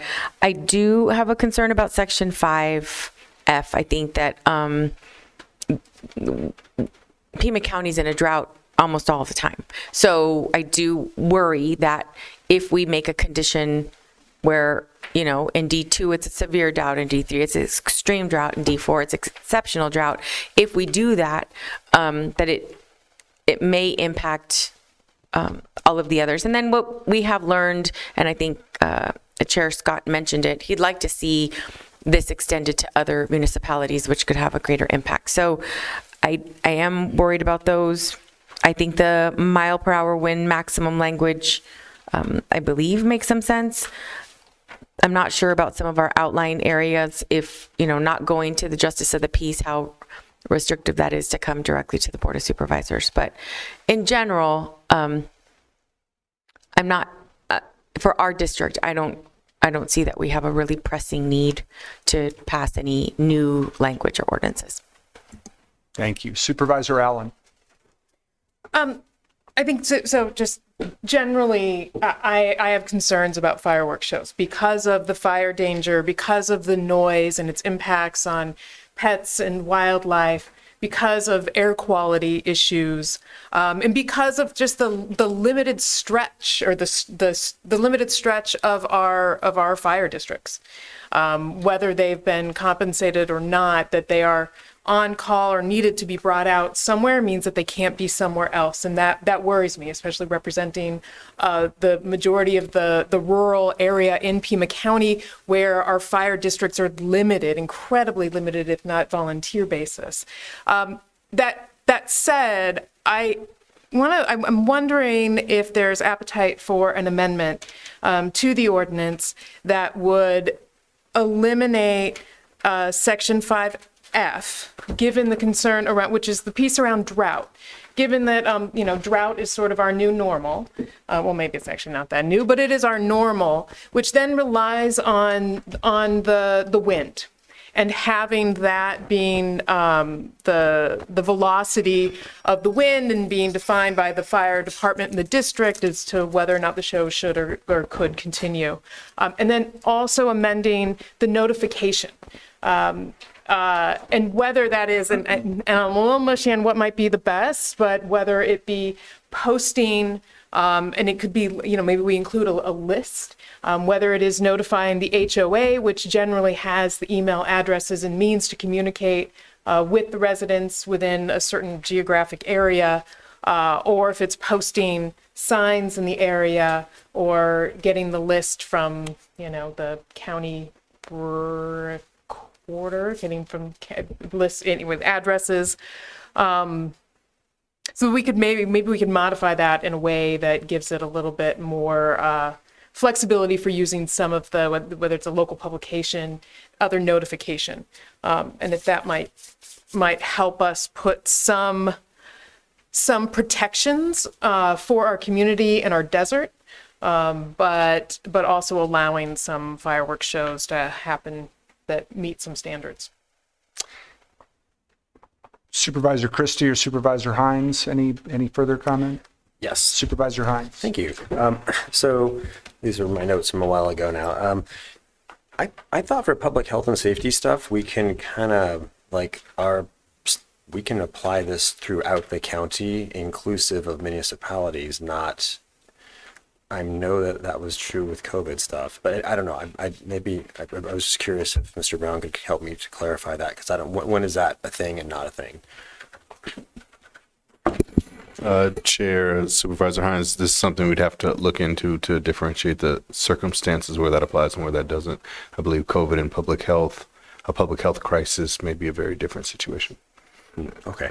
All right. And then, and this was discussed a little bit, I think the first class mail notice might be a bit excessive.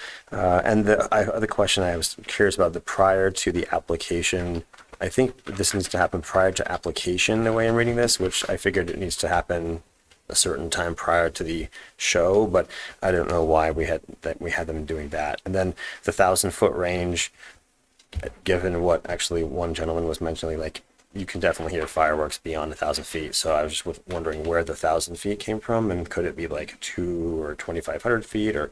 And then the last question I had, I'm not quite sure for who, but what happened with the fire? Like, what was the after action? What did that show us? Like, I know we kind of talked about it, but like, why, given the wind to 25 mile an hour that was documented, who was supposed to have stopped that show? Why wasn't it stopped? Because like, I'm fine with approving this as a framework going forward for folks to follow, but this is just like, our policy in a book somewhere on a server, and if it's not actually being implemented, it kind of doesn't matter. So I'm just like, why was this show La Paloma, where there was a fire, why was that not stopped given those wind speeds? And I'm just curious if we know that. Supervisor Hines, thank you for those questions. I believe we posed that question to Rural Metro when they were here, and they said, based on the way code is currently written and the way that they interpreted it, they did not cancel the show. And after the show was approved by us, which it was, then it was under their purview, and they were here and told us that they did not cancel it. Supervisor Christie. Yeah, I think the bottom line is the current ordinance and policy should not be changed, and that each event be weighed on its own merits, carefully considered as to the current conditions by the board as they occur. But certainly, we don't need to change any current ordinance. Thank you. Thank you, Supervisor. Supervisor, first of all, to go back to your question, Supervisor Hines, that you posed to the county attorney, again, that would be based on what Arizona Revised Statute Section 36-1603 allows us to do. That is the statutory authority that allows us to adopt reasonable rules and regulations for public fireworks shows within our jurisdiction. And so I imagine that statute says explicitly our jurisdiction, which is the unincorporated county. Having heard some of the comments from my colleagues, I would certainly be willing to consider amending Section 1A with regard to notification. If it said each applicant must notify any neighbors within 1,000 feet after an application is approved, I am fine with that change. I am fine with that change. Can I ask a quick question? Please, go ahead, So Supervisor. my aunt lives near Star Pass, and when they're going to have fireworks, they just put an A-frame, like right at the entrance of every area saying, hey, we're going to have fireworks. No one is requiring them to do it. I think they just do it as a courtesy. I'm wondering, instead of mailing out or asking our high schools or businesses, because it's not the practitioners, the people who are selling the fireworks. It's the 49ers and the schools or whoever that are going to have to figure that out. I'm wondering if, as long as we say some sort of notice, and Yes. as Supervisor Allen mentioned, we can give a list of what those would look like. I think that would make sense. And I'd also, I'm wondering if there's any interest in excluding certain, businesses or organizations like our high schools from having to go through the notification process. I think if it just said, thank you, Supervisor. I think if it just said each applicant must notify any neighbors within 1,000 feet after an application is approved, then that allows applicants a variety of means to notify neighbors. I was a middle and high school principal.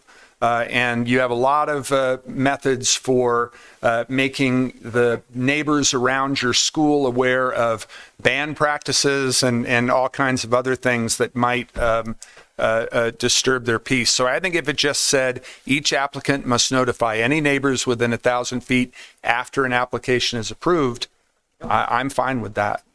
I'm fine with that. But I wanted to go back to the question Supervisor Allen raised about Section 5F, because Section 5F came to us from county staff based on discussions that we'd been having about the need for these code changes based on wildfire and drought conditions. So I just wanted to ask the county administrator, how did that particular section get brought to us and developed, and what were some of the justifications behind it? Chair Scott, while staff was working on this section with your staff, there were many different options that were evaluated that dealt with the amount of rainfall in a recent period of time, or humidity. And there were any number of factors that were considered, concerns being, if you look, at one point I believe it was if there had been 1/10 of an inch of rain within 30 days or last week or something. Given this community, it can rain on one side of the street and not the other. Who's evaluating how much rain there was, et cetera, became the concern. When we looked at humidity, again, we had the same issues. And who was judging it? The desire was to find a way to ensure that we were providing for safety primarily related to fires, that it was information readily and easily available to the public in one format. This is a site that is available on the website. It is it's a governmental site. Anybody can look at it at any time and identify what the drought condition might be. And the sense was that might limit, would protect for concerns about wildfires without the ambiguity of who was making that judgment at any particular time. Or at any specific location, and that's why it was determined. I think one of the things we've heard is that there's really only 4 levels of that drought, and it ranges from bad to really bad. And so is that another section that could be evaluated to simply look at extreme drought or something, to make it much heavier to evaluate. The purpose of that, or to eliminate, as I say, is simply to try to provide everyone with access to the same information without subjectivity or concern related to who is doing whatever kind of evaluation there might be at what specific location at what point in a day. Thank you. I really appreciate that background. With that background in mind, and with the suggestion that Supervisor Allen made earlier, I would be comfortable amending Section 5F to remove the reference to D2 severe drought and only keep D3 extreme drought and D4 exceptional drought. And again, that tool, after a show is approved by us, then that tool is used by the fire district. It would be the fire district that used that tool to say, well, now wait a minute. I don't care if this show was approved by the Board of Supervisors under both current code and these changes under Arizona revised statute. They make the call. So they would be using that. Supervisor Grijalva. Well, I just looked it up. Right now, today, Pima County is in D2 and D3, like today. So we don't, I mean, it rained a little bit a couple of days ago. So I'm just bringing it up as like, even if we say, like, there are big portions, if you look it up right now, Pima County are bright red in extreme drought. And I don't think that we're especially dry, like, you know, I mean, comparatively to when it's like, you know, July. So I just want to bring that up as a concern. I think that literally today we are, what'd you say, look at that, 50-50 maybe? We're like 50-50 between D2 and D3. Absolutely. So we're 50% in extreme drought right now, or severe drought, depending on like where you're picking in the county. Supervisor Allen. I'm sorry, I thought you were. I was, but I saw. I was just going to say. Go ahead, Supervisor Christie. It seems to me that the local fire districts should be making the evaluation and not a drought dashboard. They're the fire experts. They can manage this. They've been managing it for decades.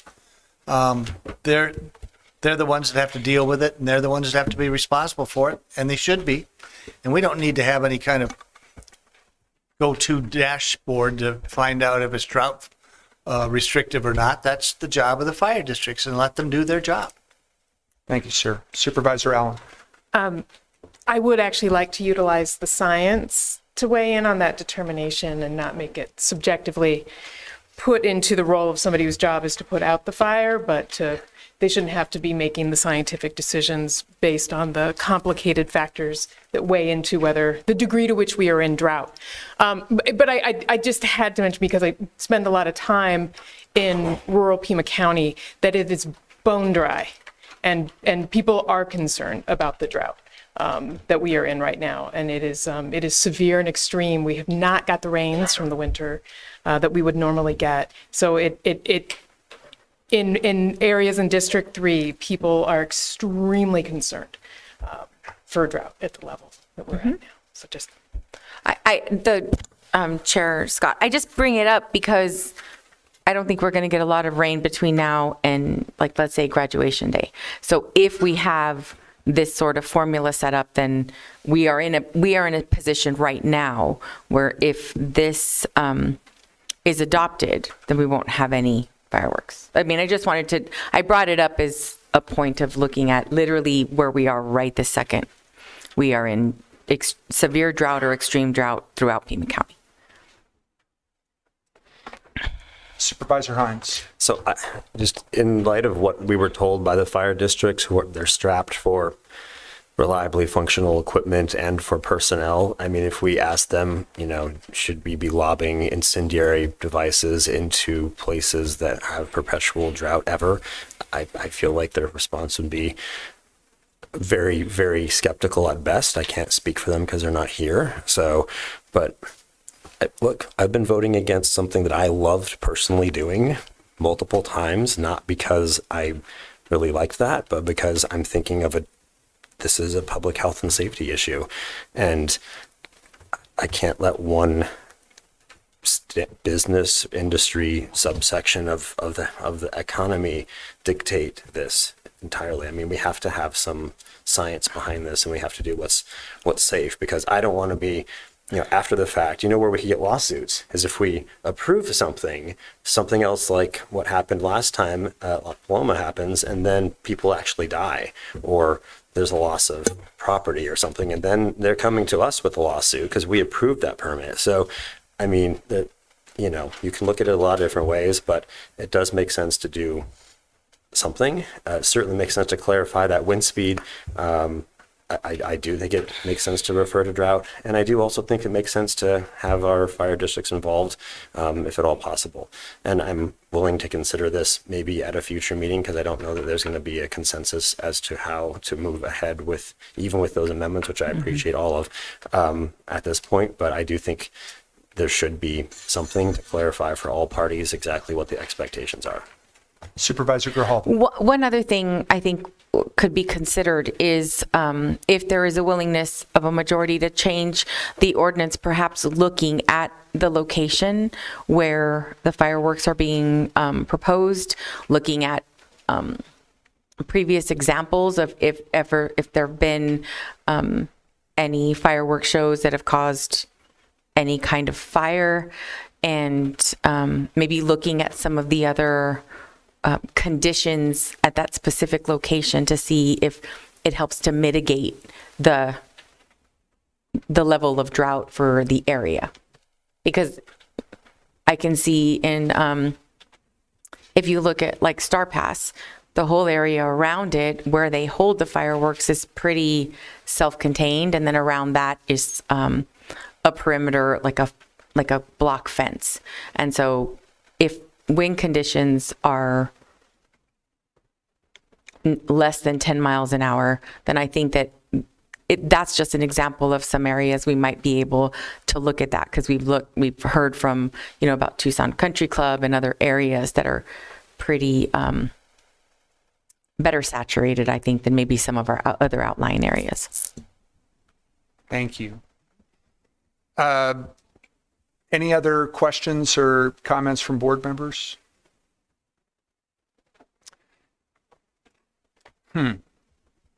Well,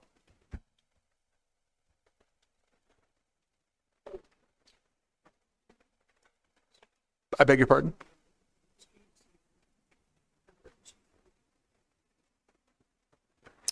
So Ms. Lesher is asking if we would like to direct her to meet with representatives from the fireworks profession and see if there are modifications to this ordinance that they could agree upon that might also help the board reach consensus.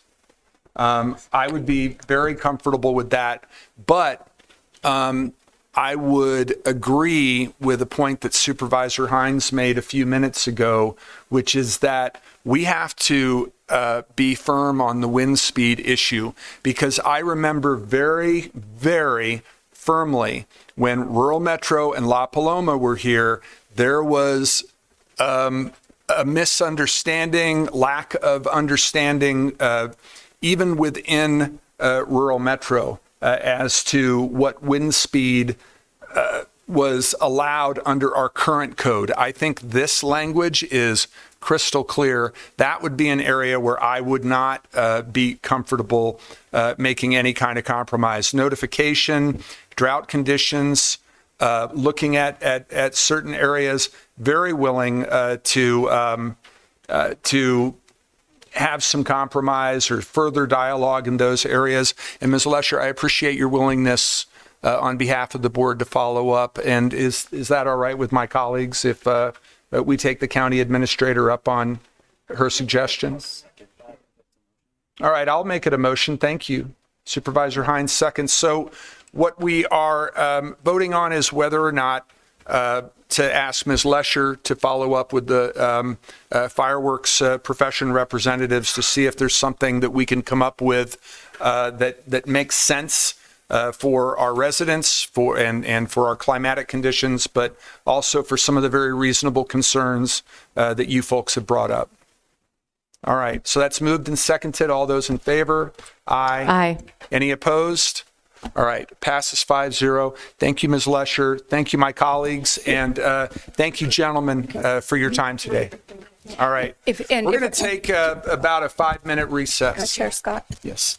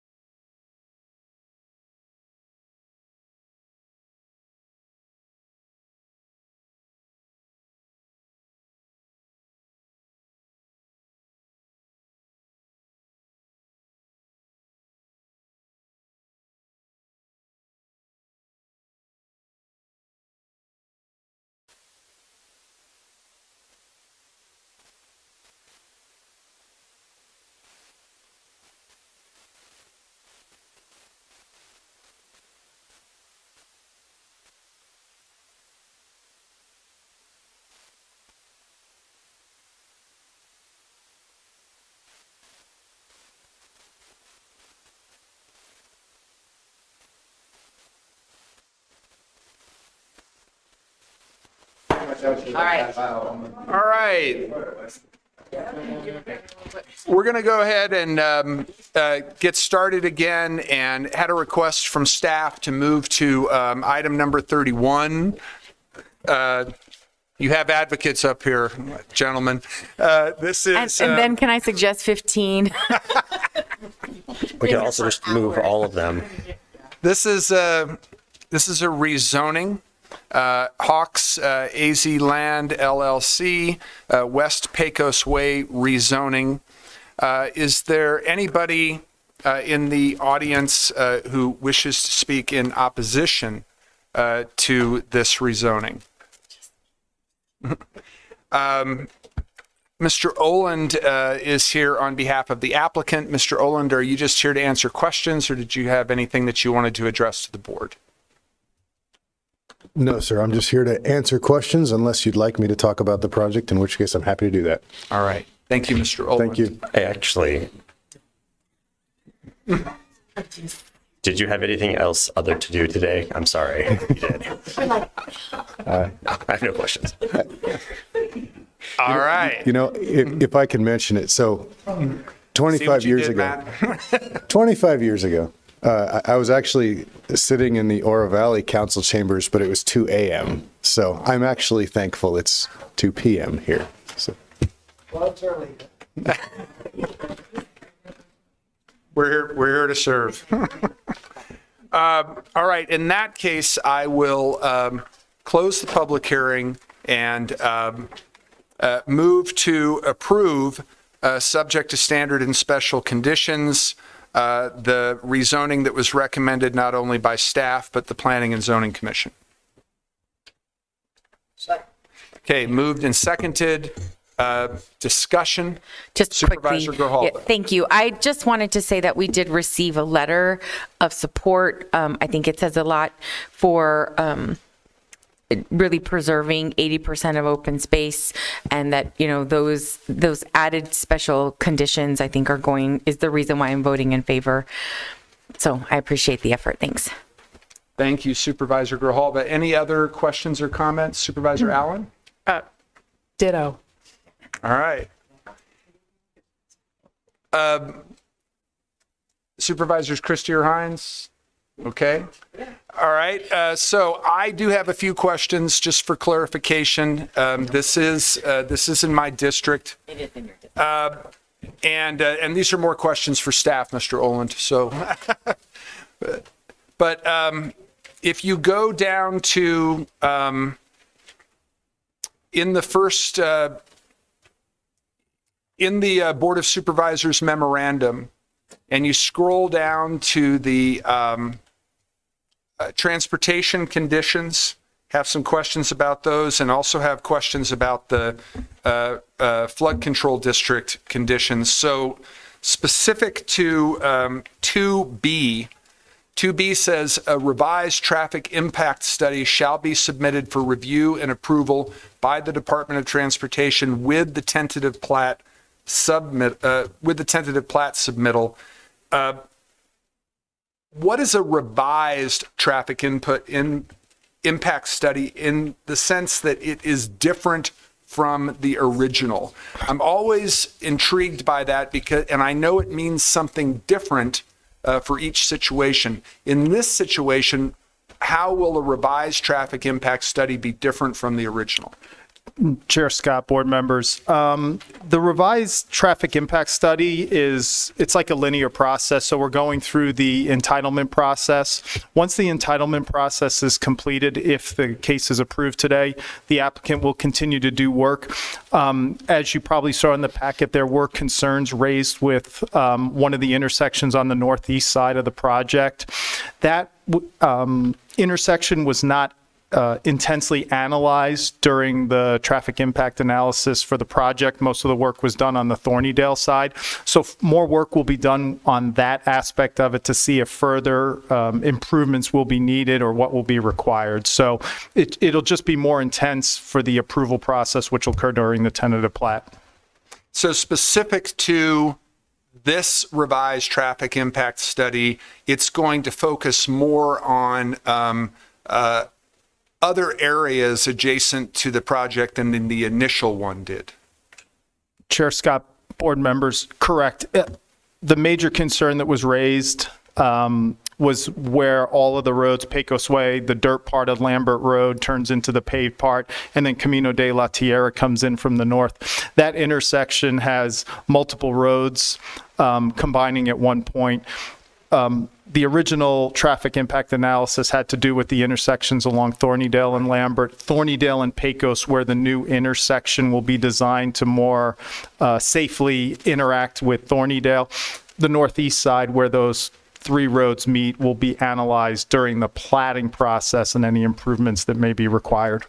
And Mr. Oland obviously is here also. He can probably tell you what they will be working on should this be approved.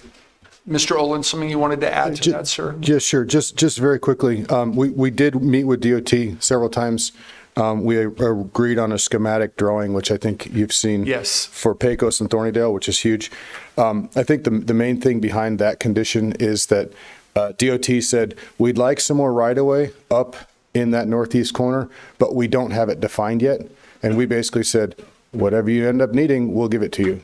So they still need to tell us what that is, but we've committed to giving it to them. And I will tell you, as somebody who raised his kids at a house in North Ranch, the reconfiguration of that intersection is extraordinary. And yes, I did see that schematic. But then just to follow up, Mr. Drzgowski, on something that you and I corresponded about prior to today, the revised traffic impact study will include a safety analysis of Pecos, Lambert, and Camino de la Tierra, correct? Chair Scott, board members, that is correct, and it's incorporated by condition 2D, which is in our packet. Okay, and I just, the way 2B and 2D intersected, I wasn't sure that a revised TIS would include a safety analysis of that intersection, but you said that it would, and that speaks to one of the concerns that we heard from our constituents.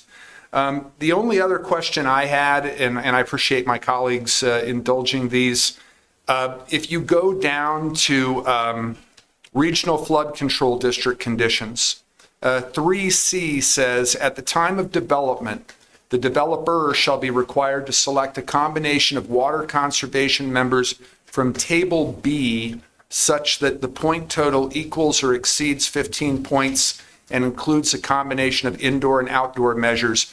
I don't think the aforementioned Table B is attached to this document. If it is, I'm missing it. I just wanted some further explanation of what that condition referred to. Mr. Chair, members of the board, that condition refers to a table that's baked into essentially the rezoning site analysis application where an applicant is required to achieve certain levels of water conservation. If they agree to low flow toilets, they get X amount of points. If they do rainwater harvesting, they get an X amount of points. So it's laying out the points. You're correct. I do not think the table's in here, but you do bring up a good point. And that is when we bring back the ordinance, we should be including that in the ordinance to make sure that that table is memorialized to that rezoning condition. Okay, thank you. I appreciate that. All right, any other questions or comments? All right, all those in favor of approving the rezoning subject to standard and special conditions indicate by saying aye. Aye. Aye. Any opposed? Approved 5-0. Thank you to staff. Thank you to Mr. Oland. Thank you very much. All right, you bet. 15. Sure. The next one, or what's that? Oh, we do. Okay. All right. All right. So we're going to move really quickly to item number 32. This is a hearing, zoning code text amendment. It affects all districts. And so I am going to see if there's anybody in the audience who wishes to speak in opposition to this item. Thank you. Seeing none, I do have a note, and you can look at it, Ms. Lesher, from the clerk saying that I'm supposed to ask the county administrator to explain. You know you want to. Looking at me. So in 1974, actually, the commission began in 1974, as this board may recall. In 2022, we received word from the National Park Service that we needed to restructure the commission, and we took action at that time to create both a separate Tucson and a Pima County commission. Subsequently, that requirement was dropped, and we have moved forward with a variety of text amendments to make some modifications, all of which have been unanimously approved by the commission, but they have to deal with the formation of a subcommittee and engagement for different communities, streamlining the review process, et cetera. But again, recommended unanimously by the commission, and I would recommend approval of this amendment. I do have a question. Okay. Chair. And then I have. Okay. Supervisor Hines, then Supervisor Grijalva. Thank you, Chair. And I guess this would be to Administrator Lesher. Do we now have, I think, commission-wide, everything that we appoint people to, supposedly now folks can serve, I think, for 8 years, but like kind of that's it. Are there some reasonable limits in terms of the service from term limits? Yeah, I guess for the members of the commission. Of this commission? This one specifically. Like without retroactive grandfathering, none of that crap. Thank you, So- Mr. DeBonis. Chair Scott and Supervisor Hines, there has been some modification of the membership terms to align with what the city is. This is a joint city and county commission. We had a little bit of a disconnect there. So there are members that have been serving on that committee for multiple years. And so with this amendment included, any members who have been serving prior to December of 2024 will be treated as though their term start date is January 1st of 2025, and they'll be eligible for two 4-year terms up to 8 years. So those legacy members of the committee will still have an opportunity to stay on the committee going forward. All new appointees will have then the 4-year term limit with a maximum of 2 consecutive terms. Thank you, Supervisor Hines. Supervisor Grijalva. Is the change, sorry, are we going for this change because it was a hard time getting quorum or something? Or is it just to smaller committees are easier? So Chair Scott and Supervisor Grijalva, and I'm looking to Chris Gade, I do not believe the size of the committee has been reduced. So the Board of Supervisors appoints 10 individuals to that committee. So each board member can appoint 1, and then the board as a body can appoint 5 additional. So it's 10. The change is really to have consistency with the city of Tucson. So there's a series of city appointees and members at large that make up that committee. It's in excess of 20 members, and so it's more of a consistency issue, not an attempt to reduce the size of the commission. And so, because right now, we have each supervisor gets 2 appointees on the commission, and this will bring us down to 1, right? But then my understanding is the reason why the committee was unanimous is because the other positions are an architect, an archaeologist, landscape architect, or historic preservation planner, architectural historian, or a historic residential or commercial property development person. And all of our people fit in one of those categories, if not our appointee. Does that make sense? Is that what's happening, or? So Chair Scott and Supervisor Grijalva, I'm going to look to Chris. I believe that's correct, right? The county board appoints 10 members. 5 of them are individually appointed by each of you, and then the other 5 are appointed by the board based on those criteria you just cited, those disciplines you just cited. Okay. Correct, Chris? I thought we had 2. Yes, Chair Scott, Supervisor Grijalva, that is correct. So the 10 current members, if this passes and the board goes ahead with this, the existing 10 members fit into the slots. Okay. So that they could all continue and start the clock for the 8 years. Right, so we do right now have 2, so this would change it to 1, but all of our members have found a spot somewhere, either our appointee or one of these categories. Correct. Okay, great, okay. I just wanted to make sure. So then, next time this comes up, if we have a vacancy of our appointee, then it's only the one person that we. Right, and then the board has to work Approve. together on Yeah. the other 5. Okay, great, okay. Supervisor Allen. Question. So this now requires the consultation with the Tonoatam within the San Javier Environs Historic District Zone. I'm assuming, but please correct me in this assumption, that is specified because this is a joint city-county commission, but that for projects that are outside of that sort of city-county jurisdiction area, we still require consultation with the nation? Or how does consultation work then outside of the, and I apologize that this is outside sort of the scope perhaps of this change, but. Chair Scott and Supervisor Allen, I think you're correct, right? So we've got the elements related to the Historic Commission and the subcommittees of the commission, right? I'm going to defer to Ms. Gade to talk to you about consultation with the tribes in general. So she has great expertise in this area and give you probably more detail right now than maybe your question warranted, but we'll go to Chris on that. Sure. So the county goes through consultation with the various tribes and the State Historic Preservation Officer on any project that we're leading. So that, although the Joint County City Commission also covers the whole county and the city, so there's overlap in those regards, but the county does consultation on anything that we're leading. Can I, just as a follow-up, then maybe then I'm not understanding why there's the specificity for the San Javier Historic District Zone, why that is being sort of singled out? I see, because that's a specific zone called out in the code, and so that applies with the commission in that they review any plans that come in within that specific historic zone. Like Fort Lowell. Yes. Except Fort Lowell was taken out because it was of the county code because it was transferred to the city.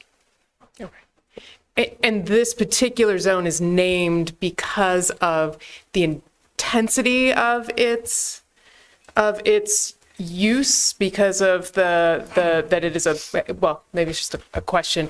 So why is this particular zone named as opposed to the countywide? Other zones are designated individually. So in the past, this was designated as an area of special concern or have it for historic review. Okay.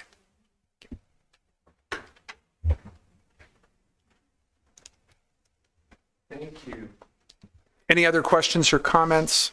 If not, I move to close the public hearing and pass and adopt ordinance number 2025-4. Second. Moved and seconded.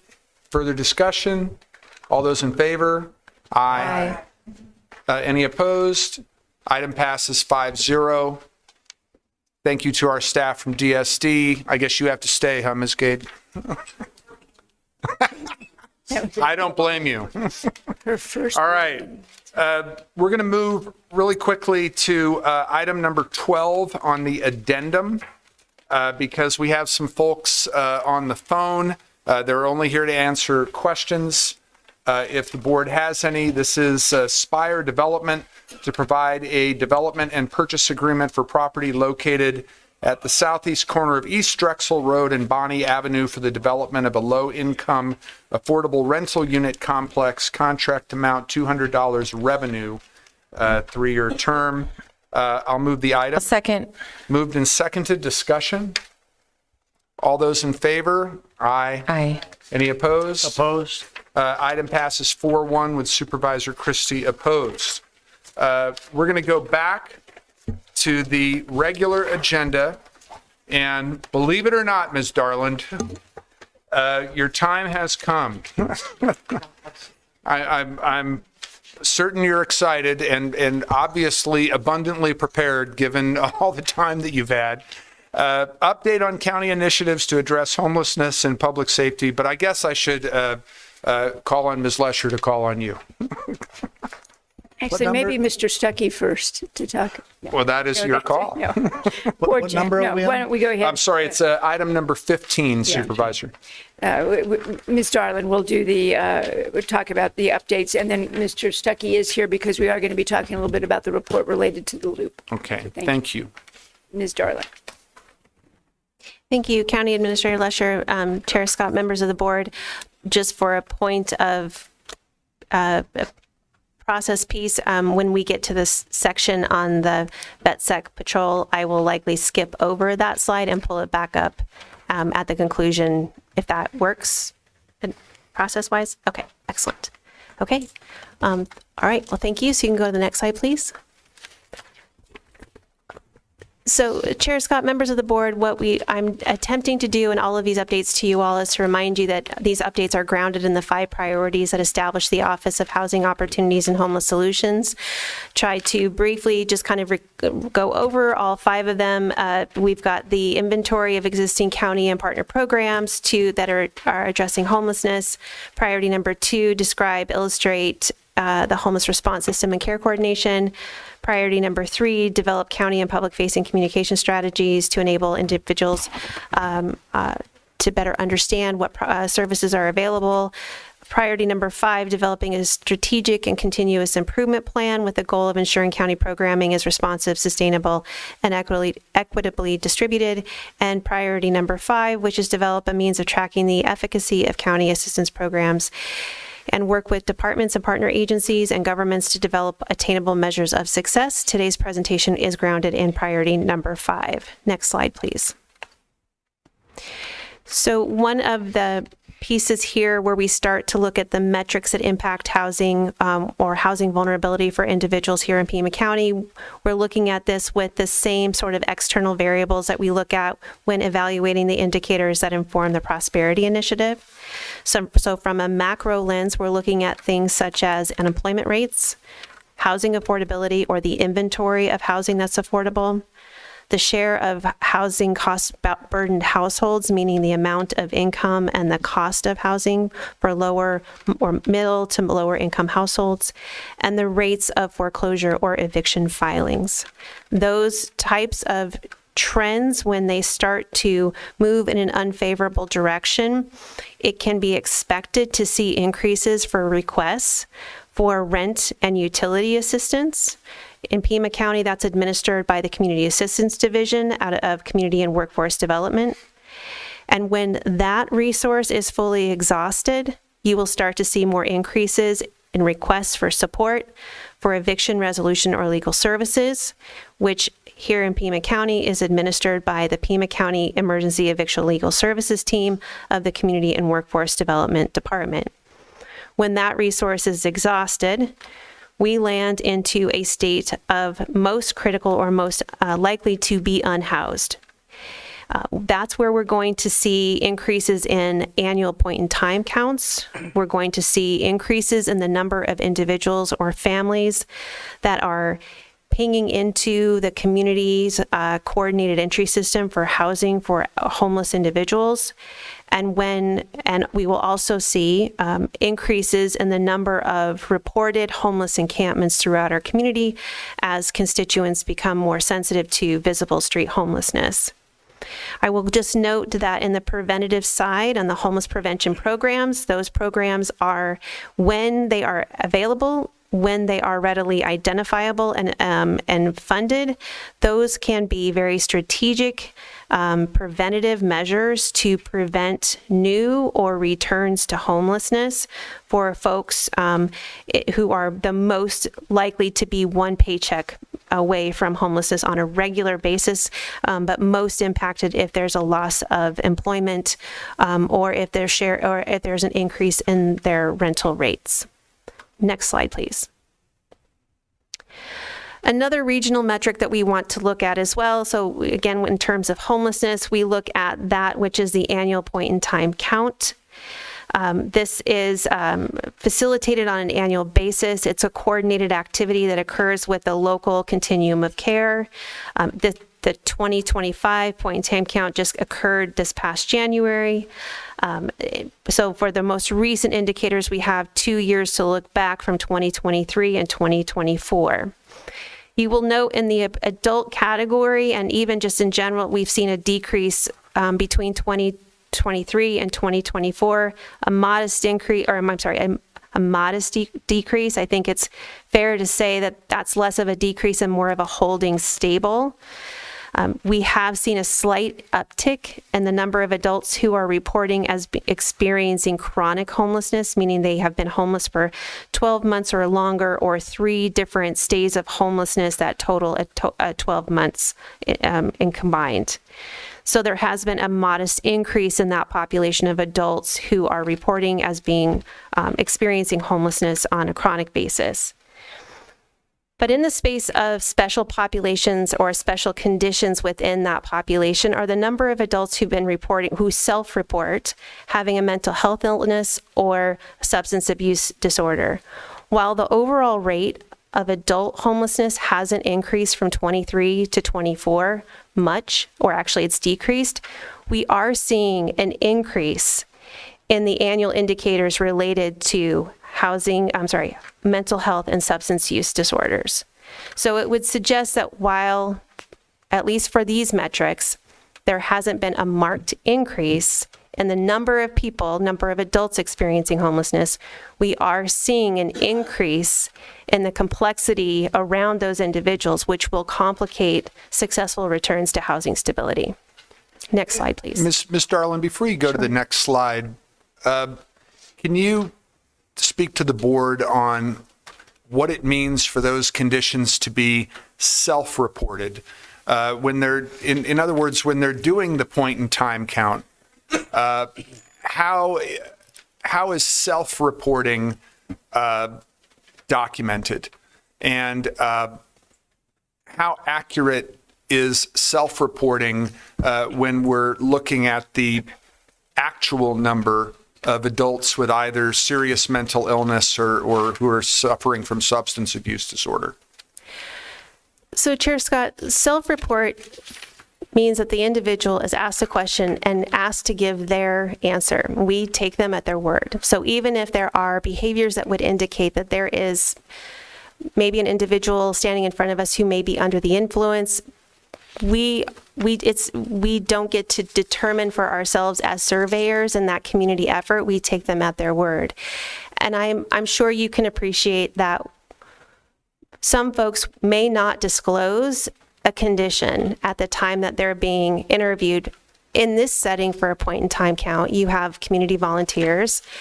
I know that, and the participants in the process know that, but the individuals being surveyed may think that they're speaking to an undercover law enforcement agent.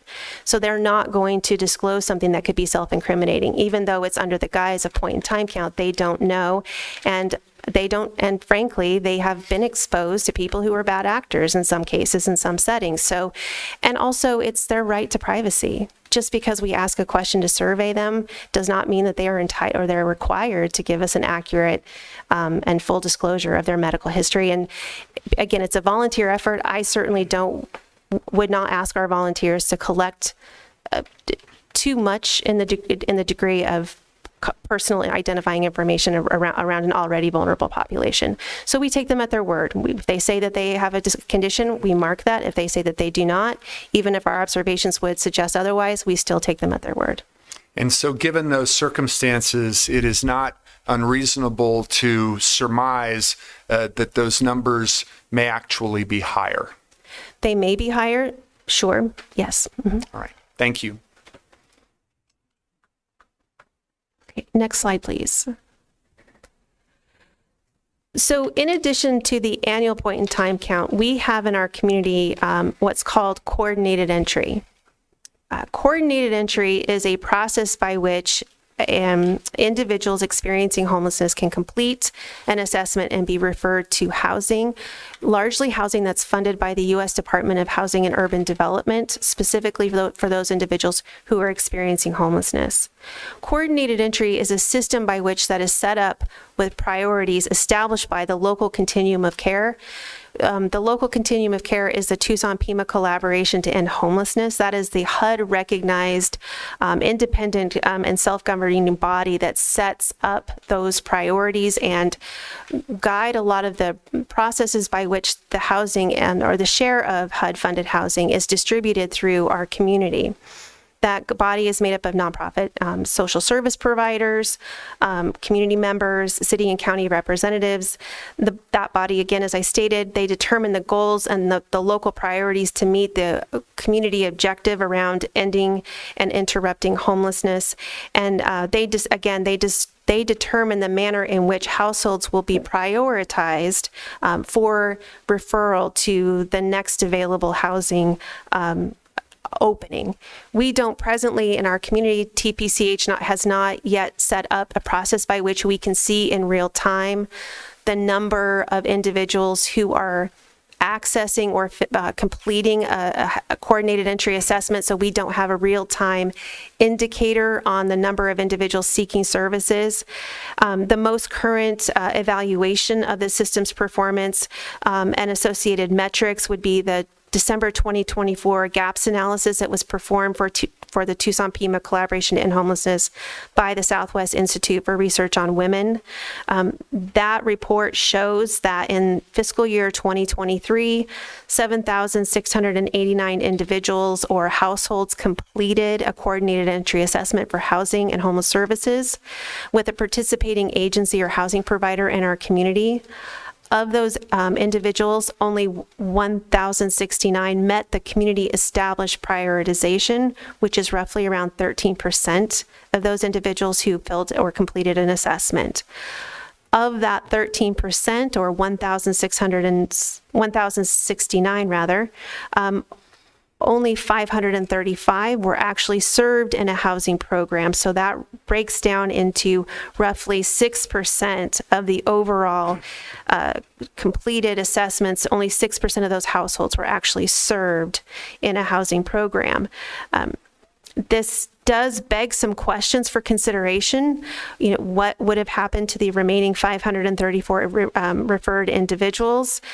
It could be a matter of the housing providers not being able to locate the individuals. So at the time that they initially completed that assessment, the individual may have been moved along. You can see that happen if they were in a shelter and their shelter stay had of 90 days had been met and they had to move along to another shelter provider. Any sort of disruption in where they might be staying in those types of systems can also make it very difficult to find those individuals. The other question is whether or not the individual met the actual program eligibility. So while there is a community prioritization by which these households are referred out to the next available opening, when they're referred to a housing provider, the housing provider may still have eligibility requirements that those individuals still have to meet. And if at the time that they're matched with that housing provider, they don't meet that eligibility, they can be declined by the housing provider.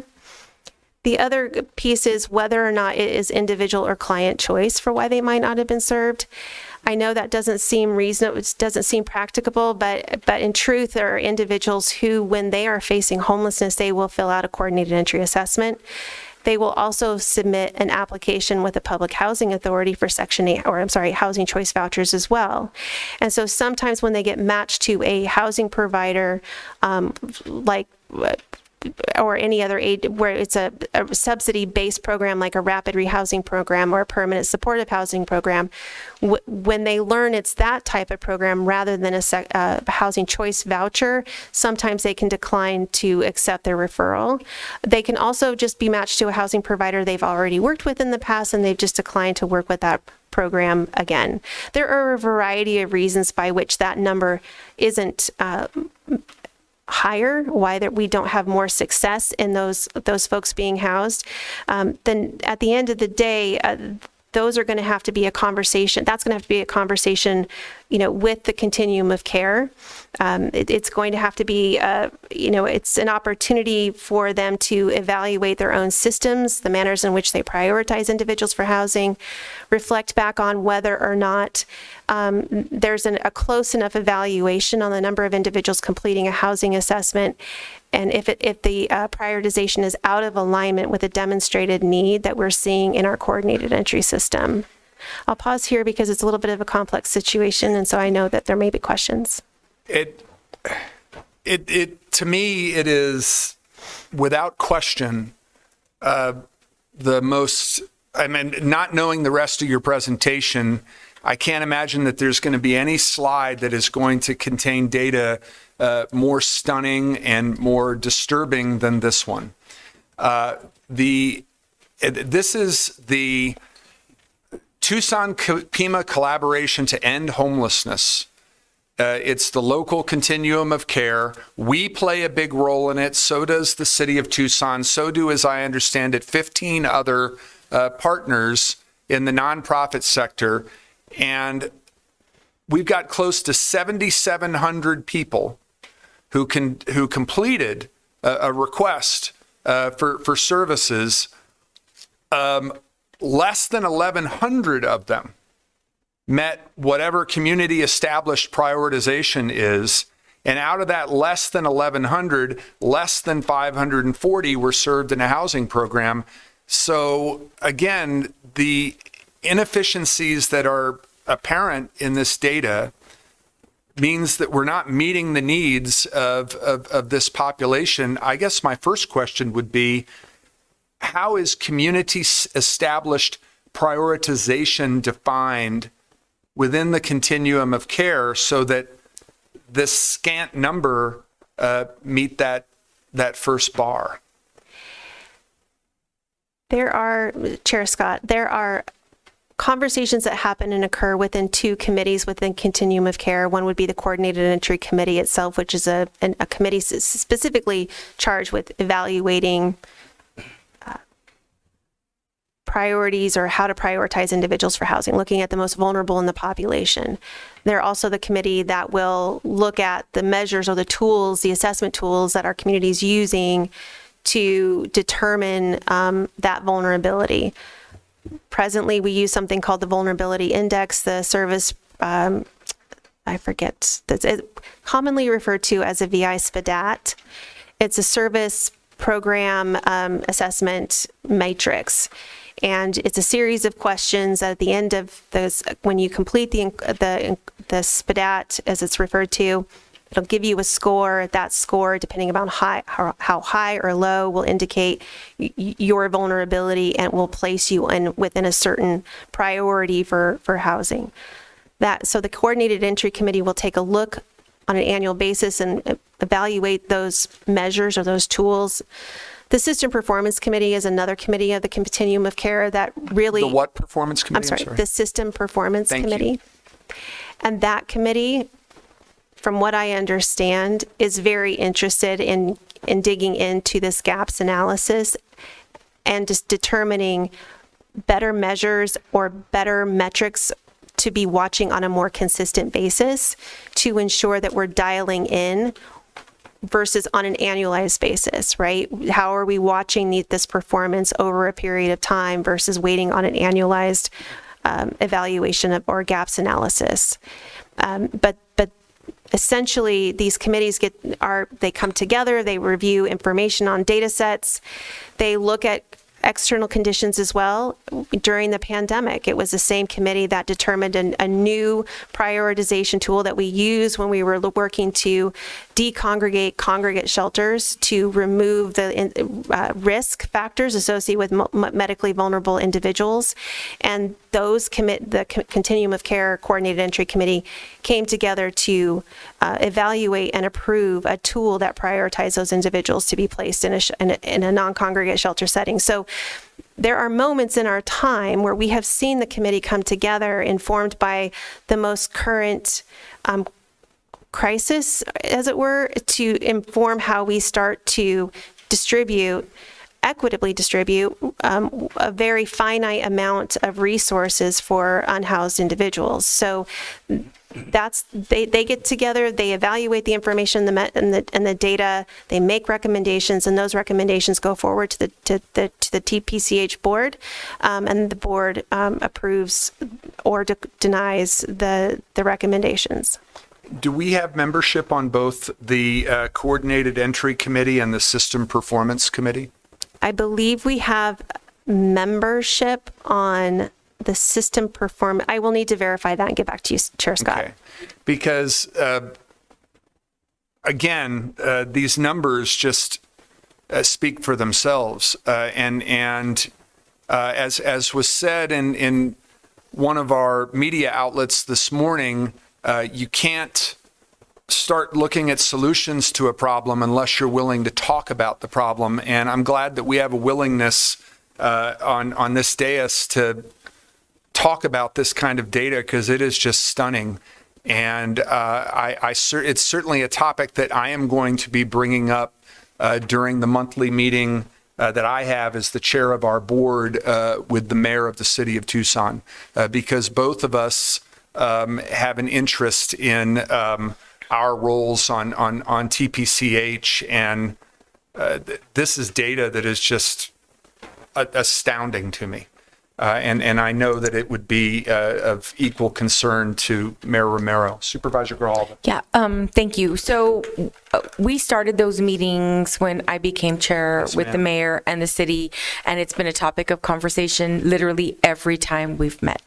I think it's good for us to understand some of the complexities of why people are not qualifying for different services. Because I think that, if you just look at the numbers and go, oh my gosh, we're not doing enough. Well, no, we're not. But there are also limited resources, and there's different reasons why people are choosing not to go into to get services or completing the process. Many times people are faced with the situation that, they have a pet and the pet's not allowed into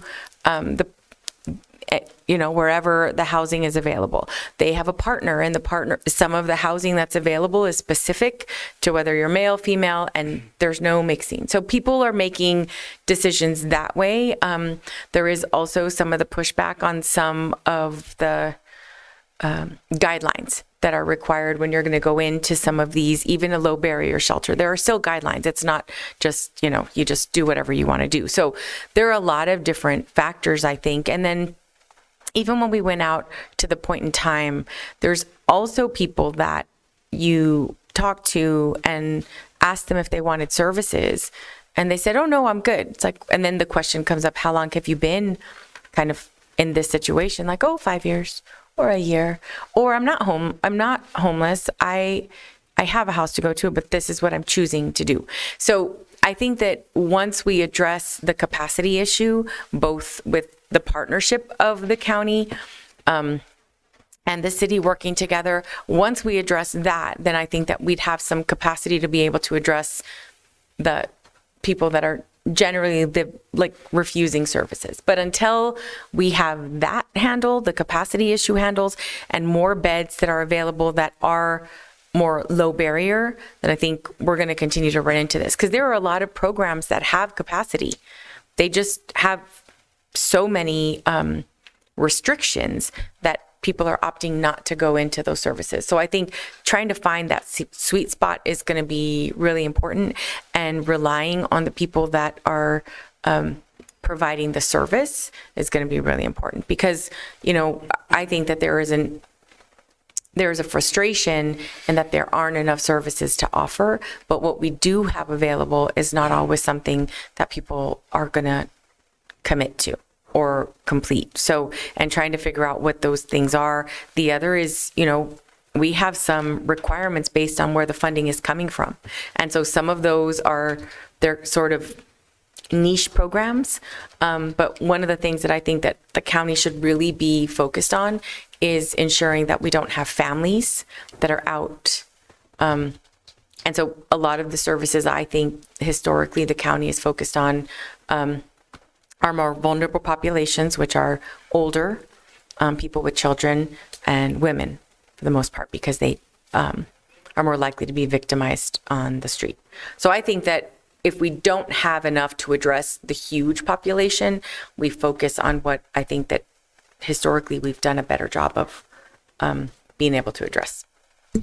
Supervisor Grijalva, thank you. And I'm very pleased to continue the monthly meetings with the mayor that you initiated when you were chair, and to continue this dialogue.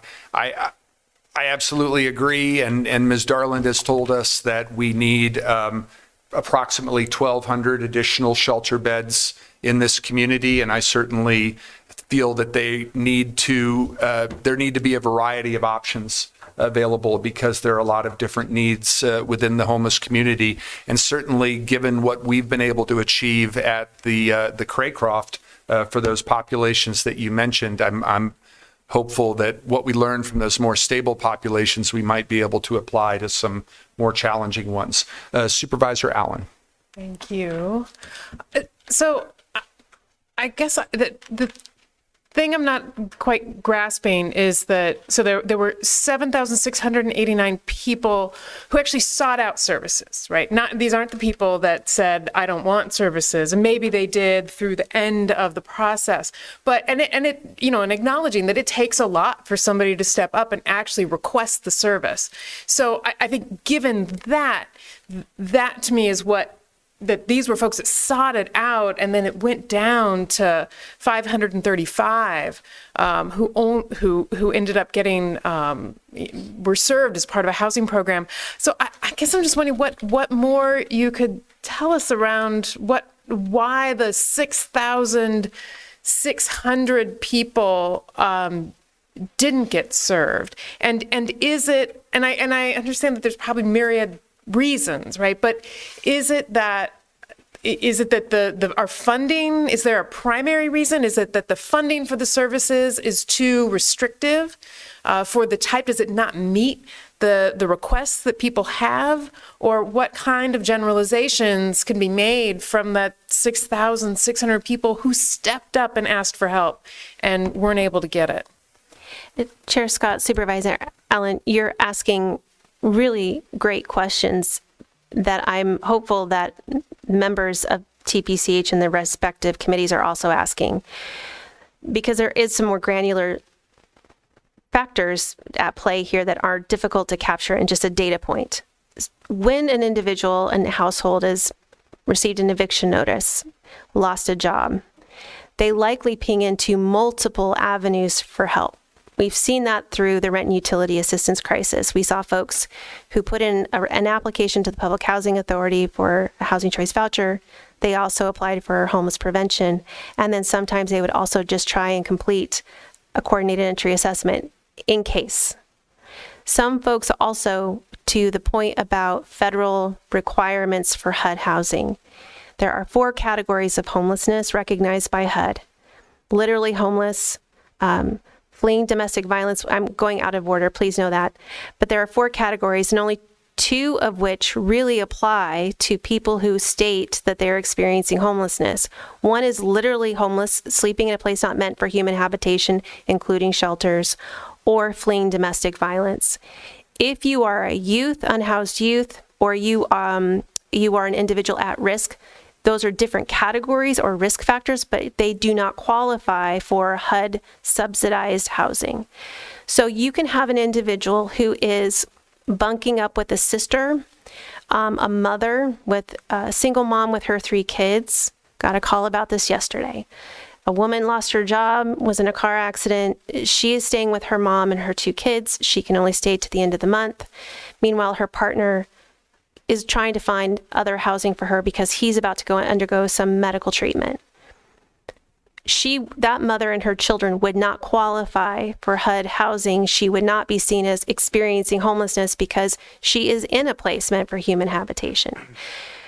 This is where our rent and utility assistance programs become very important. This is where potentially our eviction prevention programs become very important, because now you go from an individual and her children being at risk or being at risk of homelessness to an older adult also potentially being homeless because there's a violation of the lease by having people not on the lease in the home. This is where things individually, right, the individual homeless crisis can become very complex on a case-by-case basis. And so that's one of the elements of consideration. You can have a number of people hitting your coordinated entry system who at the time that they do the assessment are not actually experiencing homelessness. It's all self-report. And at the time that they are matched to a housing provider, they may have resolved their housing crisis. They may have gotten assistance elsewhere. The other condition could be that, they've gone missing, no contact. Over a period of days after doing your assessment, if you're not staying in touch with the agency to keep that assessment fresh in the system, you can actually fall out of the system and the system won't see you. You'll have to do another assessment. Usually I want to say that's within, I'm not going to get the timestamp correctly, so I'm just going to say that over a period of time, you can time out of the system if you're not staying routinely engaged with a provider. But to your point, Supervisor Allen, about people who are asking for services. Coordinated entry housing assessments is one of the tools that our county and city outreach teams use on a regular basis. In response to homeless protocols, both jurisdictions, our teams go out. We see if they're connected to a provider, if they've done an assessment. So when we hear people say, no, I'm good, sometimes it's because they're so frustrated because they've filled out many assessments and have gone nowhere. Our outreach staff are equally frustrated because when they go out to do it, they feel like it's just lip service. So an area and opportunity would be, what would it look like to have a continuum of care with policies and priorities aligned with jurisdictional efforts to address homelessness? That feels like a real conversation that could actually improve a thing, especially when I get to the next slide to talk about regional reports of homeless encampments. We have two independent processes that are in silos from one another. What would it look like if we could find some mutually agreed upon alignment between our coordinated entry system and the community-wide, regional-wide priorities around addressing homelessness? I participated in these conversations for a long time. There's been a lot of dialogue around what that alignment would look like. Only one time have I seen it, and that was during the pandemic on the onset, when we were able to really come together and unify around some priorities to move some people into some safer situations to prevent medical complications, including death, if some of the most vulnerable in our community were exposed to COVID-19. It worked effectively. And then when we were decommissioning, or when we as a community, I don't want to say we, Pima County, I want to be very thoughtful, when the community was rolling up that effort, and when those hotels, because they were non-congregate settings, largely in hotels, when we were starting to unroll that program, it was a strategic, intensive matter of case management, of case conferencing. I've got 5 households. They have these complexities. They're going to meet this program eligibility. I'm going to send them over to this provider because they've got the openings. Who's next? I've got these 3 households. They're going to meet this priority. I'm going to match them to this housing provider. It was intensive case conferencing that took place over a series of dedicated meetings, but we moved people into housing, including the Tucson house, right? We had a number of individuals who were served during that period of time who had been experiencing chronic homelessness, and they qualified for housing choice vouchers as administered by the City of Tucson's Public Housing Authority. So we did some really good work, but it meant we got really organized and we got really dedicated to being on the same page and on the same team.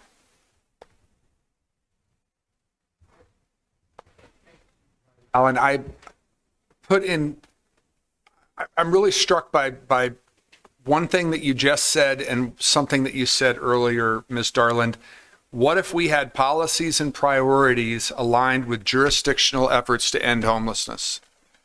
And then I go back to what you said about the work of these 2 TPCH committees, the Coordinated Entry Committee and the System Performance Committee. And you said the System Performance Committee seems to be very interested in this gap analysis, because when close to 7,700 people apply, but only 1,100, less than 1,100 meet community established prioritization.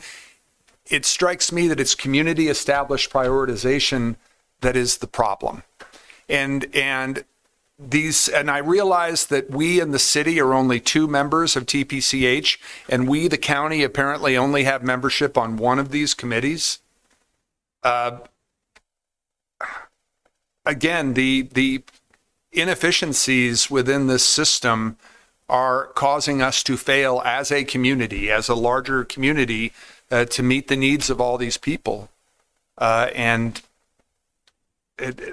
why I see the connection between what you said when you were responding to Supervisor Allen and the work of these 2 committees, which seems to be more reactive than proactive. Chair Scott, I believe.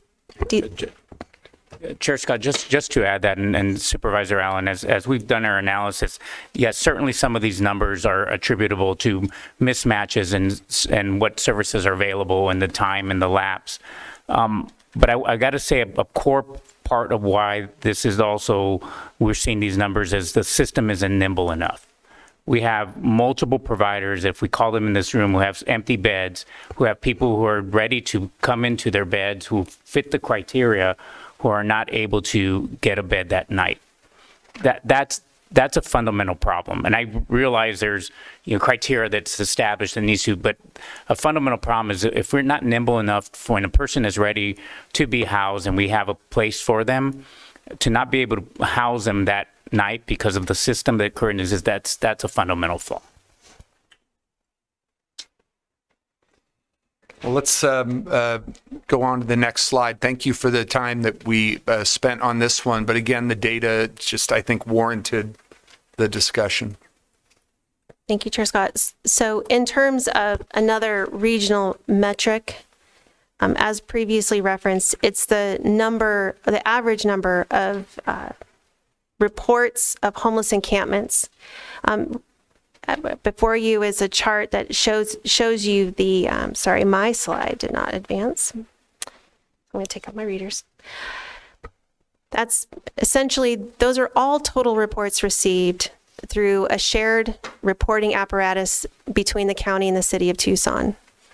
Those are not verified, so that's just the gross number of reports that we receive. There can be duplicates in there, there can be private property reports in there, and there can also be things that aren't actually homeless encampments. But you can see the volume of reports that are coming in through the region as constituents are sensitive to visible street homelessness.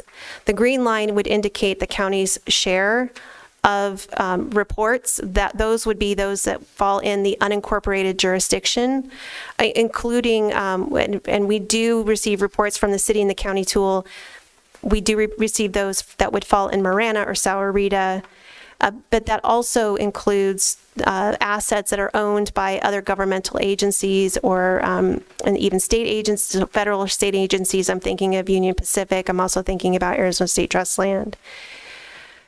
But on average, there are about 700 that come in, and of those are 39. Those are 39 assignments that would fall to the county. That does not include what the county departments are receiving directly from constituents who are familiar with that county program and the county's maintenance of a particular site or area.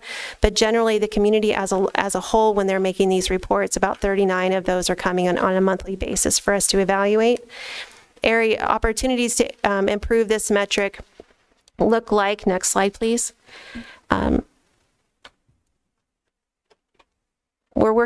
Presently we are working with Pima County's Geographic Information System team and they are a dynamic group of folks who are helping us develop some phone-based survey applications that will allow for more accurate data recording in the field when verifying homeless encampments.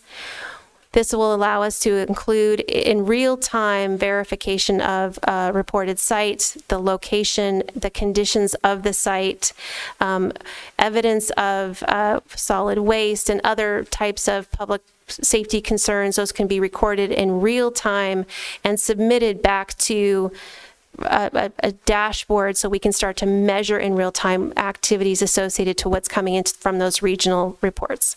Next slide, please.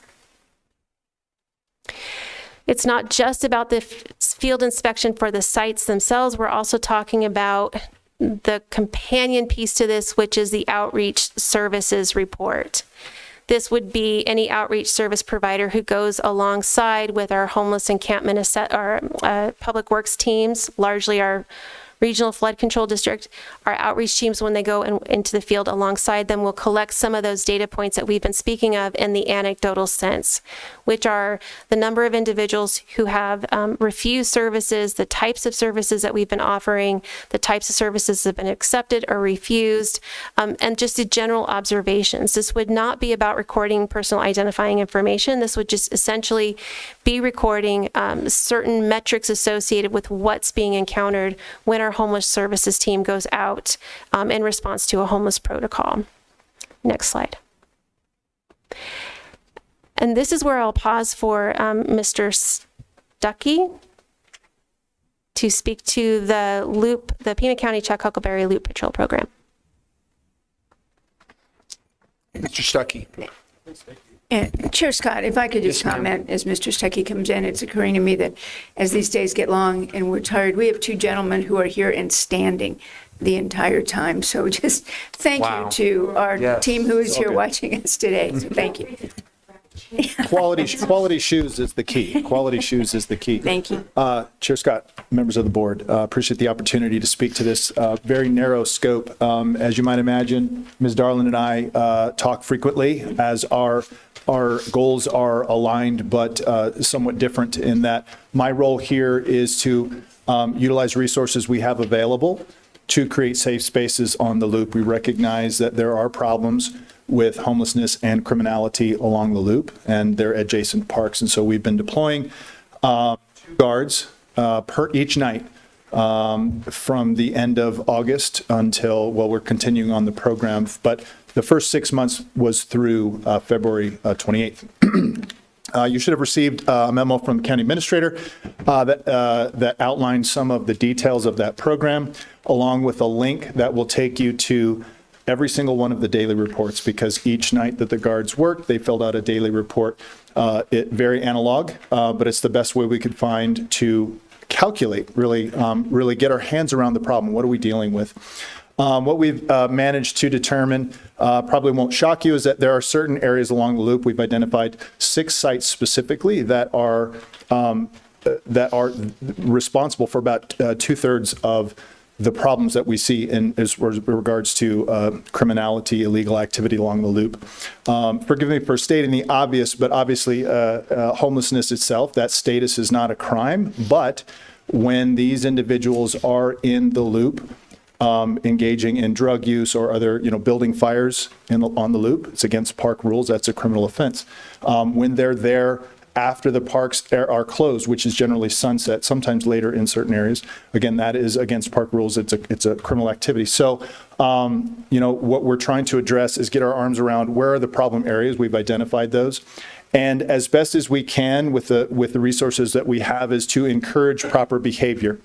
And that is part of an education campaign that was front-loaded on this, is telling people, hey, look, the park is closed after sunset. You need to leave. And we gain compliance most of the time. Those times that they didn't gain compliance, they called 911 about 30 times to engage our law enforcement partners, and there's still work to be done there as well. I lost my train of thought. What they found is early in the program is that a lot of offering of outreaches, 311, some pamphlets that they've handed out, and unfortunately not a lot of takers in that. I think Ms. Darland has reflected that as well, as fewer and fewer people are interested in services through some of the struggles that they've probably experienced. And so we've come to a point where now we need to move more towards enforcement. And the way that I see it is we have a space, the loop, the adjacent parks, that is a permissive environment, particularly so after dark, because it is generally unpopulated. Park staff have gone home for the day. All of our regular users of that area have gone home for the day. And we have folks that, because there are no eyes in this space, that are allowed to engage in criminal activity, and that's what we want to stop. We want to create safe spaces for all of our users. So my plan moving forward is to engage with our public safety partners to get a little more presence there. We recognize that that enforcement exclusively is not the solution to this problem, but it has to be part of the solution. And so we'll move forward. The county administrator has approved extension of our loop patrol plan until the end of the fiscal year, June 30th. And so we'll continue to monitor, continue to make headway with our law enforcement partners and with educating folks as to the rules.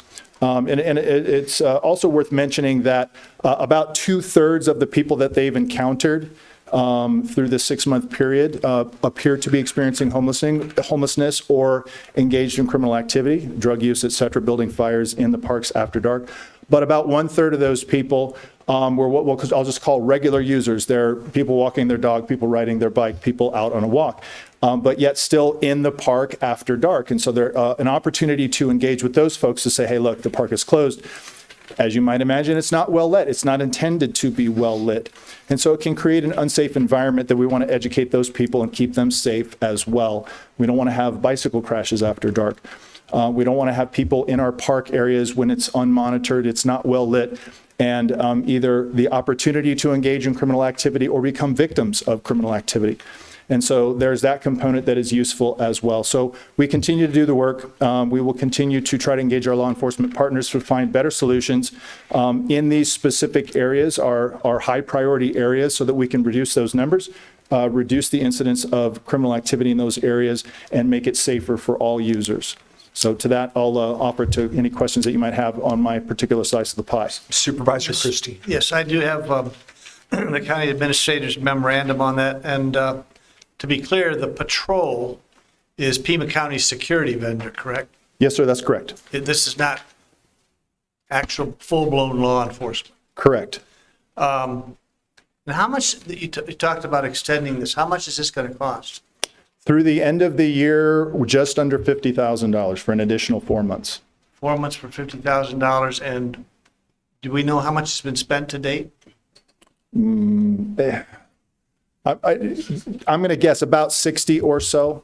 That's ballpark. So we're looking well over 100 for this. That's accurate. For about a year? Yes, sir. And how much has the city of Tucson reimbursed us for this? Nothing. Nothing. So this is No, sir. strictly a county issue? Yes, sir. Thank you. Supervisor Allen. So where are people being encouraged to go when they're asked to leave? Well, we don't have an answer for that, unfortunately, but we're encouraging them to not be in that park area because it's restricted space. It's one of the challenges that because we have conflicting interests, if we're asking them to leave the park area, the restricted area, where do they go?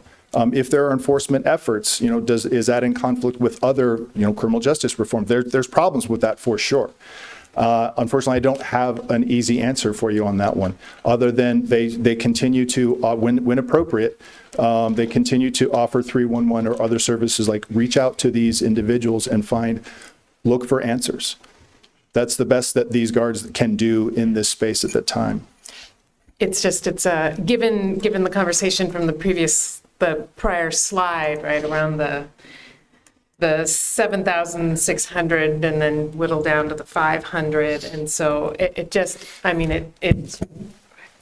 feels like we're squeezing the balloon and just pushing it somewhere else, and presumably along the loop, or just pushing people into, dare I say, a city park that they're going to be moving on to.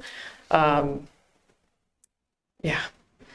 And Chair Scott, Supervisor Allen, I think that's something that is an important opportunity for us to look at. That while we've been saying here's 311, an opportunity to call to get services, let us look as we go into these next few months about what we can hand out, what we can pass out, what we can how we can connect people with those services, or at least provide an opportunity for that.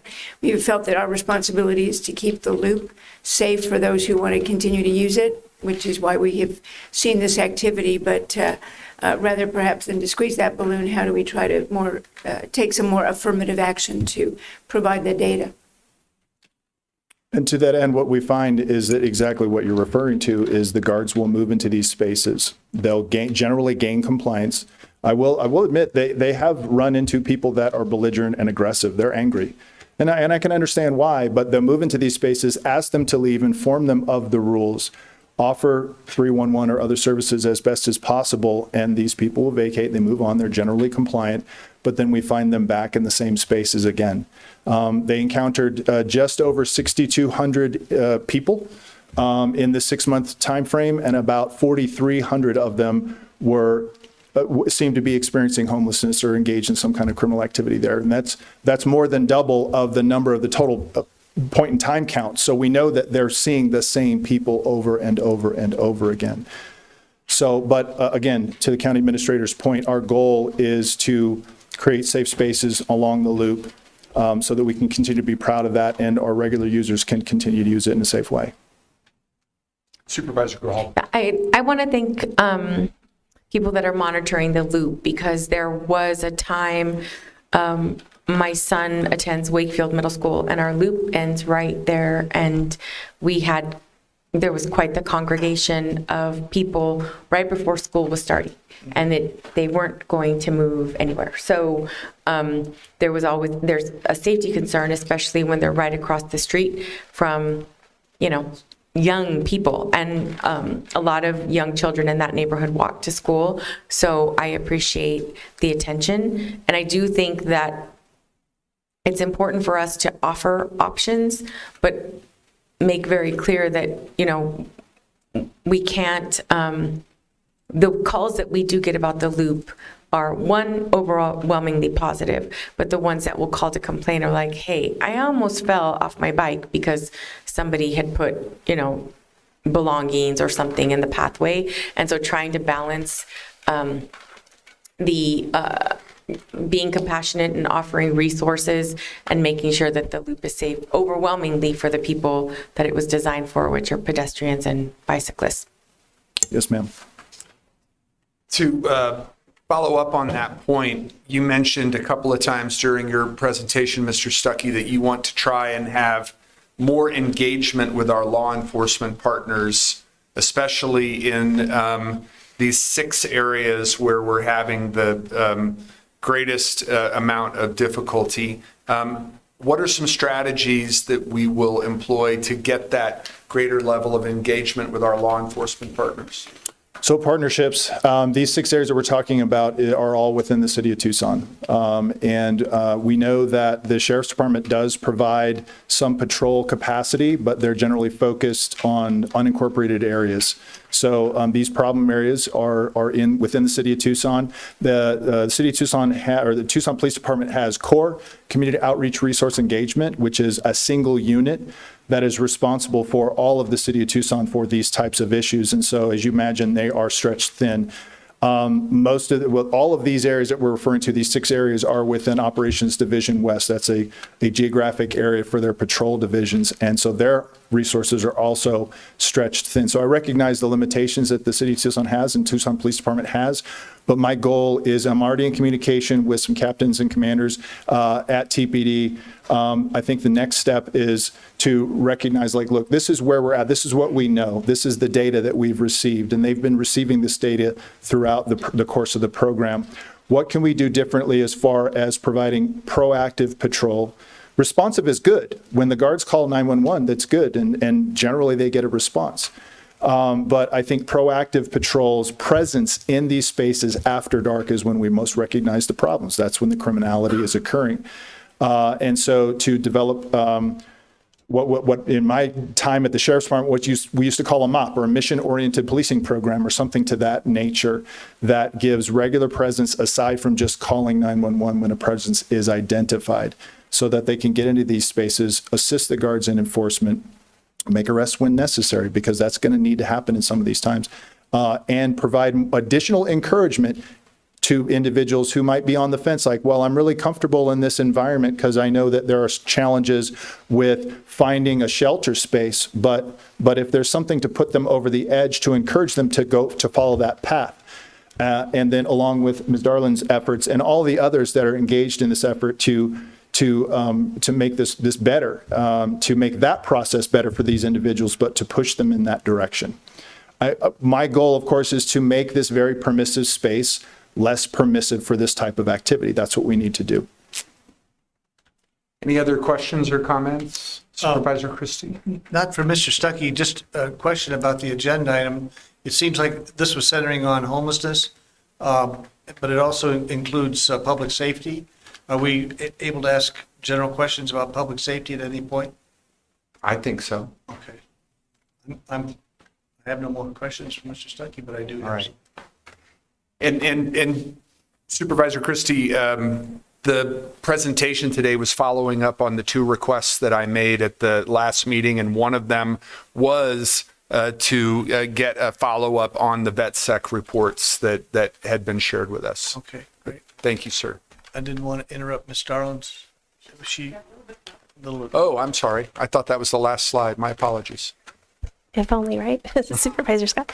Thank you, Mr. Stuckey. One of the things I wanted to say, though, about the 6 sites that Mr. Stuckey referenced, our teams, not just the county's teams, but also the city's encampment assessors, county public works departments, regional flood control, parks and rec, as well as the city of Tucson's respective mirrored organizations are also equally focused in some of those same areas to interrupt some of the activities there as well. So even though the asset is within the city of Tucson, we do share some of the Monday through Friday daylight hour efforts to try and engage individuals and get them connected to resources. Okay, so next slide. And I believe the final slide. Again, so in summary of all of the programming that we have where we can measure for increases of need or predictive areas of incoming homelessness or homeless activity, from my lane, from the Office of Housing Opportunities and Homeless Solutions will remain continuing to drill down on building out those apparatuses to pull in metrics associated with the number of reported sites and areas that are verified, they're being remediated by our public works staff, the types of service engagements that are being offered by our county outreach teams, the types of crisis interventions that may be indicated by the individuals with whom they encounter, as well as to continue to develop a county inventory of other systems of support that are accessed by individuals who are at risk or experiencing homelessness. Now, all of these systems work alongside one another, and not all of these systems are collecting unified data points. So it's going to be a little bit of an effort to identify what are some of the shared metrics, just not on a personal identifying information level, but just on a number of individuals served, and how are those being accessed, not only by referral from our outreach folks, but also by people who are making a self-statement at the time that they're receiving a service from the Animal Care Center or from our colleagues over at the Health Department. So that concludes my presentation for you all today, and I can pause here for any remaining questions. Mr. Chair? Supervisor Christie. In the interest of time, I want to share some information that was given to me that I think is terrific about the Transition Center. And their studies of after use of it have determined that recidivism is reduced from 27% to 11%. Taxpayers have been saved nearly $1 million so far. And the county has partnered with Tucson Crime Free Coalition and the Southern Arizona Leadership Council to work on Title 36 updates to include a stabilization period for people that have substance and use disorder that are admitted to the CRC. Obviously, this is a way to get people treatment and hopefully save lives. And also, more importantly, too, nothing is more important than saving lives, of course, but another important element is that these are measurable outcomes that have true data attached to them. So with that, I'm going to state some questions. I'm not going to ask for a response today.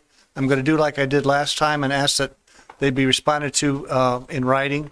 But one of my issues was that I did that exercise last time by submitting questions to be returned in writing, and I think I had 8 or 9 of them. And Ms. Darlin said that out of the 8 or 9, probably over half of them, she could not respond to because they dealt with the city of Tucson. My understanding is, and this is where I'm going to ask the county administrator for a written explanation and if I'm wrong, I'm wrong, but my understanding is that the county is paying 50% of the salary of a city of Tucson employee to work directly with Ms. Darlin. Is that correct? Chair Scott, Supervisor Christie, it was true, but that position has ended. When did that happen? County Administrator LaShaw, I believe it was the first of the year, about the first of the year. Just about, yeah, it ended at the end of December. So there's no collaboration between the city of Tucson and your office? There is collaboration, but not with a staff person. We meet regularly and communicate regularly and collaborate, but we don't have the one-person split time. And there is no opportunity for the city of Tucson to be asked these questions that Ms. Darlin said she couldn't respond to? I'm happy to take another look at that and work with Mr. Tamur, their city manager. I'm sure we can get those responses. And I will just very quickly read these questions for the record, and I'll send them on to you, Ms. Lesher. Thank you. Such as the first one is, how do we measure success rates with the partnership the city and county is engaged in the homeless space? And why hasn't the city of Tucson and TPD fully embraced the transition center? And is it possible to create public-facing dashboards that track financial expenditures and success rates? And if these answers, and by answering these questions, how do we know what we are doing is actually working? If you ask people, 30 people at a Walmart parking lot, have we made a dent in the space? And then they'll clearly say no. And then with voters passing Prop 312, even in Pima County, there is a desire by the public for accountability. So I'll submit these questions, and you can direct them to Ms. Darlin to see what she's able to answer. And again, isn't there someone in the city, since we're allegedly collaborating with them, that could respond to these questions on behalf of the city, like Ms. Darlin does on behalf of the county? Thank you, Mr. Chair. Thank you, sir. All right. Thank you all very much. Ms. Darlin, thank you not only for your very thoughtfully prepared and extensive presentation, but also for devoting your better part of the day to being in this room. Very grateful to you. We're going to come back to the regular agenda, and we're down to item 21, and I wondered if my colleagues would be okay with considering 21, 22, 23, 25, and 26. We have already approved 24. Can we add 27 and 28? Yes, the only reason I broke them up is because they were in different sections, but I'm willing to consider that. Could you do that again? Yes, sir. Items 21 through 28, with the exception of 24 that we have already approved. 21 through 20. I'll second. Okay. Yes, we're considering items 21 through 28 with the exception of 24 that we've already approved. It was moved by me, seconded by Supervisor Grijalva. Discussion for any of those items? Yes. Supervisor Christie. Mr. Chair, the only issue that I want to bring up is that I can vote yes on everything except item 28. Okay. So why don't we consider, I'll amend my motion to consider items 21 through 27 with the exception of 24 that we've already covered. I'll accept that. Thank you. Any further discussion? All those in favor? Aye. Aye. Any opposed? Okay, those items are approved. Now we'll go to item number 28. I'll move the item. Second. Moved and seconded. Any discussion? All those in favor? Aye. Aye. Opposed? No. Okay, it is approved 4-1 with Supervisor Christie opposed. That takes us to item number 33. Chair Scott, I'm wondering if we could move 33, 34, 35, and 36, and I'll read the resolutions. So I'll move that, is anyone here to speak in opposition of any of those items? If not, I'll go ahead and move item 33, ordinance number 2025-5, 34, ordinance number 2025-6, items number 35, resolution number 2025-4, and 36 is just the item. Oh, wait, I'm sorry, I apologize. Resolution number 2024-5 and ordinance number 2025-7. I'll second that. Did I do that right? I close the, well, I did, okay, yes, close the public hearing. I'll second.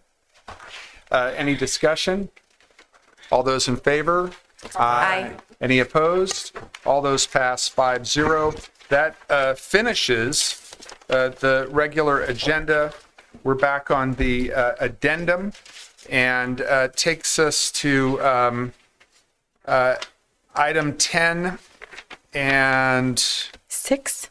Pardon me? 5 and 6. Oh, yeah. I apologize. Mr. Chair? I went too far on that. Yes, sir. With your permission and the board's permission, I would like to ask that item 5 and 6 be continued and placed on next month's agenda. Next meeting's agenda. So on the March 18th? Please. All right. Is that, Please, make a motion to do. I'll second. All the, I'm going to go ahead and support it. I just am wondering if we can get a little more specificity on 5 since Supervisor Christie, you've put a similar item on the agenda since January 2022 10 times. And so I'm just wondering how this one is going to be different than the previous ones and if there's anything that staff could bring forward more specifically to address your concern. I think it'd be great to have an attachment on that. Sure. Thank you. all right, so we have it moved and seconded to move items 5 and 6 to the regular agenda on March 18th. Any further discussion? All those in favor? Aye. Any opposed? Passes 5-0. And wondering if we could consider as a bundle items 10, 11, 13, and 14. We'll be able to vote accordingly. Do you want to vote for all of the? I won't vote with the majority on most of them. Okay, let's take them one at a time then. Okay. Item number 10, Tucson Center for Women and Children Incorporated, doing business as Emerge to provide for the Emergency Solutions Grant. I'll move the item. Second. Discussion? All those in favor? Aye. Aye. Any opposed? Okay, that one passes 5-0. Item number 11, Compass Affordable Housing to provide for Pima County countywide rapid rehousing program. I'll move the item. Second. Moved and seconded. Discussion? All those in favor? Aye. Opposed? Opposed? Item passes 4-1 with Supervisor Christie opposed. Now we'll go to item 13, acceptance of a grant from the United States Department of Housing and Urban Development to our Community and Workforce Development Department. I'll move the item. Second. Moved and seconded. All those in favor? Aye. Oh, I'm sorry, discussion? All those in favor? Aye. Aye. Any opposed? Opposed? Item passes 4-1 with Supervisor Christie opposed. And then another grant acceptance to the Health Department for the Arizona Department of Health, from the Arizona Department of Health Services. I'll move the item. Second. And can I ask for clarification? So this is $100,000 a year roughly? Okay. All right, thank you. Any further discussion? All those in favor? Aye. Any opposed? Opposed? Item passes 4-1 with Supervisor Christie opposed. And I believe that concludes our meeting. That was Thank you all very much.